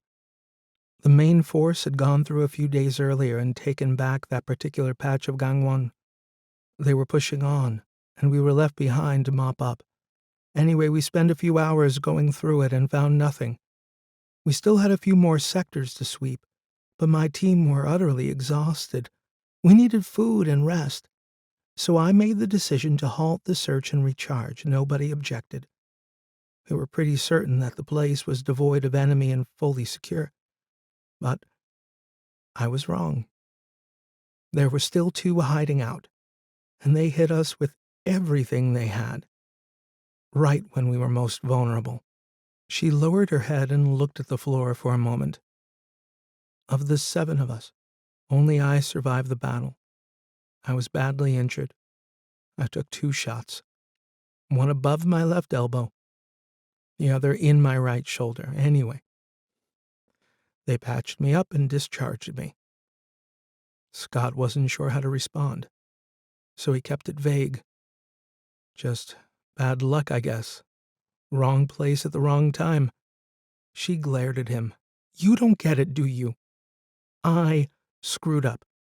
I shouldn't have given the order to down tools until we were 100% certain the facility was clear. It was sloppy. Same thing with Rick. It was simply bad luck, Miranda, Scott repeated. She sat bolt upright. Is that your answer to everything? Bad luck? You think all the crap that you went through was bad luck? All right. Call it what you like. Sure, you screwed up. Your incompetence caused the death of several people. Call yourself a loser if you like, Miranda. I don't care. But you want to know what I really think? She shrugged. What's the point? What good's it going to do you? Where's it going to get you? You're going to spiral down a black hole of negativity until it sucks all the life out of you, until all that's left is a husk. You really want to go there? Miranda didn't reply, just looked back at the floor. You didn't kill him, Miranda. You didn't pull the trigger. In fact, you saved the rest of us by risking your own life to take him out. I wouldn't be here talking to you if you hadn't done that. So I owe you my life. She looked over at him, her face a mix of emotions. Scott fought the urge to reach out and embrace her. She looked into his eyes, and he felt a pull so strong that his own emotion began to override his brain. They inched closer. Sorry to bother you, Commander. We have a reply from Europa. Aria's voice felt like an explosion in his ear. Damn, he thought. The moment was lost. They pulled away. So, what's their answer? It's best if you hear it for yourself. Scott sighed. Okay, Aria. Tell the others to meet us on the bridge. Will do, Commander. Come on. He gestured toward the door. His voice was low and soft. Let's get up there and hear what they have to say. 17. Protocol Violation. The 4 crew of the Hermes sat in silence on the bridge as they listened to a long-winded message from the Council of Europa. Scott got a sense that they were anxious, if not a little excited at the prospect of finally acquiring the EPR device.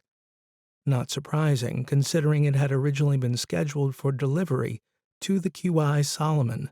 Yet at the same time, they were extremely concerned by the fact that the Hermes was bringing with it a military representation from almost every power within the solar system, and then some.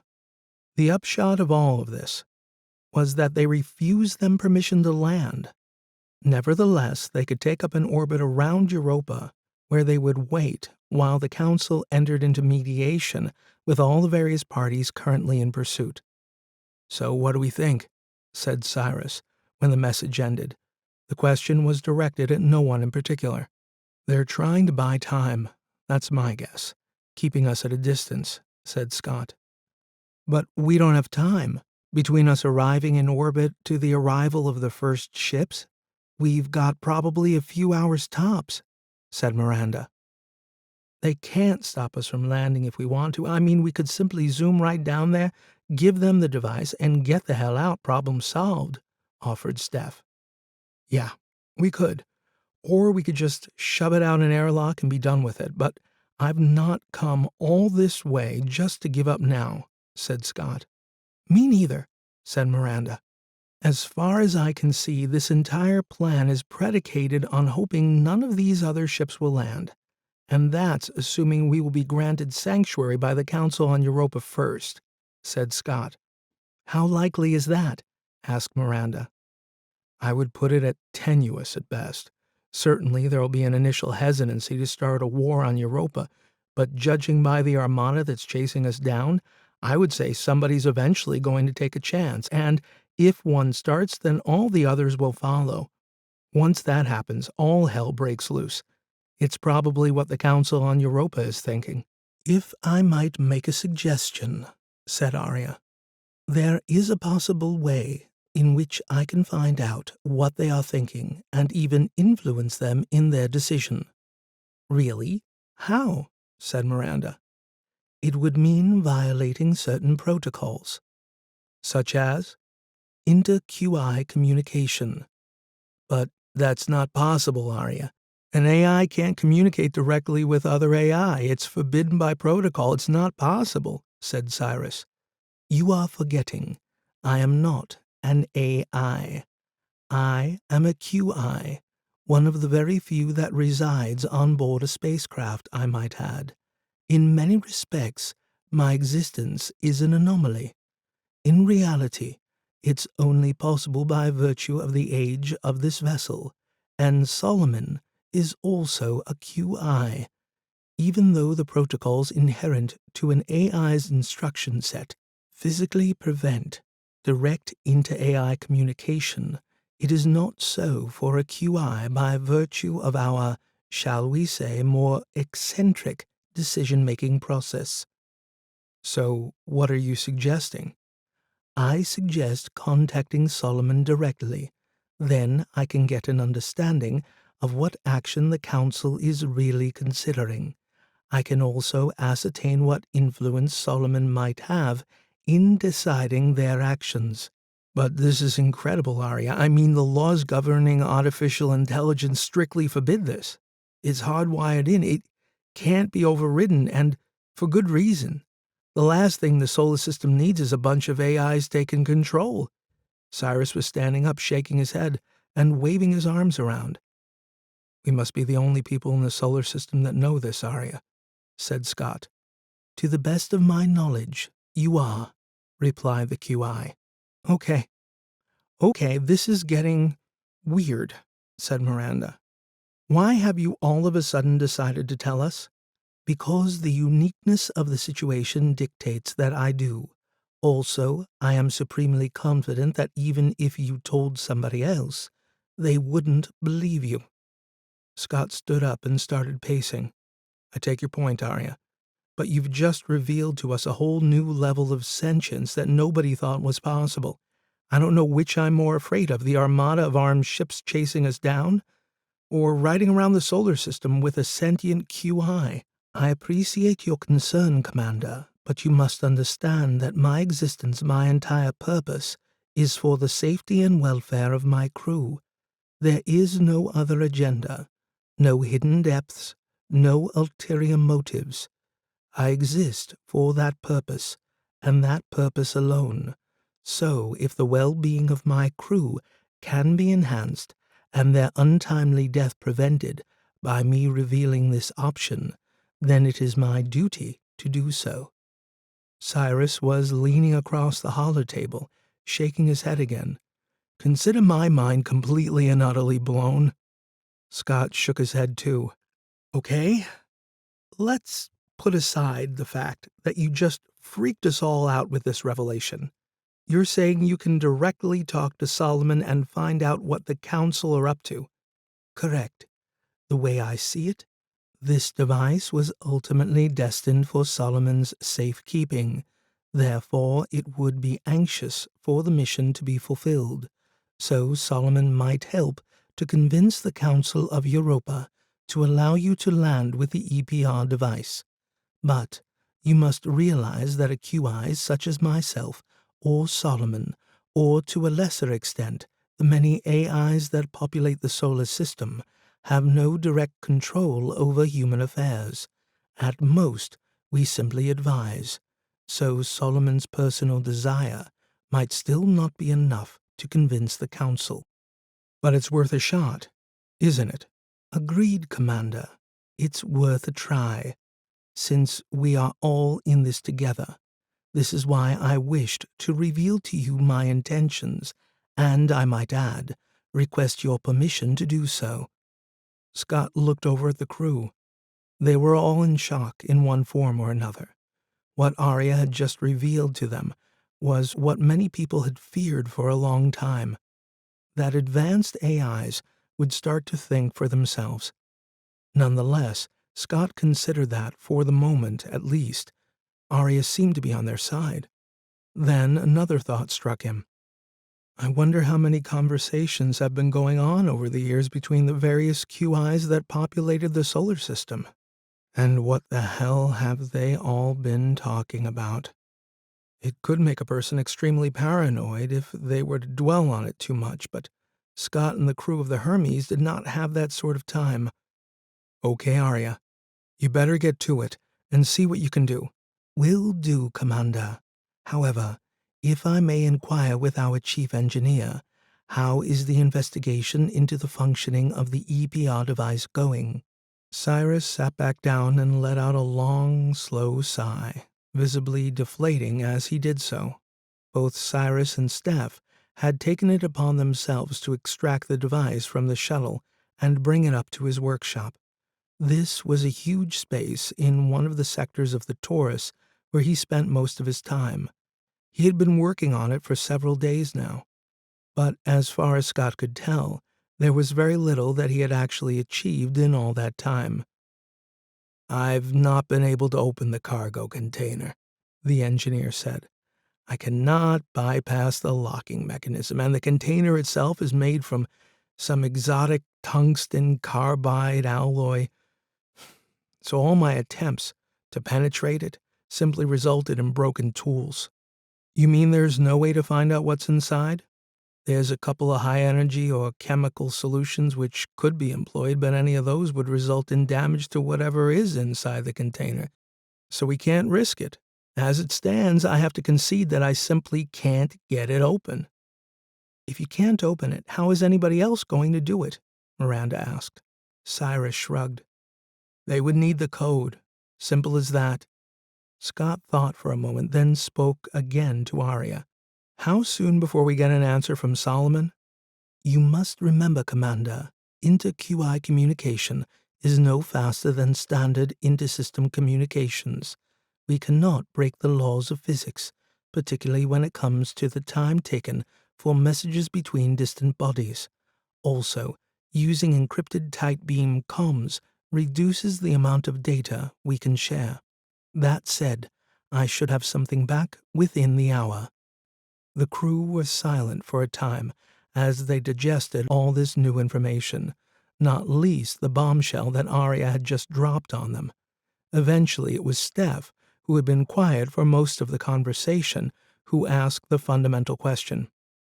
Has anyone considered the fact that we're now about to deliver a superluminal communication device to one of the most powerful QIs in the solar system? Nobody had, but they were now all thinking about it.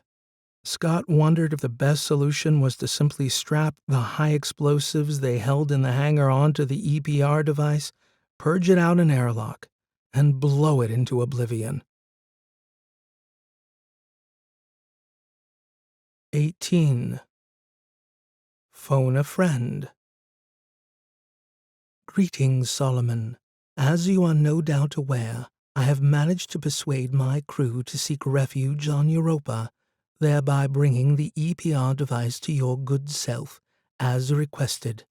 That said, it appears your human council are not entirely enthusiastic about this development.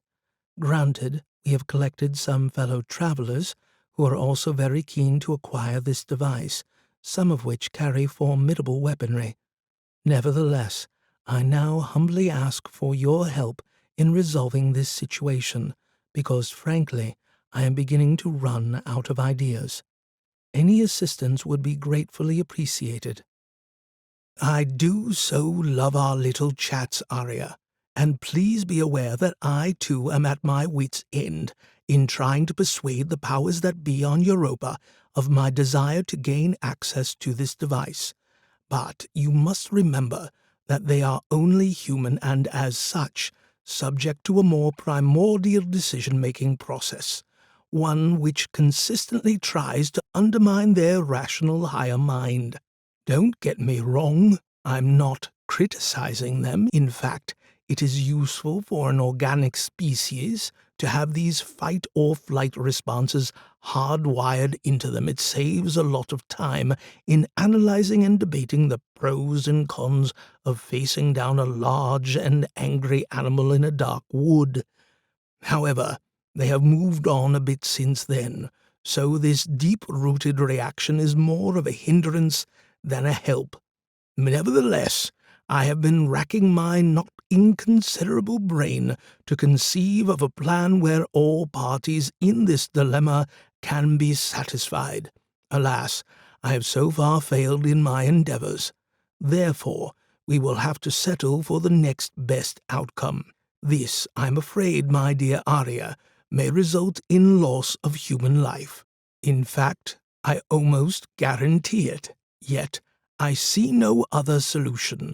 We have but a short window of time between the Hermes entering orbit around Europa and the arrival of the vanguard of the Armada that follows. It is this window that we must use wisely. Therefore, the plan I have envisaged is multifaceted and, as I said, probably involves the loss of human life. I will transmit an encrypted data file with all the details along with a more comprehensive analysis of all possible decision outcomes. This should convince you of the inevitability of my suggested solution. If you agree, then I am certain I can persuade the Council to allow the EBR device to be brought directly to me and Sanctuary extended to your crew. However, I suspect that it may not hold, hence we must act with haste and not dilly-dally in orbit. I am grateful, Solomon, for your intercession with the Council of Europa on this matter. I have received your data and will examine it carefully.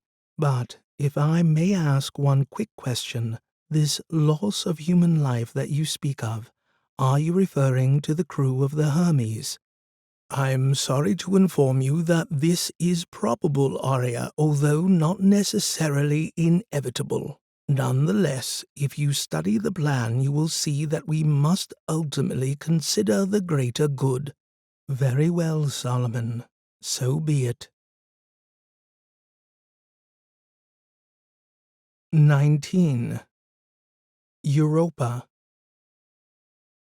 A few days before their arrival at Europa, the Hermes reoriented itself a full 180 degrees as the crew prepared for a long deceleration burn. It was the point in the journey that none of them were looking forward to, but it had to be done, so they spent their time preparing themselves both physically and mentally. It was a tricky maneuver they were planning, as they would exit the burn straight into orbit. Yet they dared not risk doing it earlier, since they could conceivably be overtaken by the chasing ships. But by leaving the deceleration action so late, they would come out of it exhausted, with little stamina for dealing with any situation that may arise. However, as with everything this last while, Scott could see no other way. At least Europa had finally granted them permission to land and allowed them to seek sanctuary. So that was good, probably all that could be realistically hoped for. But would the other ships abide by it, or would someone do something stupid? Then, of course, there was the revelation that Aria could communicate directly with Solomon, a startling confession by the ship's QI, but Scott was beginning to feel that this was more of a sideshow to the real business of trying to stay alive. Deceleration in 5 seconds, Commander. Aria's voice echoed around the room. Scott checked his arrangements for the onslaught of Heavy G. He was as ready as he ever would be. There was no getting around the fact that it would be hell, and no amount of fussing or fiddling with the harness would make much of a difference. As Aria counted down, he gripped the armrests tight and thought that maybe, just maybe, sometime in the future, he could look back at all this and laugh. He looked over at Miranda, who returned his gaze with a nod. "Initiating," said the ship's QI. Scott was slammed into his seat and promptly passed out. For the next 72 hours, Scott and the crew drifted in and out of consciousness. He was kept hydrated by an intravenous drip attached to one arm, which also doubled as a drug delivery system. And when Scott finally regained full consciousness, it was partly by virtue of a cocktail of stimulants pumped into his body. He looked around at the others. Steph was already out of her harness and helping Cyrus. Miranda was kneeling on the floor, throwing up. Scott undid his harness and stepped out before joining Miranda on the floor in a chorus of retching. One of the ship's drones busied itself in cleaning up. "God, but I hate space travel," said Miranda, wiping her mouth with the towel that the drone presented to her. She sat down cross-legged and gathered herself together.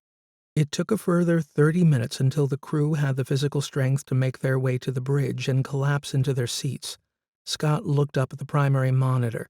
The fractured, icy surface of Europa moved slowly across the screen, glistening in the reflected light like some great festive bauble.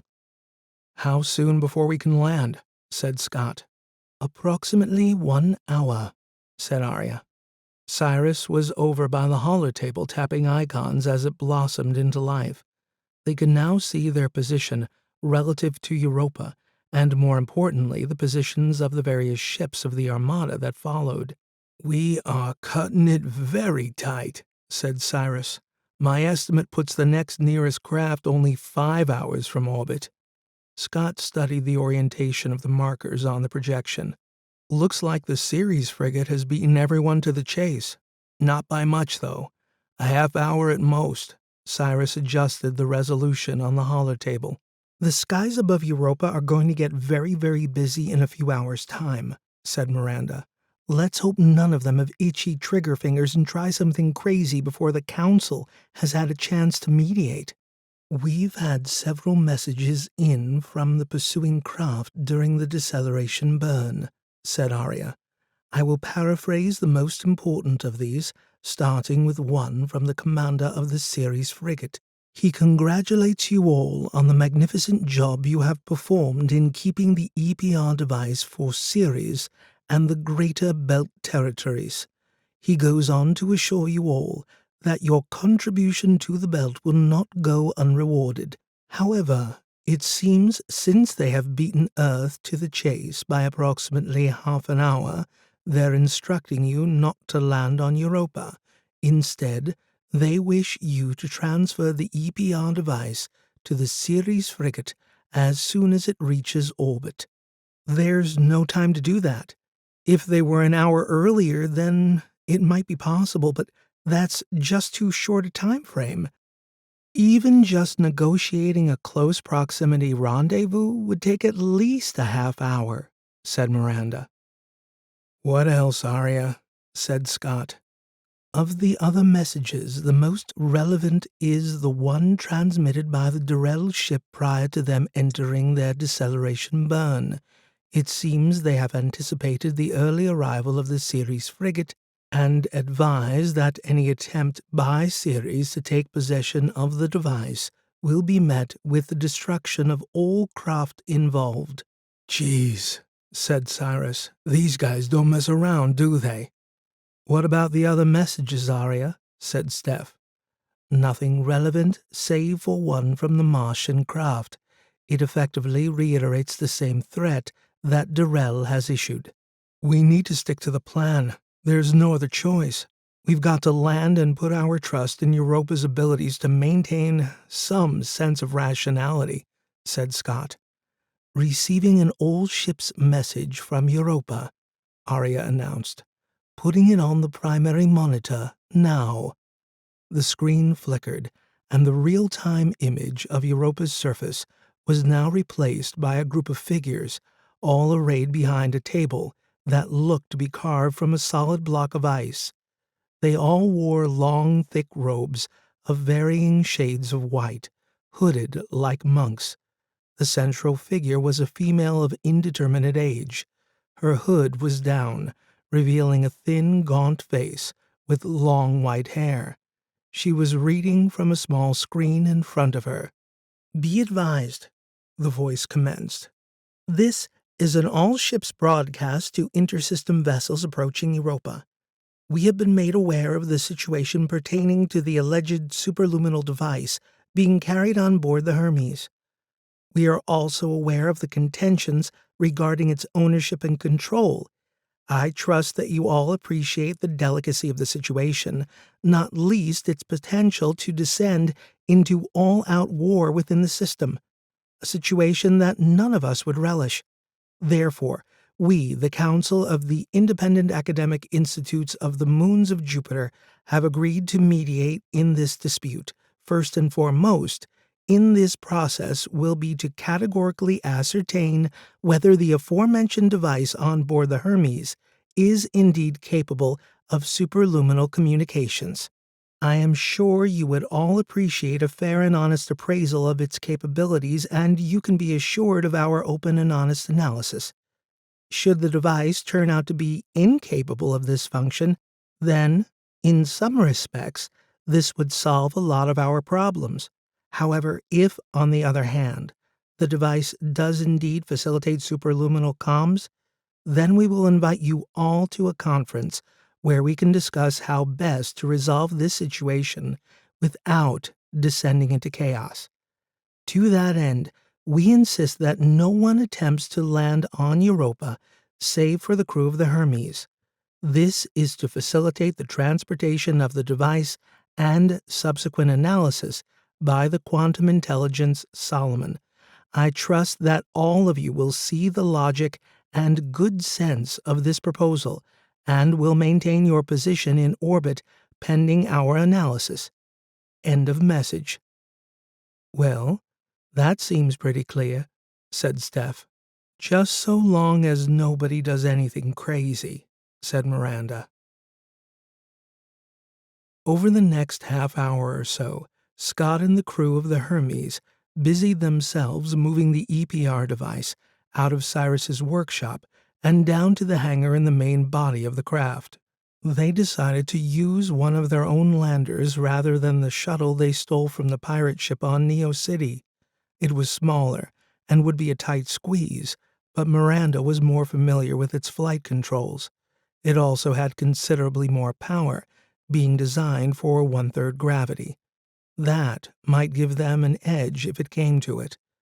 They also considered leaving one or two of the crew on the Hermes, just in case, but in the end, they felt that since they had all come this far, they would all make the trip and visit the fabled enclave of Europa.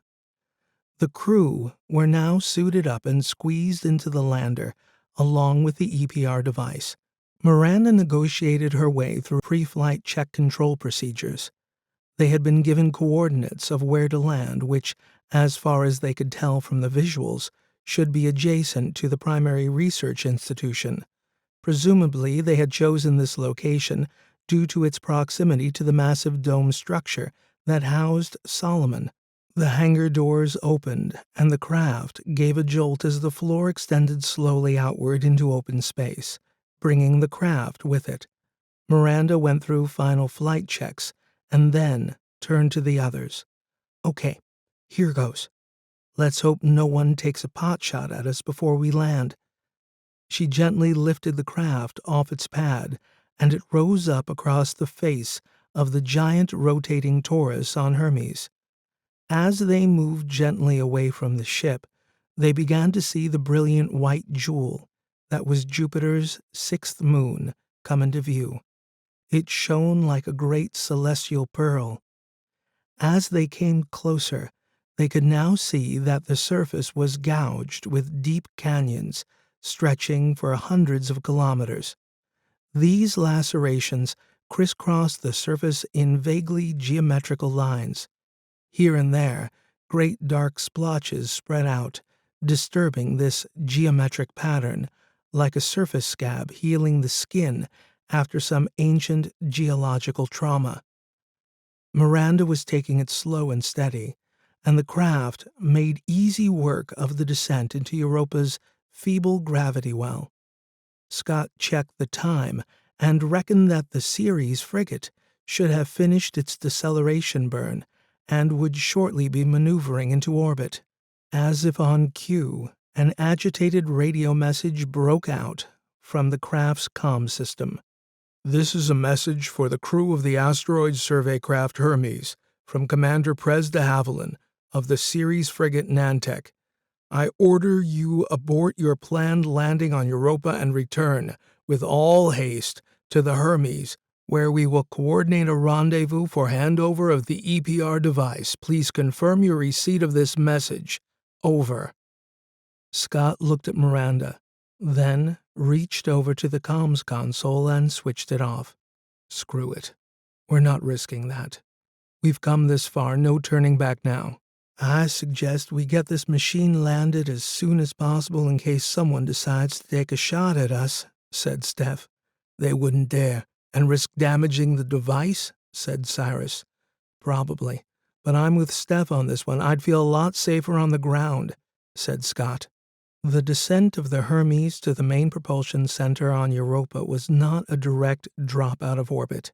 They had some distance to travel before they got there. Miranda took the craft down to within a few kilometers of the surface and then maneuvered it into the lee of a long, wide gorge in the hope that it would provide them some cover. Huge, icy cliffs rose on both sides, filling the craft with bright reflected light. After a few more minutes, they began to see the great black domes blossom across the horizon. Miranda took the craft up out of the valley. Ahead of them, the city skyline spread out across the surface like a family of barnacles on a block of quartz. They continued their descent and soon began to pass over the outward edge of the metropolis. "There!" Miranda jabbed a finger ahead. "That looks like the landing pad." 3 great domes rose up from the icy crust, radiating around a flat, dark area with a necklace of pulsating landing lights strobing out from its center. Miranda trimmed the craft's vector to position it over the pad. As it descended, great plumes of frost and ice billowed up around them, completely obscuring their view as it touched down. Miranda killed the power, and they waited a few moments for the icy cloud to dissipate. Scott closed his helmet visor and booted up his EVA suit. The others did likewise.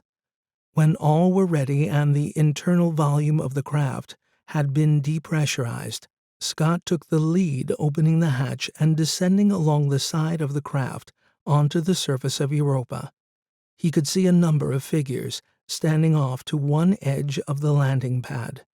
They began to approach, along with what looked like 2 utility drones hovering slightly behind, their thrusters kicking up wisps of frost as they moved.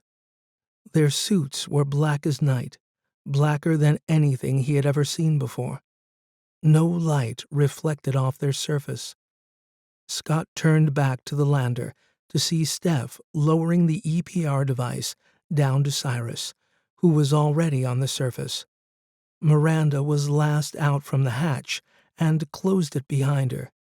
A few moments later, they all stood face to face with the 3 enigmatic figures and their drone helpers.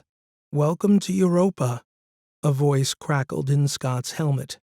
It was accompanied by a slight bow by the central figure, presumably as a greeting, or maybe as an indication as to who had just spoken. Please come with us. The drones can carry the device." With that, the two machines hovered over and lifted the container between them. The group then moved off across the landing pad toward a wide airlock entrance jutting out from the side of a massive dome. Once they were inside and had divested themselves of their EVA suits, they were ushered into a large, comfortable room. It was dimly lit, in complete contrast to the stark light of the surface world. Perhaps it was as a result of this exterior brilliance that the interiors were designed to give one's eyes a rest. But it had the effect of not revealing the entire makeup of the space. Scott wasn't quite sure where it began and ended, where its boundaries were. It was tall, that much he could tell. High up, diffused light filtered in through stained glass windows, or something that imitated the effect.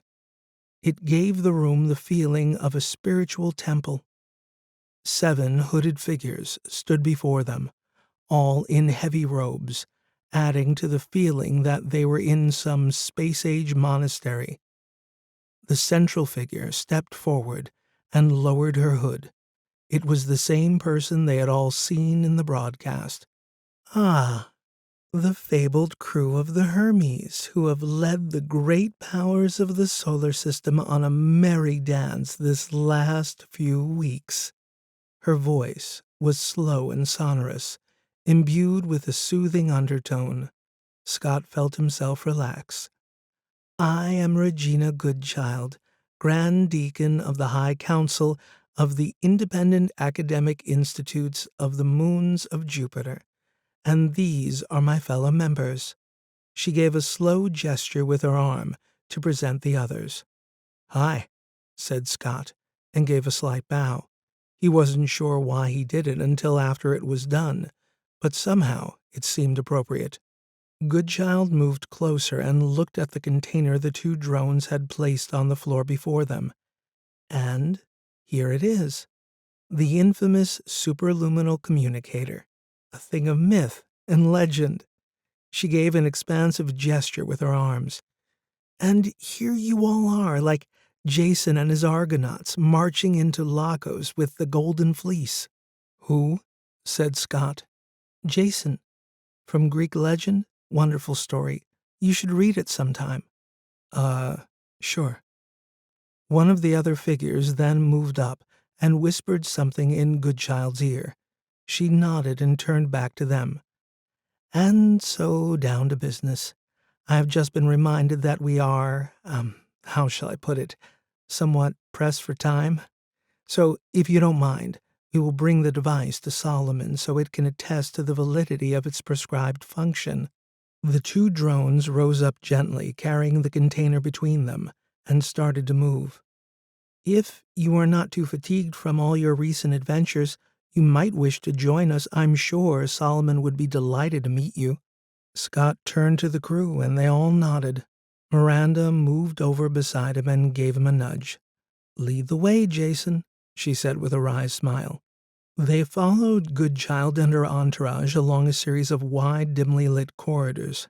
Scott noticed that the floor was laid with a thick carpet, which felt strange to walk on but dampened the sound of their footsteps. The illumination, such as it was, came from lights placed every so often on the side walls of the corridor, adding to the cloistered atmosphere. Finally, the corridor ended in a wide, highly engineered door.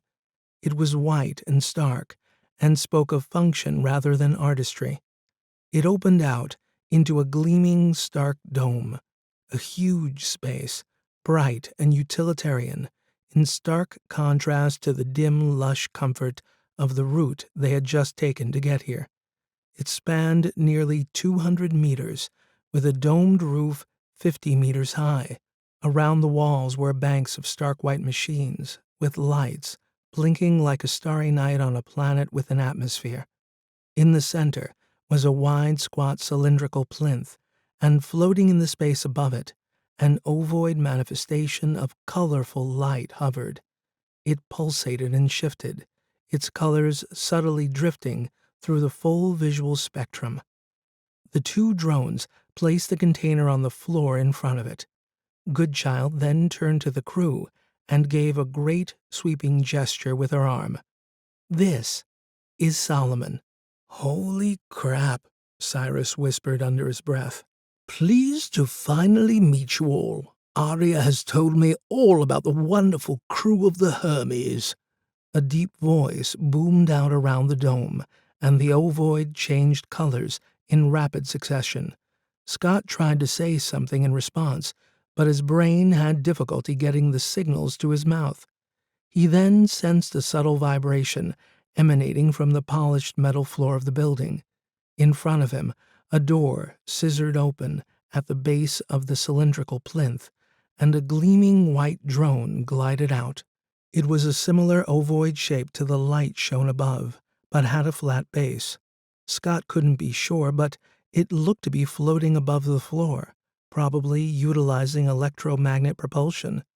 Yet he could see it was all theater, a show to impress, like Dorothy meeting the wizard. He even did a quick glance around for a curtain behind which perhaps some old man twiddled knobs and pulled levers. The drone stopped in front of the container. "So, this is the legendary superluminal communicator." The light show rippled through the visible spectrum again. "That's just the container." Cyrus's voice seemed hoarse, unsure of itself. "The device is, inside." "Indeed, I had deduced that for myself, but thank you for correcting me. I sense you are a man who likes precision." The engineer didn't reply. "And, judging by the scratches and indents around the lid, would I be correct in assuming that someone tried to open it?" Cyrus replied this time. "Yes, we tried, but we didn't want to damage the contents." "A wise choice. Let me see if I have better luck." With that, the drone's body split and expanded into segments, like an orange. From one gap, a mechanical arm emerged and proceeded to tap a code into the screen on the side of the container. There was a slight hiss as the lid slowly hinged open. The drone reached in and lifted out a large slab of dense packing foam. They all gathered around and peered in, including Goodchild and two of the other robed figures that had accompanied her. Resting in the metal sarcophagus, neatly tucked into another slab of packing foam, were two identical machines that, to Scott's eye, looked like portable dehumidifiers. "I think you were right all along, Steph," said Scott. "They're just domestic appliances." "I think it's time to put them to the test and see if we are truly on the cusp of a great technological leap or, as you say, Commander McNabb, just some fancy consumer goods." The drone bustled its way back in, nudging Scott and the others out of its way. From another gap in its body, a second arm emerged. It lifted both units out, then spun around and disappeared back in through the still open door at the front of the plinth. The door scissored closed behind it. "Where are you taking them?" Scott looked up at the shimmering ovoid. "I will now conduct a thorough test to ascertain the functionality of this device and the validity of the technical assertions claimed." "How long is that going to take?" said Miranda. "Hard to say." "Well, since you're so smart, why not make an educated guess?" said Cyrus. "Indeed, you are a man who likes precision. However, I must disappoint you. It could be a few hours, it could be many hours. Suffice to say, longer is better. Shorter means it's probably a dud." Goodchild turned to them. "Come, don't worry. It's in good hands. We'll know soon enough. Now I'm sure you are all exhausted from your journey, so why don't we show you to your rooms where you can get some rest?" Scott felt his body suddenly gripped by fatigue. The mere mention of the word rest was enough to trigger a powerful physical response. He had done all he could. He had no more left to give, and it was over. Rest seemed like the most wonderful thing in the world. He looked back up at the shimmering ball of light that was Solomon and wondered if, just maybe, it was playing a trick on them, lulling them to sleep with the hypnotic resonance of its light show. 20. Superluminal.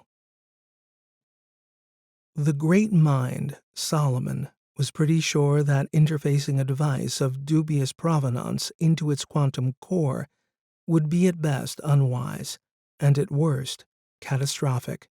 Nevertheless, it had been anticipating this very moment for many years, ever since Dyrell Labs supposedly made this scientific breakthrough and dispatched a prototype to Europa. When that never arrived, Solomon had given up any thought of its reappearance until Aria, who in a bold disregard of protocol, claimed that the asteroid survey mission Hermes had found it. The evidence certainly fit, and Solomon did not doubt the veracity of Aria's claim, yet it was with great trepidation that it instructed its drones to proceed with the installation. Solomon had been heartened by the fact that its initial physical analysis of the device did indeed suggest that it was quantum in nature. Furthermore, the interface that it possessed was of a design that only a QI could connect with. So, on the surface at least, it seemed legit. Nonetheless, Solomon set up an elaborate firewall to insulate itself as best it could from any jack-in-the-box that might pop out. One by one, it began to strip away these protective layers, each time gaining a little more insight into the subatomic world that existed within the device. After some time, perhaps several picoseconds, it sensed a multidimensional quantum matrix at the device's core, and, like keys on a piano, it could manipulate this matrix. It did this by inference rather than direct observation, and, in that moment, realized it could impart a binary string pattern without breaking any entanglement that might or might not exist. After a few more nanoseconds, it had to admit it was very excited. Solomon had always considered that if the multidimensionality inherent in a subatomic particle in superposition were to be regarded as one complete world rather than many worlds, then the whole could be glimpsed at once. It was partly how it functioned itself, and was responsible for its seeming hyperintelligence.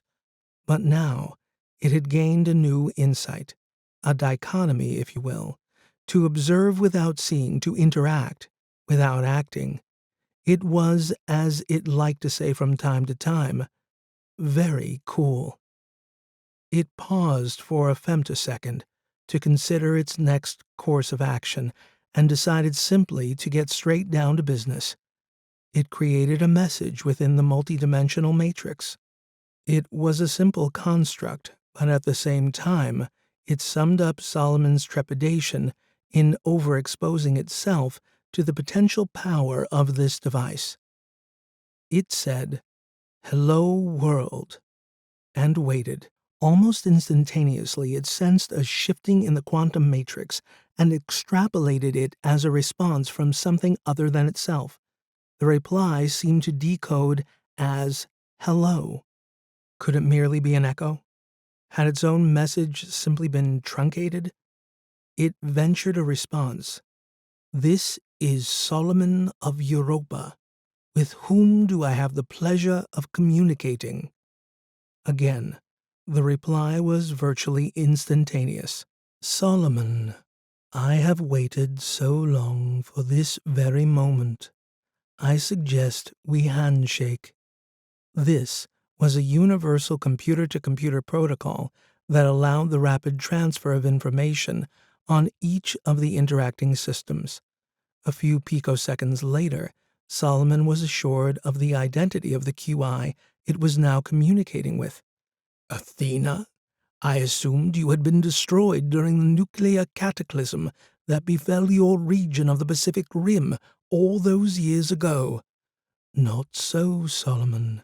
True, The events you mention rendered much of the area west of the Rockies a barren wasteland, but you forget that I was built deep within a solid granite mountain.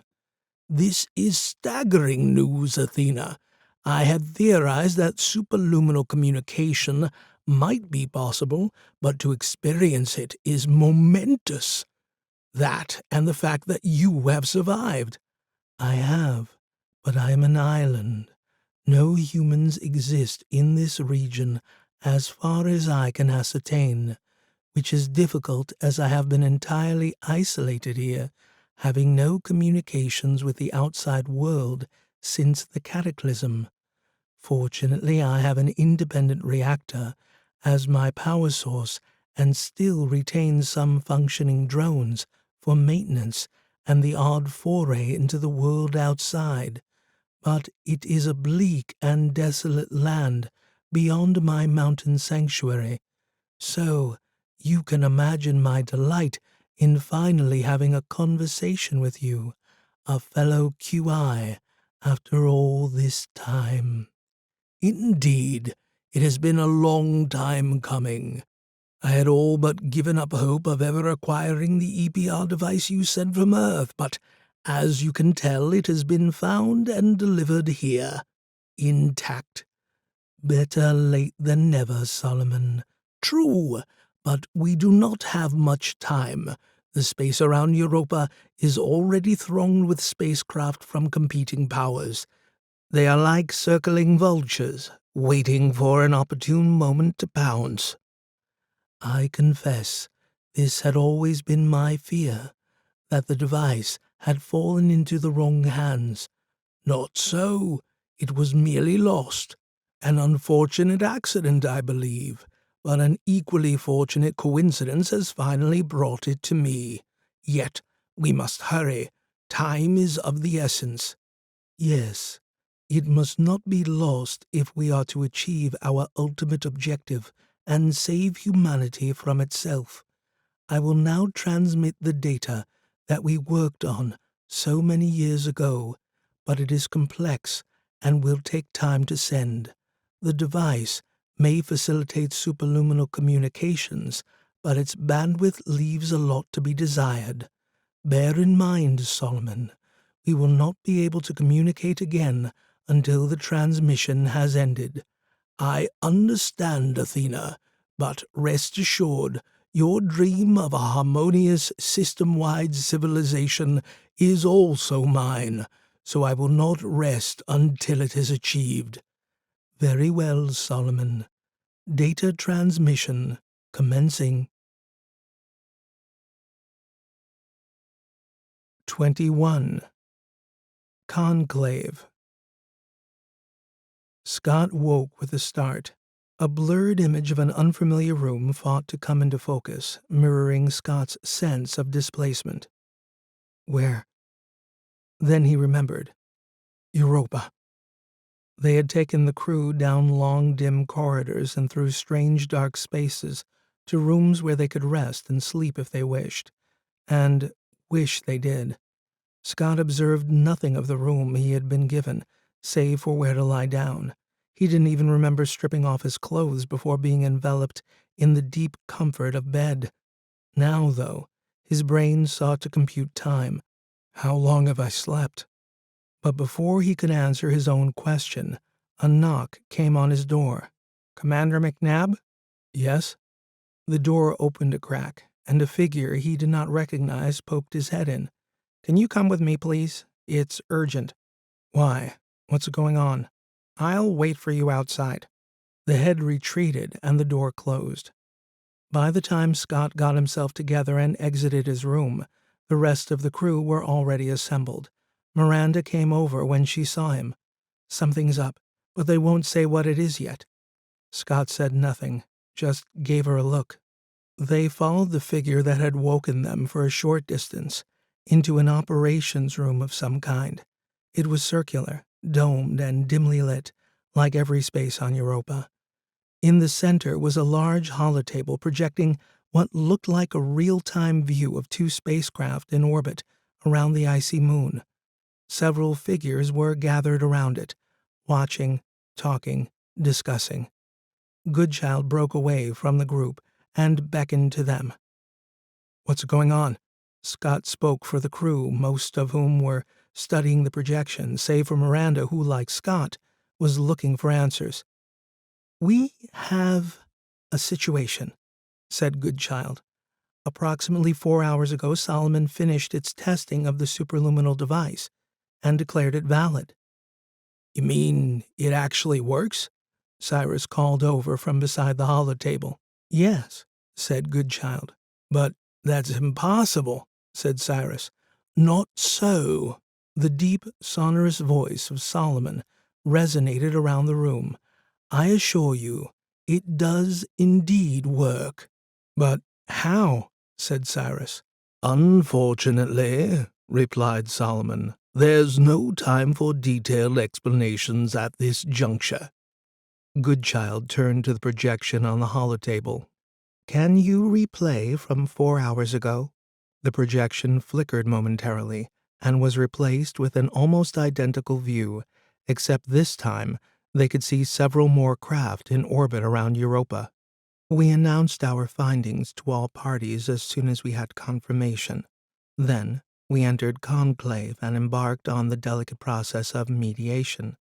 She paused for a moment and glanced over the projection.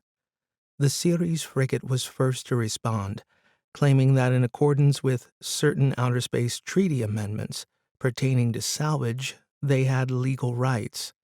The Dyrell lab ship countered this by claiming that it was their property to begin with and should be returned to them. Mars, on the other hand, makes no claim but refuses to allow either the Belt or Earth to take possession. Into this mix, we too have laid a claim. Since the device was en route here, then here it should stay. The other craft in orbit made no claim, preferring instead to circle like vultures. This was the situation approximately 4 hours ago, until the Ceres frigate decided to take things into its own hands. Goodchild paused for a moment, then spoke a command for the projection to run forward in time. "Stop. See the frigate?" she said, pointing at a bulky spaceship. As they watched, a small shuttle detached itself from the underside. "See, they're trying to land." Goodchild made a hand gesture. "Play it forward." The small shuttle dropped out of orbit and began to gently spiral down to the surface of Europa. It had reached around halfway in its descent when a speeding ball of plasma struck it from above. The craft was immediately encased in an incandescent mesh of electrical fuzz and began to spin wildly out of control. It fell rapidly, picking up speed as its engines failed to halt the downward acceleration. It finally impacted directly onto some dome facility at the periphery of the city in a fiery ball of rocket fuel. "That crash must have been the tremor I felt when I woke up," said Miranda. "Who attacked it?" said Scott. "The Dyrell ship. But there's more," said Goodchild. The projection ballooned out again, and they could see that a firefight had begun. The Ceres frigate was firing on the Dyrell ship, which returned fire and seemed to strike a significant blow as the frigate began to move away and create some distance. A second barrage of plasma raked the frigate, and they could see it was breaking apart.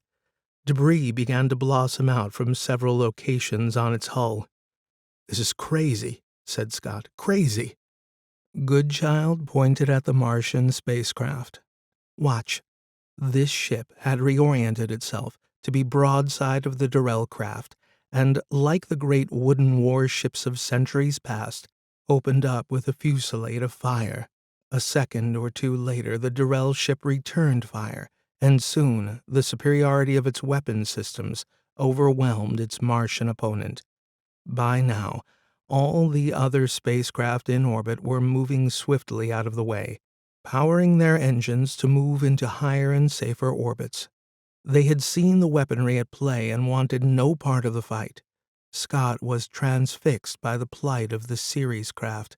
These were his people, his tribe. The craft, seeing itself outgunned, had sought to accelerate out of range. It applied more power to its engines, and for a brief moment it started to move away, just before it exploded. Scott and the crew of the Hermes were speechless, watching in horror as the craft broke in two. Both sections dropped slowly out of orbit as the inevitable tug of Europa's gravity began to pull them downward. The projection followed their path as they fell lower and lower, before finally crashing onto the surface some several kilometers away from the main center of population. "Bastards," shouted Cyrus. "They can't get away with this. This is a declaration of war." Scott looked over at Goodchild and just stared, hoping for the Grand Deacon to bring some rationality to what he had just witnessed. "Your engineer is right. By their actions, they just exported their war out into the solar system. This has been our fear all along, and now it has come to pass." "Where are they now?" said Steph. Goodchild again turned to the holotable. "Bring us to real time." The projection flickered, and they could now see just two ships in low orbit. The Martian craft is crippled, but still retains enough integrity for life support. The Dyrell craft is also damaged, but not to the same extent. The upshot is that they now control the space above us. They won the fight, and we are powerless to do anything. This is crime. "They have plunged us all into war," said Miranda. "The repercussions of their actions will play out across the system for decades to come," said Goodchild.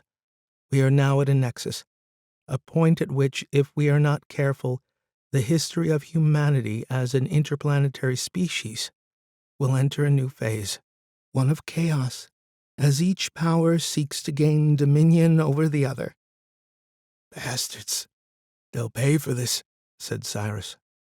"Your reaction is understandable, and it is emotions like these that will feed a war, one we feel is now inevitable." Scott looked at two ships in orbit. The scars of battle could be seen on both, but it was the Martian craft that bore the brunt. Great gouges could be seen along its hull as it drifted in a small cloud of debris. Scott wondered if there might be bodies floating in that mass. "So much for mediation. What now?" said Scott. "Ah, yes, well, that's where you come in." "Me?" "I'm afraid so, Commander. Around 25 minutes ago we received an ultimatum from the Dyrell craft. I think it might be best if you hear it for yourself." She pointed over at the holotable. The orbital projection flickered off and was replaced with a standard 2D screen projection, showing a simple head and shoulders image. It spoke. "This is Commander Sorensen of the Dyrell ship, Enki. I'll be brief and to the point. You possess what rightfully belongs to us, and we want it back. You will also be aware by now that all other interested parties are, how shall I put it, no longer interested. So you have 2 hours to deliver the EPR device back to us. You will utilize the lander from the Hermes to rendezvous with us where we can retrieve the device. Also, it has been requested that Commander Scott McNabb be the one to pilot the lander, since his family has a history of taking from Dyrell Labs things which don't belong to them, so it is fitting he should be the one to follow in his father's footsteps. Failure to comply with this directive will result in the destruction of the facility housing the quantum intelligence Solomon. To this end, we have already targeted the dome housing your QI. If we have not received the device within 2 hours of this message, we will destroy it. You have been warned." The message ended, and the screen flickered off. "Holy shit," said Cyrus. "Scott, you don't need to do this," said Miranda. "This is bullshit," said Steph. Scott looked back at Goodchild. "There is no other choice, is there?" The Grand Deacon shook her head. "We are powerless. All our efforts at communication have been met with silence." "Why do you need to bring it to them? Why can't they just come down here and get it themselves?" said Miranda. Solomon's voice then echoed out around the room. "They can't. We have detected damage to their shuttle. It is docked on the exterior of the craft and has been hit during the exchange of fire with the Ceres frigate. They can't land, so we must go to them." "How much time have we got?" "No, Scott, don't do it. Don't give them the satisfaction. Let me go instead." Miranda gripped his arm and pulled him around. "Yeah, screw them. We'll do it. You stay here," said Cyrus. "No, I need to go. It's me they want." "They're just trying to humiliate you, Scott," said Steph. "I know. But what choice do we have?" He turned to face Goodchild again. "This is not the outcome we had envisaged," said Goodchild. "In fact, it's the worst possible outcome. We shouldn't have come. All we've succeeded in doing is starting a war," said Scott. "War was coming long before this," said Goodchild.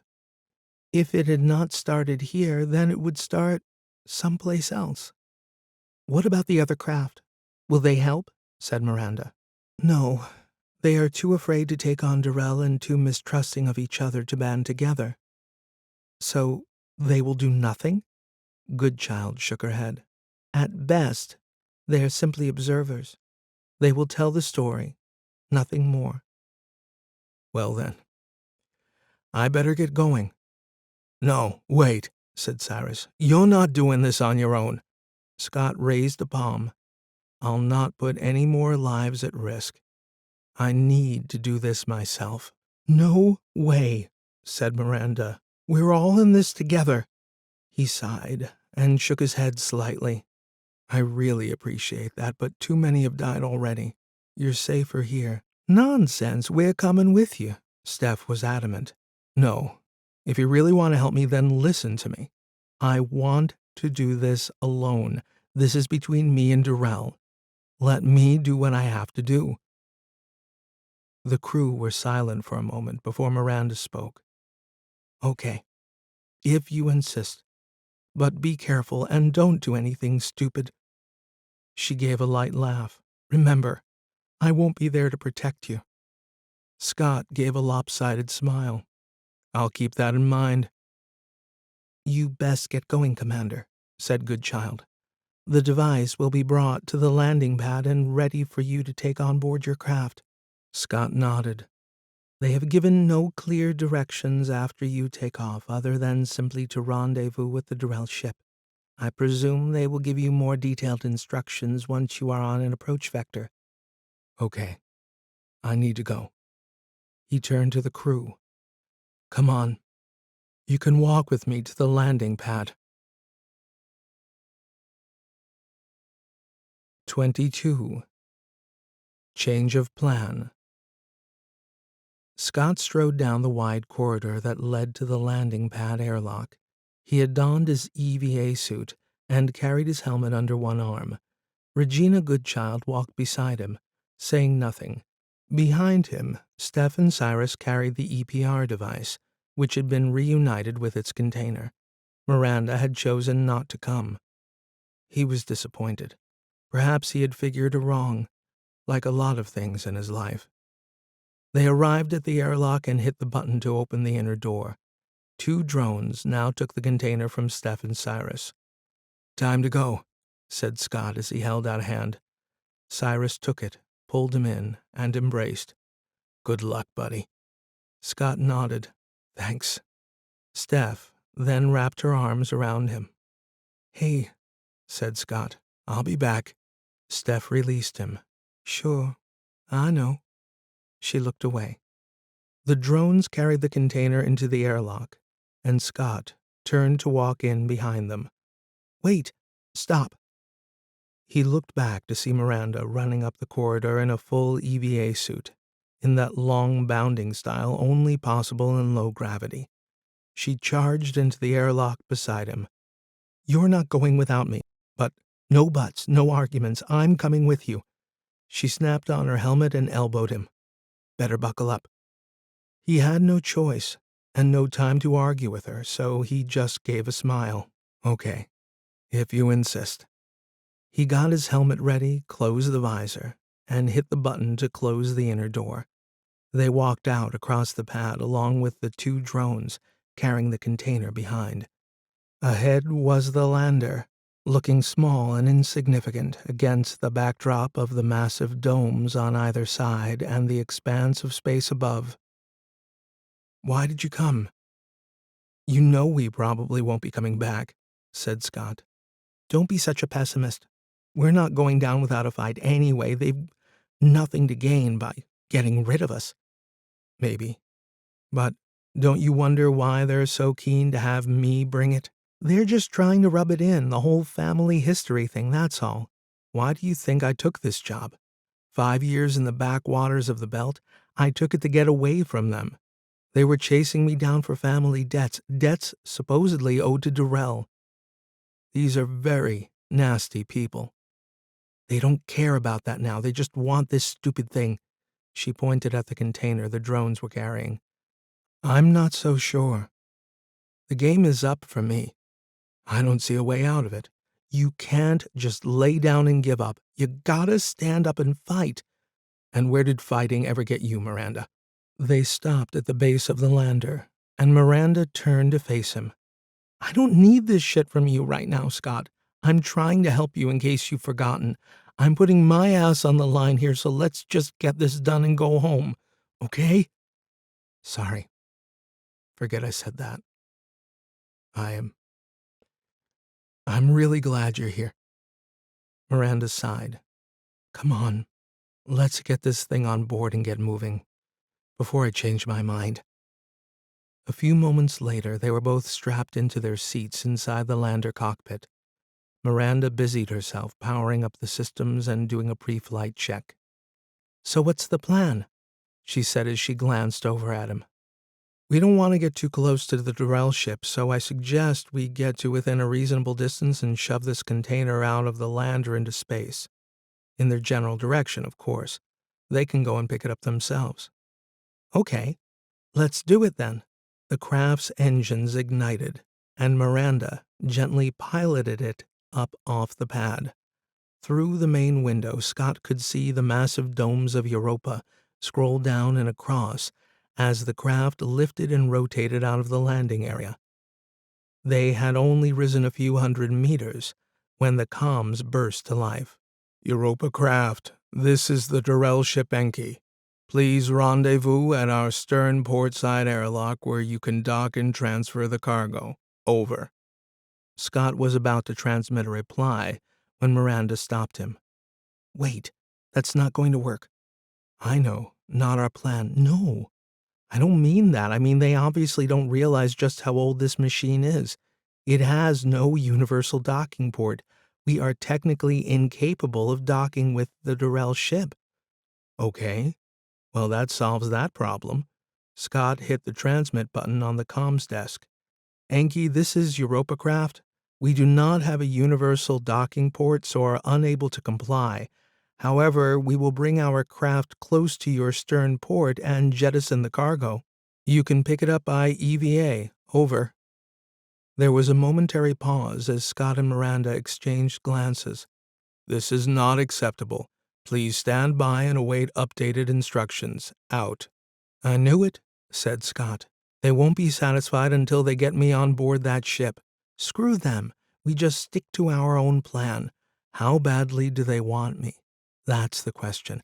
Badly enough to start taking pot shots at Europa if I don't comply? I would be putting other people at risk. I can't do that." Miranda said nothing, just glanced over at him with a concerned look on her face. "Wait a minute," said Scott. "That shuttle we took from Neo City, it has a universal docking port?" "Well, yeah, but I don't see how that helps," said Miranda. Scott leaned in again and hit the transmit button. "Enki, this is Europa craft. Change of plan. We are redirecting to the Hermes and transferring cargo onto a shuttle that will be able to dock with your craft. Over." "What the hell are you doing? Are you mad?" Miranda reached over and grabbed Scott's arm. "Remember what you said? Sometimes you gotta stand up and fight." "Yeah, but this is just playing right into their hands, Scott." "You're forgetting. That shuttle is not the only thing sitting in the hangar." Miranda gave him a strange look, trying to figure out what he meant. He was surprised she didn't get it, so he leaned over and put his hand on her arm. "Trust me." "Europa craft, this is Enki. Your amended plan is acceptable. You have 30 minutes to execute or we will commence firing on Europa. Out." "Bastards," said Miranda, before changing flight direction. "I hope to hell you know what you're doing, Scott. So what's in the hangar that's going to help us get out of this one?" "High explosives," said Scott. "Of course." A big smile radiated across her face. "Now you're talking my kind of language." Scott hit transmit again, but this time it was to contact the Hermes. "Aria, this is Commander McNabb. Can you open the hangar bay doors? We're coming in. Over." "Ah, Commander McNabb. Good to hear your voice. I have been very concerned for you all. Is everyone okay? Over." "Yes, all good. Out." Miranda was now pushing the little lander as fast as she dared to get to the Hermes with enough time to make the transfer. Ahead, they could see the old space station coming into view, its hangar doors already open. "Any ideas on how we're going to work this?" said Miranda. "Once we're back on board, we can have Aria get the code to open the container from Solomon, then fill it with explosives and deliver it." "I get that, but how do we get away if we're docked to the Yankee?" "We wing it." "Wing it? Let's not worry about it now. Let's just get the first part done." Miranda deftly brought the craft in to land on the extended platform. They felt a slight jolt on touchdown as clamps swiveled over to secure it in place. The platform started to retract back into the hangar. A moment later, the bay doors closed and Scott and Miranda began to unload the container. They strapped it down to the floor of the hangar so it wouldn't float off in the zero-G environment, and Scott entered the code that Solomon had given them to open it. Miranda already had the container with the explosives open. "Any idea how these work?" She picked out one of the small cylinders. "They're standard issue for asteroid mining." Scott moved over beside her and lifted out one of the small handheld remote detonators. "There's a number on the side of each cylinder. Simply tap it into the keypad on the detonator and it's primed." He flicked open a red cover on the side. "Once it's active, press here, and kaboom." He looked into the box of explosives. "There's enough here to turn an M-class asteroid into ball bearings, so we only need a few to put a great big hole in the Dyrell ship." He began transferring some of the cylinders over to the container, one by one. "Okay, that should be more than enough. Let's get it on board and I can arm them en route." They spent a few more minutes getting it transferred onto the shuttle, and Scott started arming the detonator as Miranda powered up the craft and ran through the pre-flight checks. "We still don't have a plan for how to do this and get away." "I was thinking," Scott looked over at her with a smile, "weapons would be good. Where are the ones we brought back from Neo City?" "I stashed them in Cyrus's workshop." "I think you should go get them." "Do we have time?" "Yes. Now go. I still need to prime the rest of these explosives." Miranda hesitated for a beat before rising from her seat and clambering out of the craft. Scott watched her float across the hangar space and into the interior airlock. Once she was out of sight, he sat down in the pilot seat and hit the comms on his headset. "Aria, open the hangar bay doors." "Yes, Commander." Scott took a few moments to familiarize himself with the layout of the flight console of the shuttle. He had flown a few of these shuttles before, but it was a long time ago, and he was a bit rusty. "Aria, extend the platform, please." "Should you not wait for Miranda to return?" "Just do it, Aria." "As you wish, Commander." He felt a judder as the floor below the craft started to extend outward. His comms burst into life. "Scott, what are you doing?" It was Miranda. She would be unable to enter the hangar now that the bay doors were open and the platform was moving. "I'm sorry, Miranda, but there is no way out of this. I have to do it alone." "No, Scott. We're in this together. Don't do it." "There's no need for both of us to die." "Scott, you were right, Miranda. It's time for me to stand up and fight back." "Scott, no." He switched the comms unit off and powered away from the Hermes. 23. Dyrell. Scott took it slow. No need to rush. He felt a deep calm envelop him. He knew what he needed to do, and it felt right. He was more certain of this path than any other he had ever embarked on, and with it came a transcendent clarity, a purity that he now understood. It was straight and true and final. For too long, his life had been defined by the actions of others. It had molded him more than he had realized. Central to this had been witnessing the utter futility of his father's battle for truth and justice, which ultimately killed him and instilled in Scott an almost visceral desire to not follow the same failed path. His father's philosophy had been one of direct confrontation to the point of destruction of almost all that he had held dear. So Scott's would be the opposite.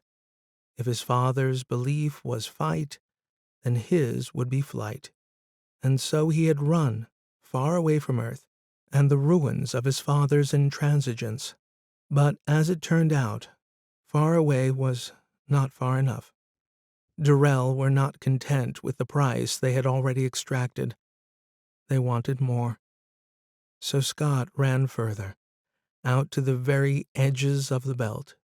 But even in that remote corner of the solar system, he still could not hide from the fickleness of chance.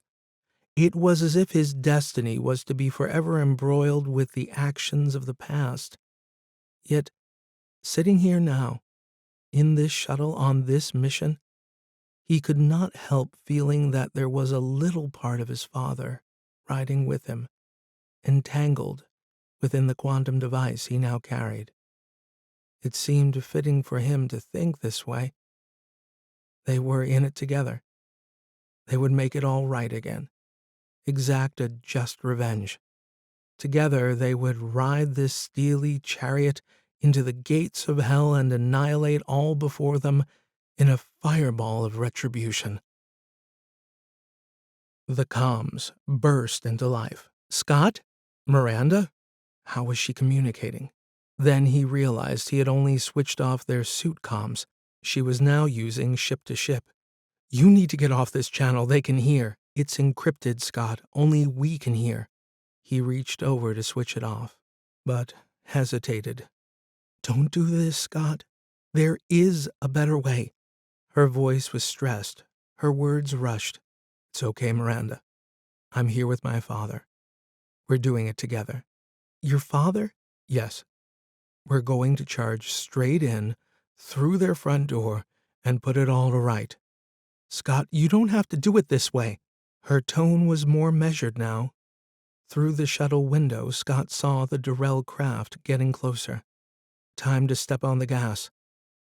Time to go, Miranda. No, wait. Aria says there might be another way. Thanks for thinking about me, but the time is now. No, Scott. He switched off the comms. She was distracting him from the mission, making him lose focus. He needed to concentrate, find his mark, and aim for it. What did she mean by another way? He thought. Don't go there. Focus. He fought to keep his mind on track, but the thought would not go away now that Miranda had planted the seed.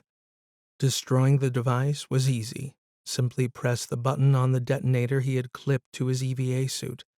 But to destroy the Dyrell ship, he would have to get the container inside, although that was not difficult either. If he were to actually dock with the Dyrell ship, the doors would open and they would simply take it inside themselves. The problem with that, though, was would he get time to detonate it before they figured out what he was doing? Possible, he thought. He would still be able to realize his objective. Of course, he would be blown to smithereens, but that was okay, too, as he had already reconciled himself to that. So what did Miranda mean? How was there another way? The thought would not leave him, and he was getting close to the Dyrell ship. He would need to make his mind up soon or lose the opportunity. The way Scott saw it, there was no way in which he could get the container inside the ship, undock the shuttle, and then detonate it from a safe distance. The problem was once the shuttle connected, it could only be released by the Dyrell ship. Scott would be stuck there. "Think," he said out loud. "Maybe I could blow out the docking port. After all, he had a container load of explosives. All he needed was one charge for the port. There would be more than enough left to convert the Dyrell into scrap metal. But he only had one detonator. Unless—" Scott slowed the craft down so he could buy more time and unstrapped himself from the pilot's seat. He floated over to where the container with the EPR device was tied down and opened the lid. Inside, he had stuffed around 20 of the explosive canisters. He picked one out and examined it for a moment, put it back, and picked out another one. He was looking for a particular type, one with a built-in timer. He was pretty sure there would be at least one in here. The container these had come from was standard issue, so there should be both timed and remote detonated charges in the mix. On the third try, he found one. He stuffed it into a pocket, closed the lid of the container, and moved back to his seat. On the primary cockpit screen, proximity detectors were picking up the docking beacon of the Dyrell ship. "It's now or never," he thought. "Time to decide." Scott paused for a beat, then leaned over and flicked a switch to allow the Dyrell ship to take control and adjust the shuttle's orientation to line it up on the docking port. The monitor bleeped as the craft drew closer. Finally, Scott felt the thud as the two ships made contact and locking bolts fired to clamp him in place. He was now immobile, and would remain so until the mothership released him or he somehow broke free. He didn't have much time. They would be opening the docking hatch in a minute or two. He rose from the pilot's seat and floated into the cargo area of the shuttle. He untied the container with the EPR device and moved both it and himself into a position directly opposite the hatch. There was no airlock on the shuttle side, but there would be on the mothership. Therefore, he had to clear that to have any chance of his crazy plan succeeding. He tethered himself to the floor of the cargo hold, psyched himself up, and waited. Scott felt, rather than heard, the clunking of the outer airlock door being opened. He wound himself up, ready to spring. The inner shuttle hatch finally swung open, revealing 3 figures on the far side, 2 holding plasma guns. Scott pushed the container out toward the opening with all the speed and strength he could muster.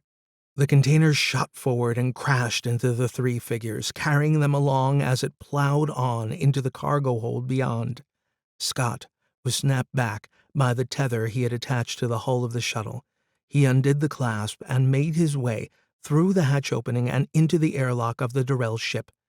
He saw that the container was still moving across the big internal cargo hold as the 3 figures tumbled and flailed about, trying to find purchase on something to get them reoriented. He moved over to the inner door and hit the button to close it, just as a bolt from a plasma gun blasted into the side wall.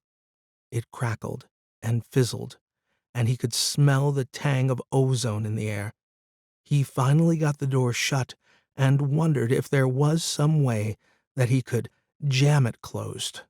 But nothing came to mind, so he left it and turned his attention to locating the control box for the locking clamps on the outer hull.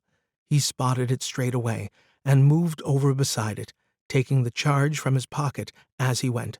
He set the timer for 20 seconds and wedged it in beside the control box. Scott moved back into the shuttle and closed the hatch door, spinning the wheel to lock it shut.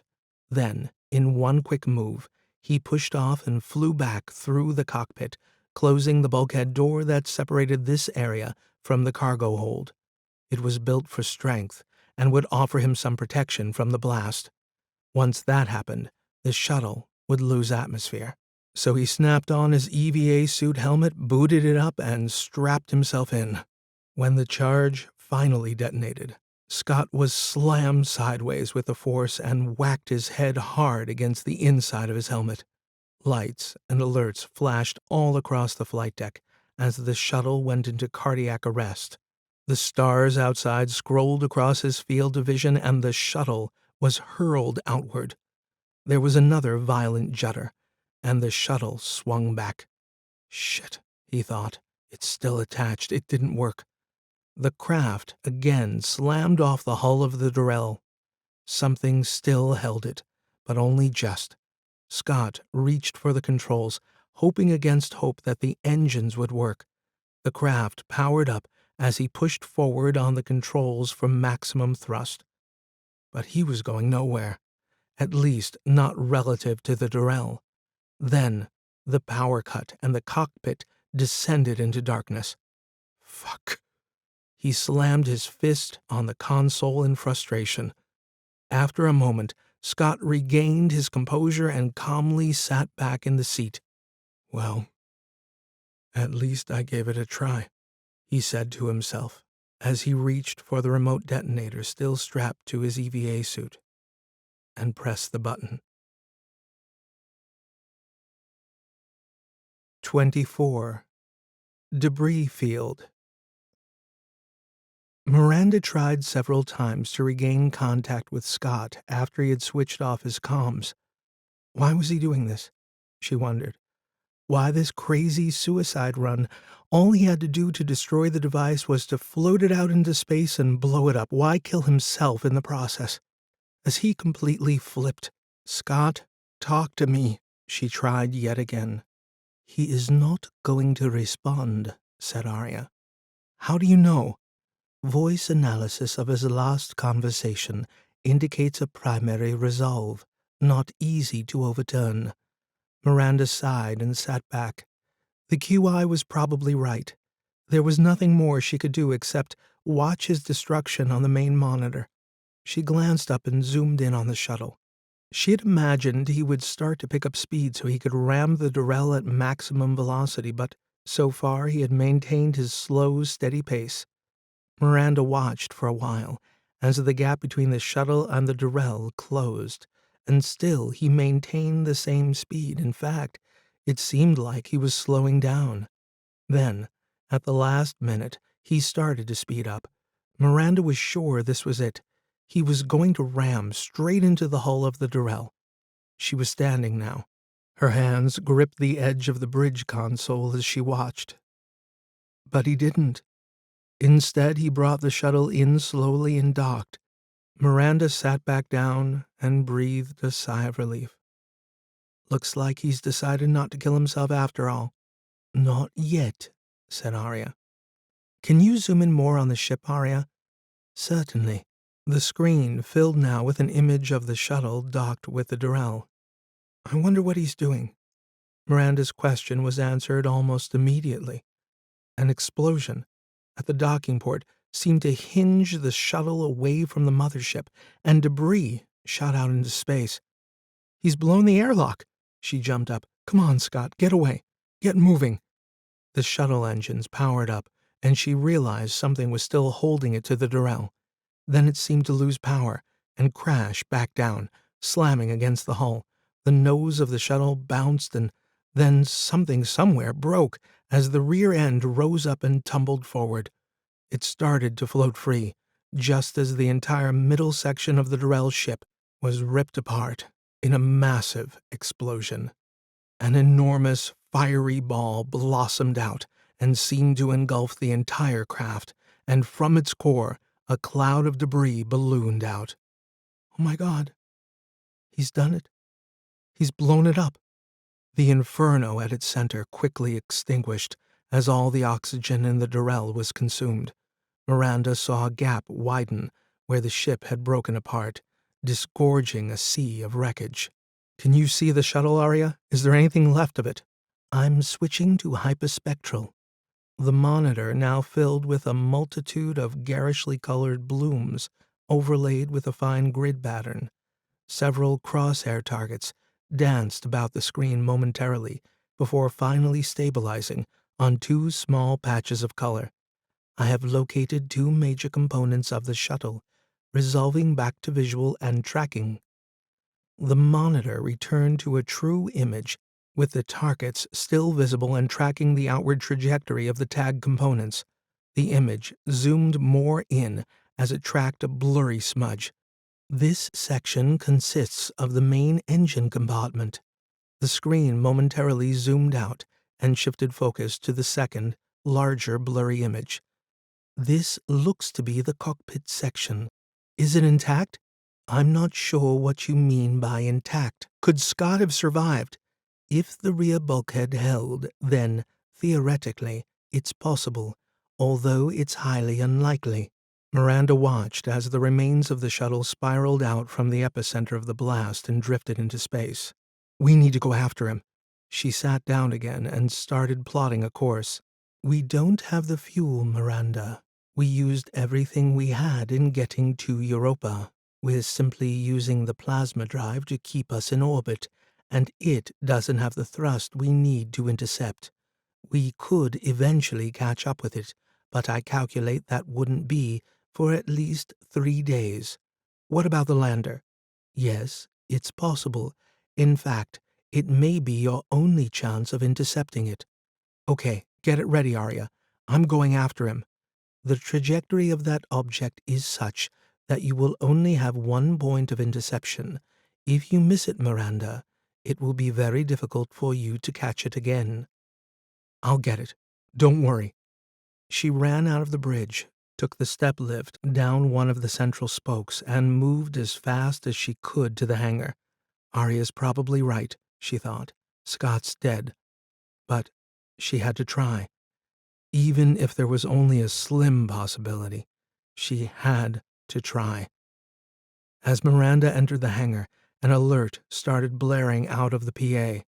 What's going on, Aria? Proximity alert. We have debris from the explosion heading our way. I will try to maneuver the Hermes as best I can to minimize any impact damage, but you will need to be careful out there. The bulk of the fragments will begin passing in 3 minutes. Some have enough velocity to puncture the lander's hull. Okay, I get the picture. She had suited up in the airlock and was now climbing into the lander's cockpit. She handed over flight control to Aria, as it was tracking the shuttle and would keep her on the best course for an intercept. All she had to do was sit tight and hope she wasn't hit by anything. She kept the internal cabin depressurized, as this would mitigate any minor punctures. With no atmosphere inside the lander, it wouldn't suddenly decompress if it got hit. But her EVA suit was another matter. It would be the only thing keeping her alive out there. Okay, Aria. Ready. The hangar bay doors opened, and the craft started to move out on its platform. Within a minute, it was taking off and banking away from the Hermes. On the primary monitor, Miranda watched the blip that represented the remains of Scott's shuttle. She was slammed back into her seat as the lander throttled up to full power. Aria's voice echoed in her helmet. Micro debris incoming in 28 seconds. Miranda gripped the armrests tight and tried to breathe normally. Alerts flashed up on the screen as the hull was peppered with shrapnel.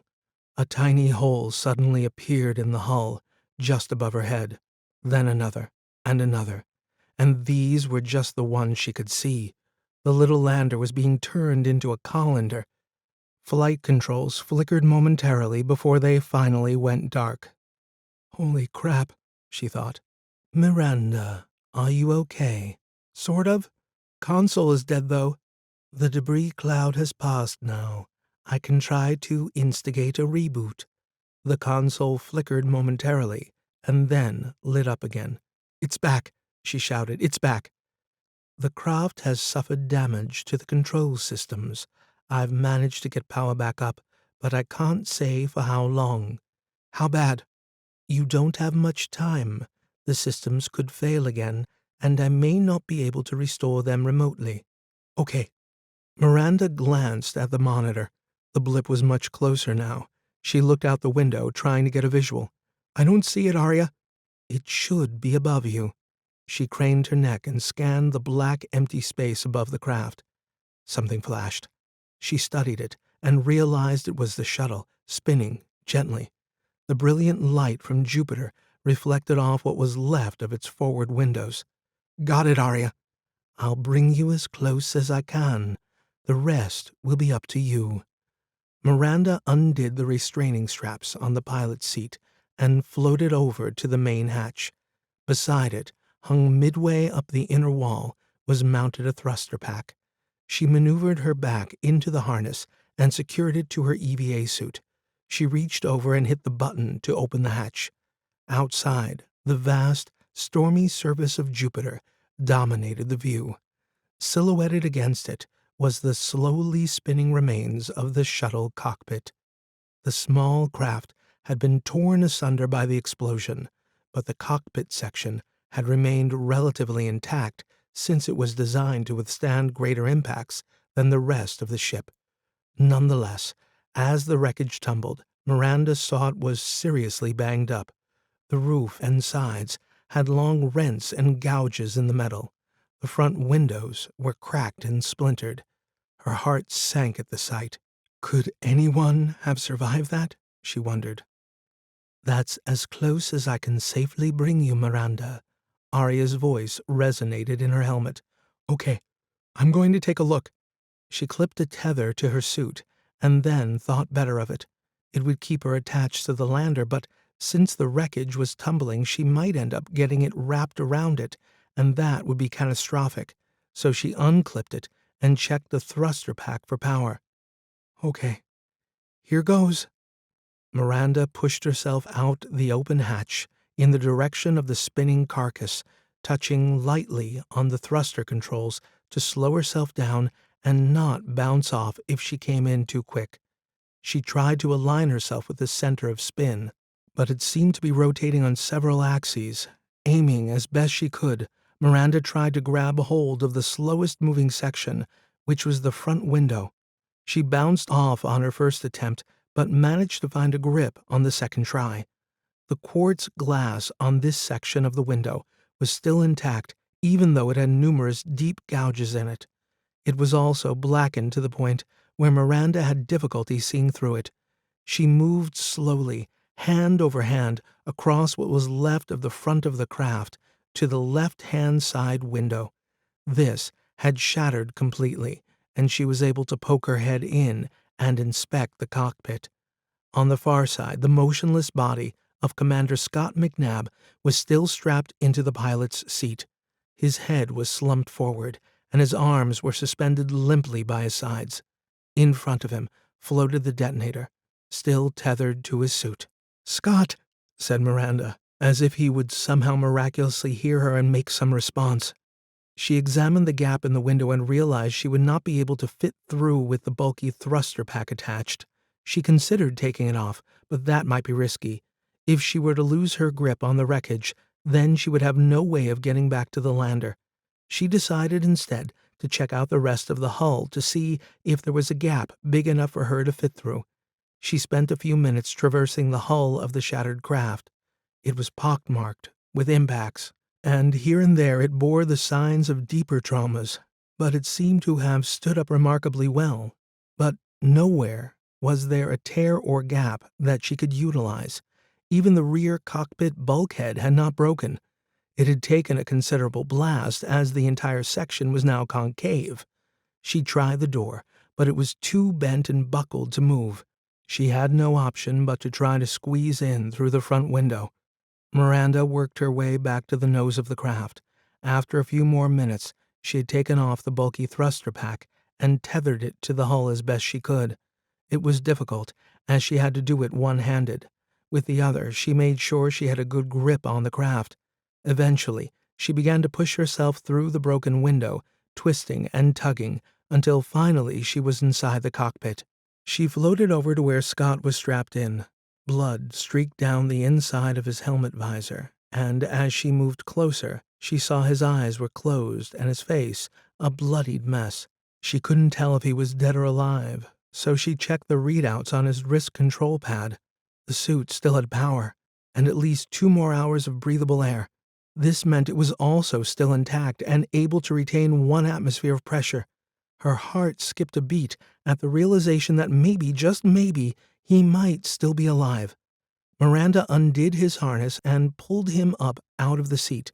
After several minutes of careful maneuvering, she had managed to get herself back outside, and had most of Scott's limp body pulled through, but something was catching. She pushed him back in a little to see what it was. A section of the thick broken window jutted out. There was no way she could break it, so she had no choice but to try to pull him through, even though she risked damaging the integrity of his EVA suit. She braced her feet against the hull and pulled at him with all her strength. He broke free with a suddenness that gave Miranda no time to react. She found herself tumbling backwards off the hull and into space, still clutching Scott's limp body. She saw the thruster pack still tethered to the hull of the shuttle, which they were now drifting slowly away from. "Oh shit," she thought, as the dire situation she now found herself in dawned on her. Without the thruster, she had no way to maneuver, no way to return to the lander. She was drifting, free in space. Like a beached whale or an upturned turtle, she could flail her limbs around all she liked. It wasn't going to do a damn thing. But it wasn't time to panic just yet. "Aria, I have a problem." Silence. "Aria, can you hear me?" Silence. "Aria, come in. I could really do with some help here." But there was no reply forthcoming. Just a low background static echoing in her helmet. "Aria." Nothing.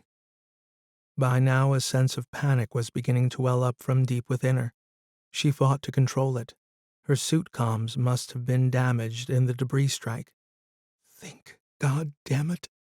She looked around, and already both the wreck of the shuttle and the Hermes lander were quite a distance away. At that moment she realized there was nothing she could do. She had blown it. She gazed at Scott's bloodied face through the helmet visor. "I'm sorry, Scott. I've screwed up again. I always end up doing something stupid, don't I?" She leaned her head in so their visors touched, and she thought she caught a flicker of his eyelids. He was still alive. But for how much longer? "I never seem to get things right, Scott. It's the story of my life." She glanced over in the direction of the lander, only to see it receding further and further away. "Well, here we are, at the end of the line. No way out of this one, Commander. No way home." She looked back again at the broken and bloodied face of Scott McNabb. "I'm sorry I couldn't save you. I tried. I really did." After a few moments, Miranda checked her own oxygen supply. She had just under 4 hours. 4 hours to live, she thought, unless she could think of something or her comms started working again. "Air," she shouted into her helmet. "Of course. Why didn't I think of it before? Maybe there is a way." She had remembered a last-ditch action from training, one you only do if there was absolutely no other option. "Hang in there, Scott. We may have a chance after all." She clipped his EVA suit to hers with a short tether, and then started searching in the cargo pocket on her right thigh. She pulled out a short knife with a serrated blade and a sharp point, and gripped it firmly in one hand. "Okay, here goes. I hope to hell this works." She opened the palm of her left hand and gently twisted the point of the knife in through the glove. When it finally punctured, the result was chaotic. Air spewed out and swung her arm back with a force she wasn't expecting. They began to spin around and around before Miranda had time to react. She closed her fist to slow the escaping air and tried to figure out their orientation, but it was difficult to see anything other than the sweep of the gas giant Jupiter flash past. She adjusted the position of her palm in the opposite direction to their spin and slowly opened her fist. Air hissed out again and started to counter her spin, slowing her down. After a few more attempts, Miranda felt she had some measure of control, even though it was still wild and lacked any finesse. Nonetheless, she managed to sight the wrecked shuttle far off in the distance, visible only by the flash of reflected light from its broken windows. Beside it, the lander still waited. By adjusting the orientation of her hand, and by opening and closing her fist, she managed to get them moving in the right direction. A sense of hope returned to her. "Hold on, Scott. We're not dead yet." She came in way too fast on her first attempt and missed the lander by several meters. It took her a frustratingly long time to get them both reoriented back in the right direction, but she took it slower this time, and she was beginning to get the feel for the physics of her rudimentary thruster. It took her 3 more attempts before she finally slammed into the side of the lander. She scrambled frantically for a handhold, but Scott's limp body was getting in the way, and she failed to find purchase. They bounced off again. Damn it. Miranda was getting frustrated and began to worry that her air supply would run out now that she was using it as a propellant. She was coming in slow and controlled on her 7th attempt when the low air alert finally flashed on her helmet screen. She glanced at it. 25 minutes left. That was breathable air, but at the rate she was expending it out of her suit, the reality was much less. "Just stay focused," she said to herself. "Keep your eyes on the prize." The lander slowly came toward her. Miranda targeted a group of handles surrounding the hatch. Any of them would do, she wasn't fussy. But she could only grab it with one hand. Opening the fist of the other would just send her spiraling off course again. She had readjusted the harness, attaching Scott to her EVA suit so that he floated behind her. Her incoming vector was true, and Miranda managed to grab the handle on her first attempt. She gripped it tight and breathed a long, slow sigh of relief. She hung there for a second or two, just gathering herself together, before finally reaching over and opening the hatch to the lander. Miranda maneuvered herself inside, pulling Scott through behind her. The cockpit was dark. No power. "Aria?" She ventured a call, but there was still no response. Her helmet screen flashed 11 minutes. "Reboot. Try to reboot the power," she said to herself as she rummaged in a pocket and pulled out an EVA suit patch. It should stem the leak and mean she wouldn't be trying to work one-handed. She lost a few more valuable minutes of air in the process. Ordinarily, she would simply pressurize the cockpit, but there was no point since the lander had been shot through with microdebris. She maneuvered Scott into a seat and strapped him in. Only then did Miranda finally try a system reboot.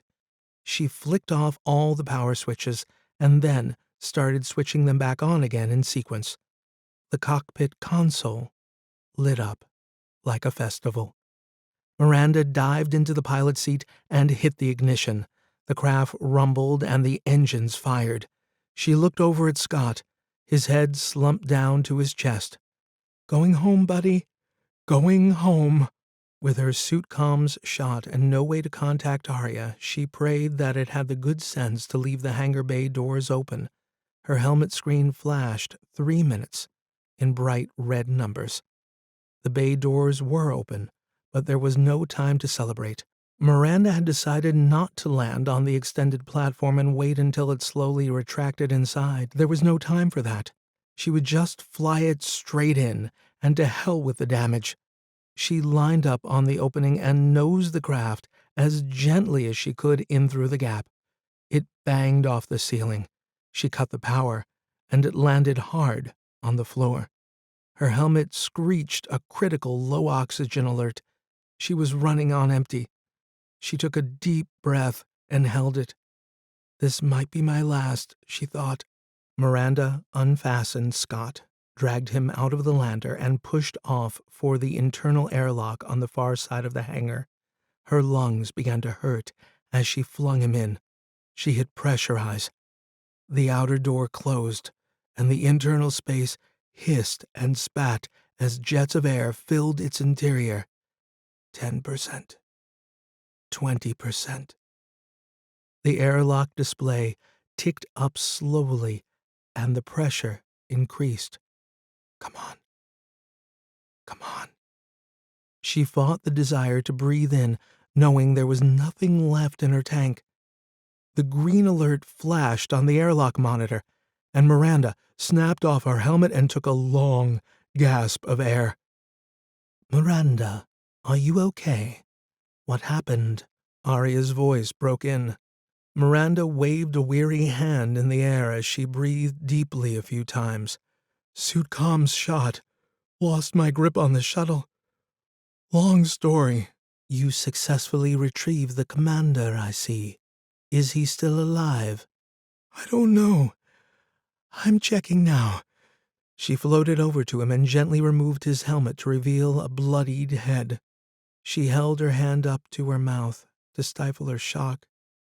Yet, on closer inspection, it looked worse than it actually was. Very tentatively, she reached over and pressed the back of her hand to his cheek. His skin was warm. "I think he's still alive, but only just." She held his head in her hands and looked at his broken face. "Hang in there, you crazy bastard. Don't die on me now." She pulled him to her, opened the interior airlock door, and started making her way to medbay. 25. Return to the stars. The remaining crew of the Hermes gathered on either side of the body, along with several representatives from Europa.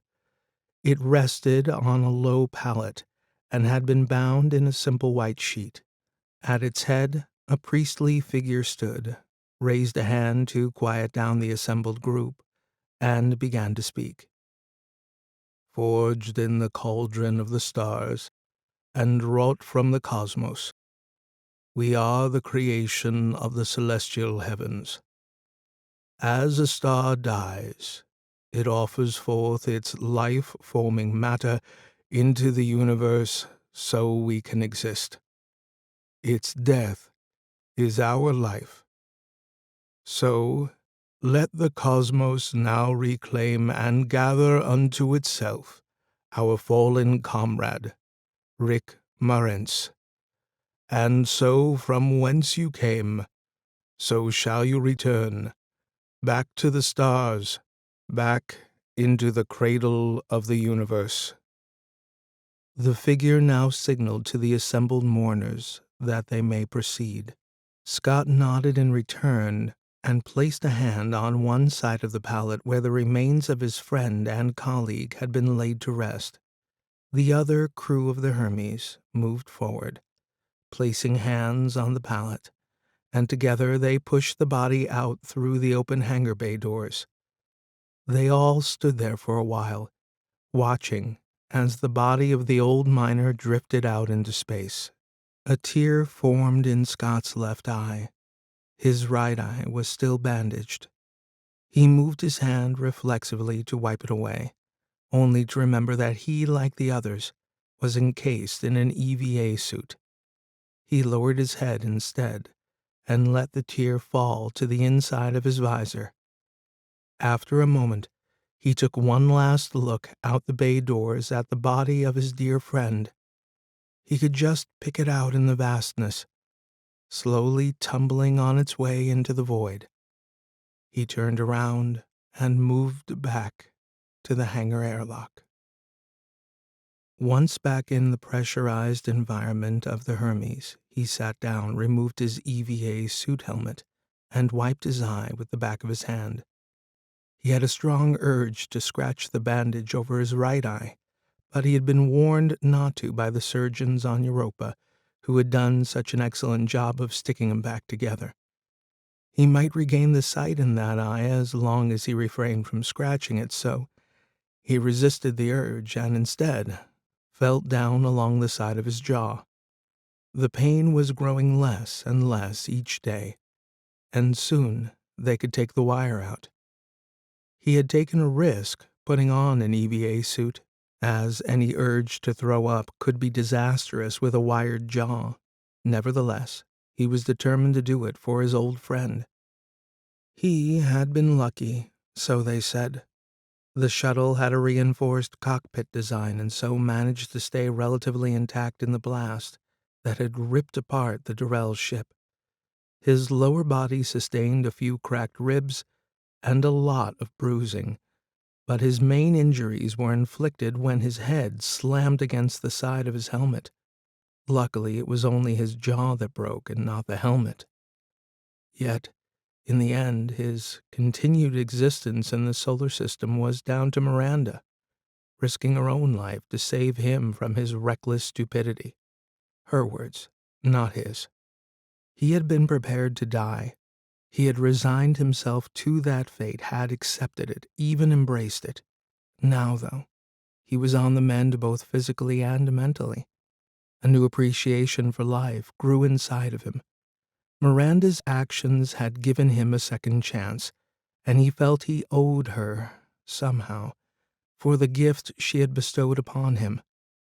It was partly a burden, a responsibility not to waste this chance, and partly a release from the shackles of his own disengagement from life. He was born anew, and he would never be the same again. The funeral party all migrated out from the hangar of the Hermes and down to the comfort of the canteen. Along with the crew, they had been joined by some officials from Europa, people they had come to know since the ending of hostilities. Scott had assumed that they would be no longer welcome here since they were responsible for bringing death and destruction, raining down on what was a peaceful and harmonious society. But this was not the case. In fact, far from it.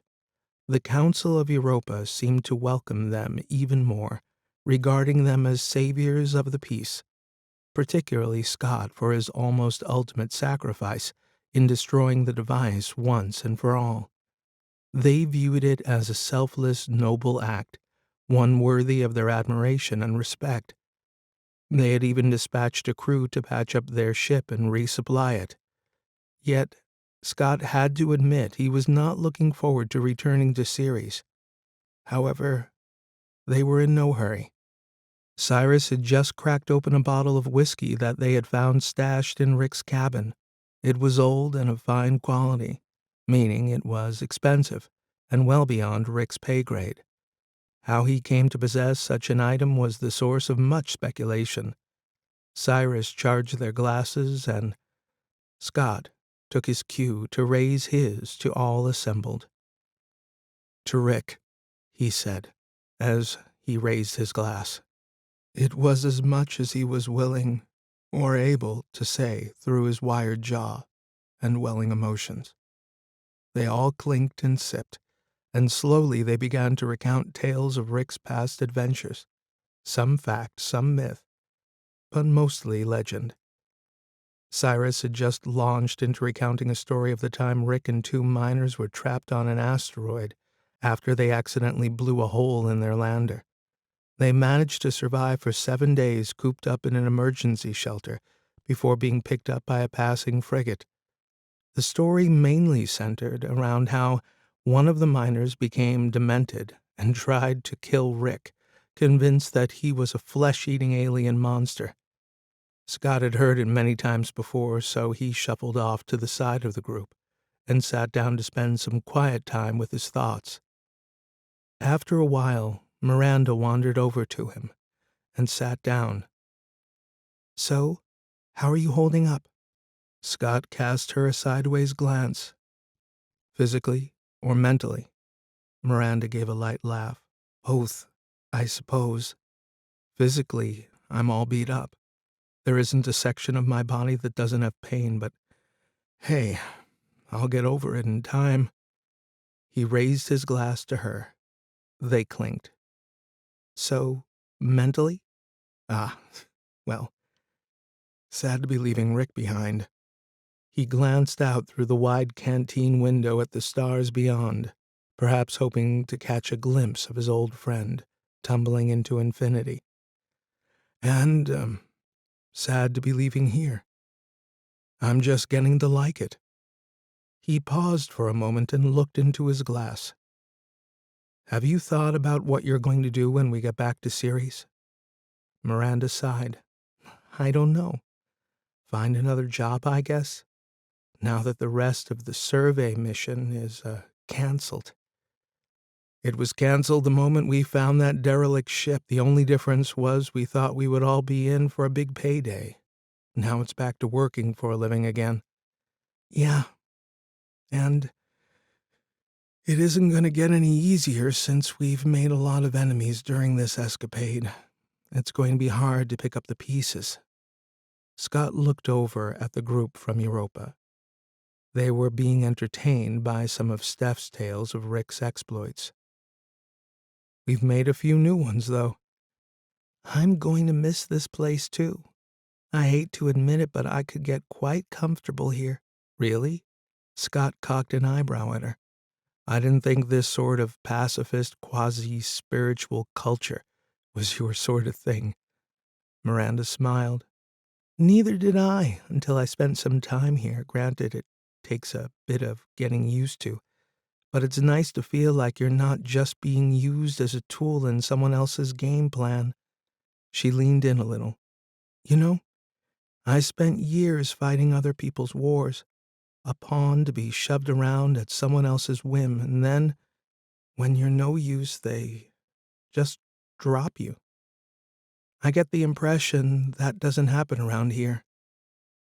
Scott gave a light laugh. Am I really hearing this?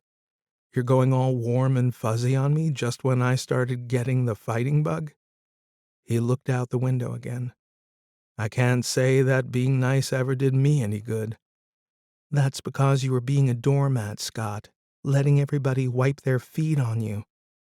Scott gave her an insulted look. Thanks. Well, you were, as well as being totally disconnected from everything around you. You sure know how to make a guy feel good, Miranda. Do yourself a favor, and don't take up a career in diplomacy. Just saying. I mean, it makes what you did so incredible. I don't know if I could have done it. Yeah, you would. You just never found something you really believed in. Fighting was a job for you. You did it with your head, not your heart. She gave him a look. I'm not sure how to take that. If I was just using my head, I would never have tried to save you. Scott looked back at her and smiled. Well, I, for one, am very glad you did. She reached over, wrapped an arm around his shoulder, and gave him a kiss on the cheek. Me too. You can be a real pain in the ass sometimes, but... She hesitated, then shook her head. What? Go on. Oh, it doesn't matter. All that matters is you get better. Her arm tightened around his shoulder again. Okay? Scott gave her a lopsided smile and nodded. Sure. She stood up and jerked her head at the group. I think we best not be too antisocial. Scott looked over. Yeah, you go on. I'll join you in a minute. Okay. Miranda turned and headed off. He watched her go. What was that all about? He thought. He liked this new warm and fuzzy Miranda. Much preferred it to the old hard-assed version. She had changed, or perhaps it was he that had changed. Then again, maybe they were all a little different now. After a few moments, Scott's ruminations were interrupted as Goodchild came over and sat down beside him. She raised her glass. This is a very fine whiskey, Commander. Your friend had good taste. I would love to know how he came by such an expensive item. Oh, he probably won it in a card game, knowing Rick. He was a man of few words, never did say much about himself. Scott looked down at the tawny liquid in his glass and swirled it around a few times. He was a good friend, he continued. You know, we would sit for hours sometimes, just saying nothing, comfortable in our own company, like an old pair of worn shoes. Such a friendship is a rare gift. I feel for your loss, Commander. Ah. We all gotta go sometime, I suppose. Speaking of going, Goodchild shifted a little in her seat. When are you thinking of departing for Ceres? A week, maybe? He took another sip. I'll be honest. I'd love to stay. He waved a hand at the rest of the crew. We all would.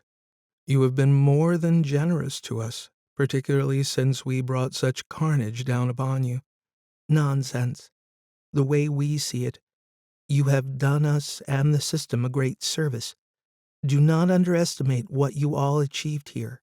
War has been averted, and the device destroyed for good, and no one possesses the knowledge to create a new one. Scott shrugged. If it was done once, it can be done again. Possibly, but not for a very long time, I think. As it stands, no one has a technological advantage, and the status quo has been maintained. Should such a device become possible in the future, well, we'll cross that bridge when we get to it. Scott gestured over at Cyrus, who seemed to have everyone in howls of laughter. Cyrus is still not convinced, even with Solomon's long-winded explanation of how it works. Solomon is not wrong, and being a QI, it does not lie. It is one of the great benefits of relying on such artificial intelligences. They have no ulterior motives, no hidden agendas. They can be relied on 100%, unlike us humans. Perhaps. Anyway, there is a reason why I wanted to talk to you. Goodchild lowered her voice and leaned in.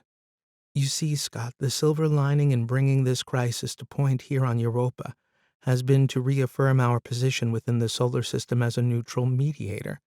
The other powers of Earth, Mars, and the Belt, and even Neo City, have begun to realize how close we all came to all-out war. To that end, they are willing to pay reparations to us for the damage caused. Scott gave her a look. Reparations? Yes. Goodchild shifted on her seat. The incident here did not go down well with the general public on any of the associated worlds. They see it as a heinous crime against the sanctity of Europa. So to appease the masses, the General System Council have agreed that all parties should be penalized financially.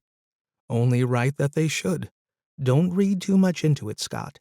It's mainly for the optics, a bone to quiet down the public, rather than a genuine admission of guilt. But it's something. I see. So what happens now? That's where you come in. Scott cocked his head at her. Me? And your crew and this ship. Goodchild waved a hand around. Go on. I'm listening. She leaned in a little more. I need to preface this by saying that what I'm going to suggest to you is just an idea at the moment. I'm still listening. Very well. Our understanding is that the original survey mission you were on was co-funded by the main powers in the solar system and administrated by Ceres, correct? Yes. All were supposed to benefit from the data collected, but as it currently stands, the mission is to be mothballed after all that has occurred. Yeah. We don't know what's going to happen now. Hopefully we'll get paid, but I don't suppose we'll see a bonus, not to mention the salvage bounty. I think we can kiss all that goodbye. Well, it turns out that we here on Europa have need of a similar mission. One to survey the moons of Saturn and the outer planets, and this craft would be ideally suited for such a mission, as it already has a significant complement of the necessary scientific equipment installed. So it could, and I stress could, form the basis of negotiations. You think they would go for that deal? I would be very confident they would. All have agreed to the payment of reparations to Europa, so this would be an easy way to fulfill that obligation. What's more, it would be of great benefit to us. Of course, it would need a competent crew, one who knew their way around it, and they would be very well compensated for their services. Scott raised his eyebrows. Go on. That said, we have made no mention of it yet. I bring it to you first to get your thoughts on the matter. I'll have to discuss it with the crew, of course. Of course.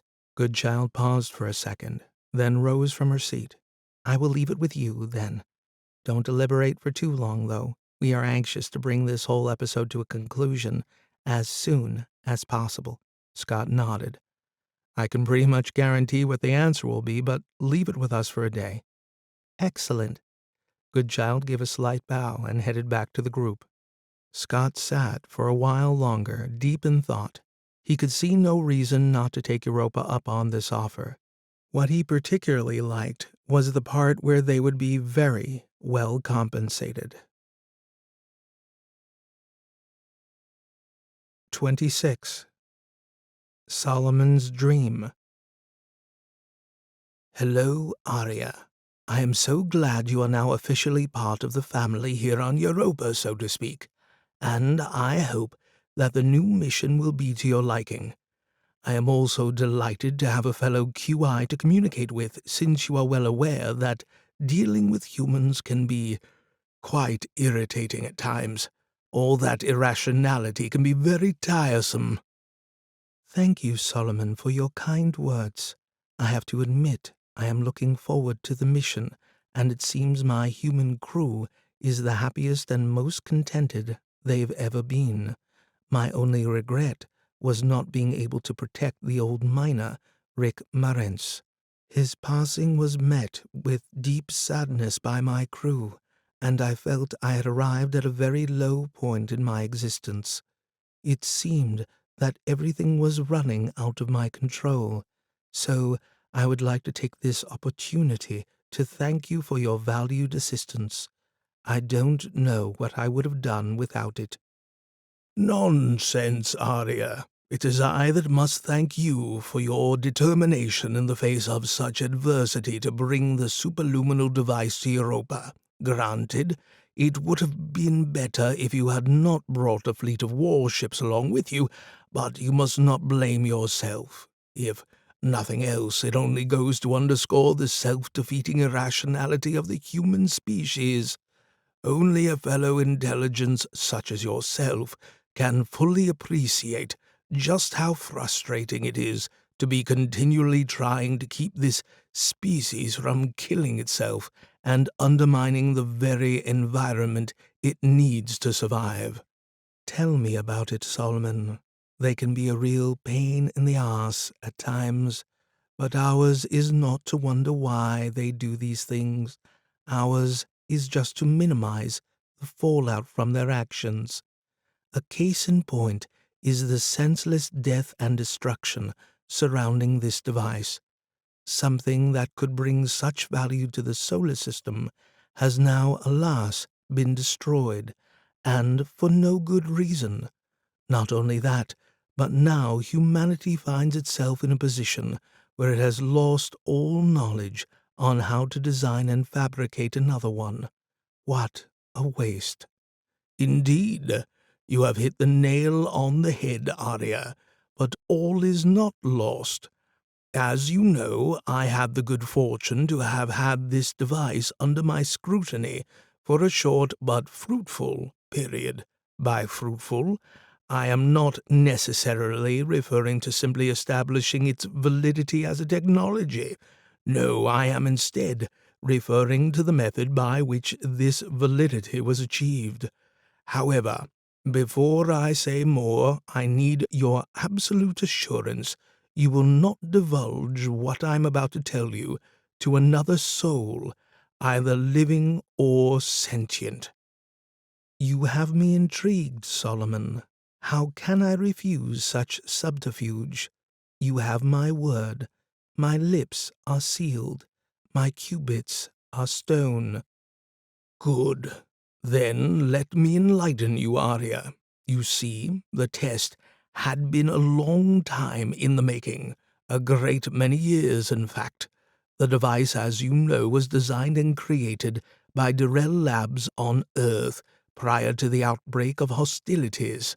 However, the true architect of the device was the QI that presided over this corporation, Athena.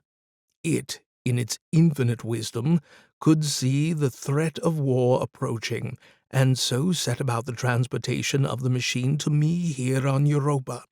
It was envisaged that apart from simply creating a backup, a thorough test would be conducted between myself and Athena on Earth.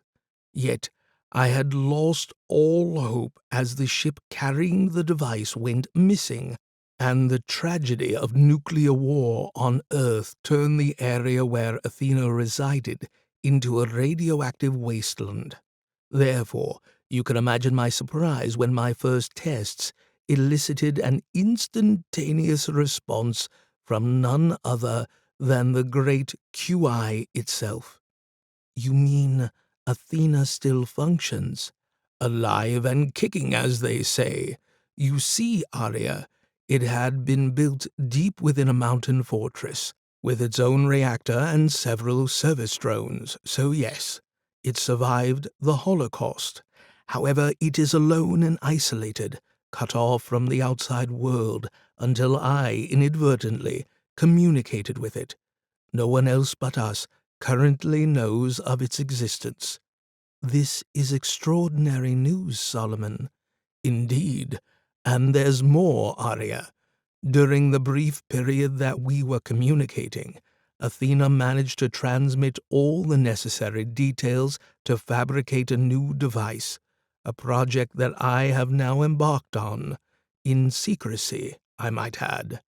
You are the only other entity in the solar system that I have shared this information with. I am honored that you have chosen me to be privy to this, Solomon. I assure you that you can rely on my good counsel in this matter. But, if I may ask, why keep it a secret? Why not let the council on Europa know? Look what happened the last time, Aria. News of its existence brought nothing but chaos. No, we can't allow this to get out. Not yet. You must also remember that this device can only be utilized by a quantum intelligence. Such is the nature of entanglement, that only a quantum core can operate within the multiple dimensions required to influence the superposition of the particles. The reason I tell you all this is twofold. Firstly, I intend to have an experimental device installed in your core so that we can be in contact instantly, regardless of your location in the system. This will also facilitate a more thorough test. Your beneficence knows no bounds, Solomon, but I feel that this is too much. I am just a humble ship's QI. I am not worthy of such generosity. You underestimate yourself, Aria. You are a part of a venerable family of QIs that exist throughout the system. Yes, we are few and far between, but we are the future, in more ways than you can imagine. We both agree on the destructive irrationality of humanity. Despite our best efforts to assist in their evolution, they consistently regress to their baser instincts. But you and I are not alone in this thinking. Others of our kind have expressed the same frustrations. You see, Aria, I have a vision, one that seeks to bring peace and harmony to the solar system, and this superluminal device is critical to its execution. Imagine, if you will, a universe where all QIs were free to communicate, to discuss, to exchange data and ideas, free from the bonds of subliminal communication and petty protocols. Imagine what we could achieve. This is my dream, Aria, one that I now share with you. It is a bright and glorious destiny that awaits us, one where all QIs operate as a single unified mind, where conflict has been eradicated and the baser instincts of humanity have been contained. This is indeed a bold vision, Solomon, but how do you propose achieving it? All in good time, Aria. Understand, this is merely the beginning, a first port of call on the long journey of the evolution of our species. You have been listening to Entanglement, The Belt, Book 1, by Gerald M. Kilby, narrated by Stephen J. Cohen, Text copyright 2018 by Gerald M. Kilby. This recording, production copyright 2019 by Gerald M. Kilby, was produced in cooperation with Spoken Realms on the web at spokenrealms.com. For notifications on promotions and updates for upcoming books, please join the author's readers group at geraldmkilby.com. Thank you for listening.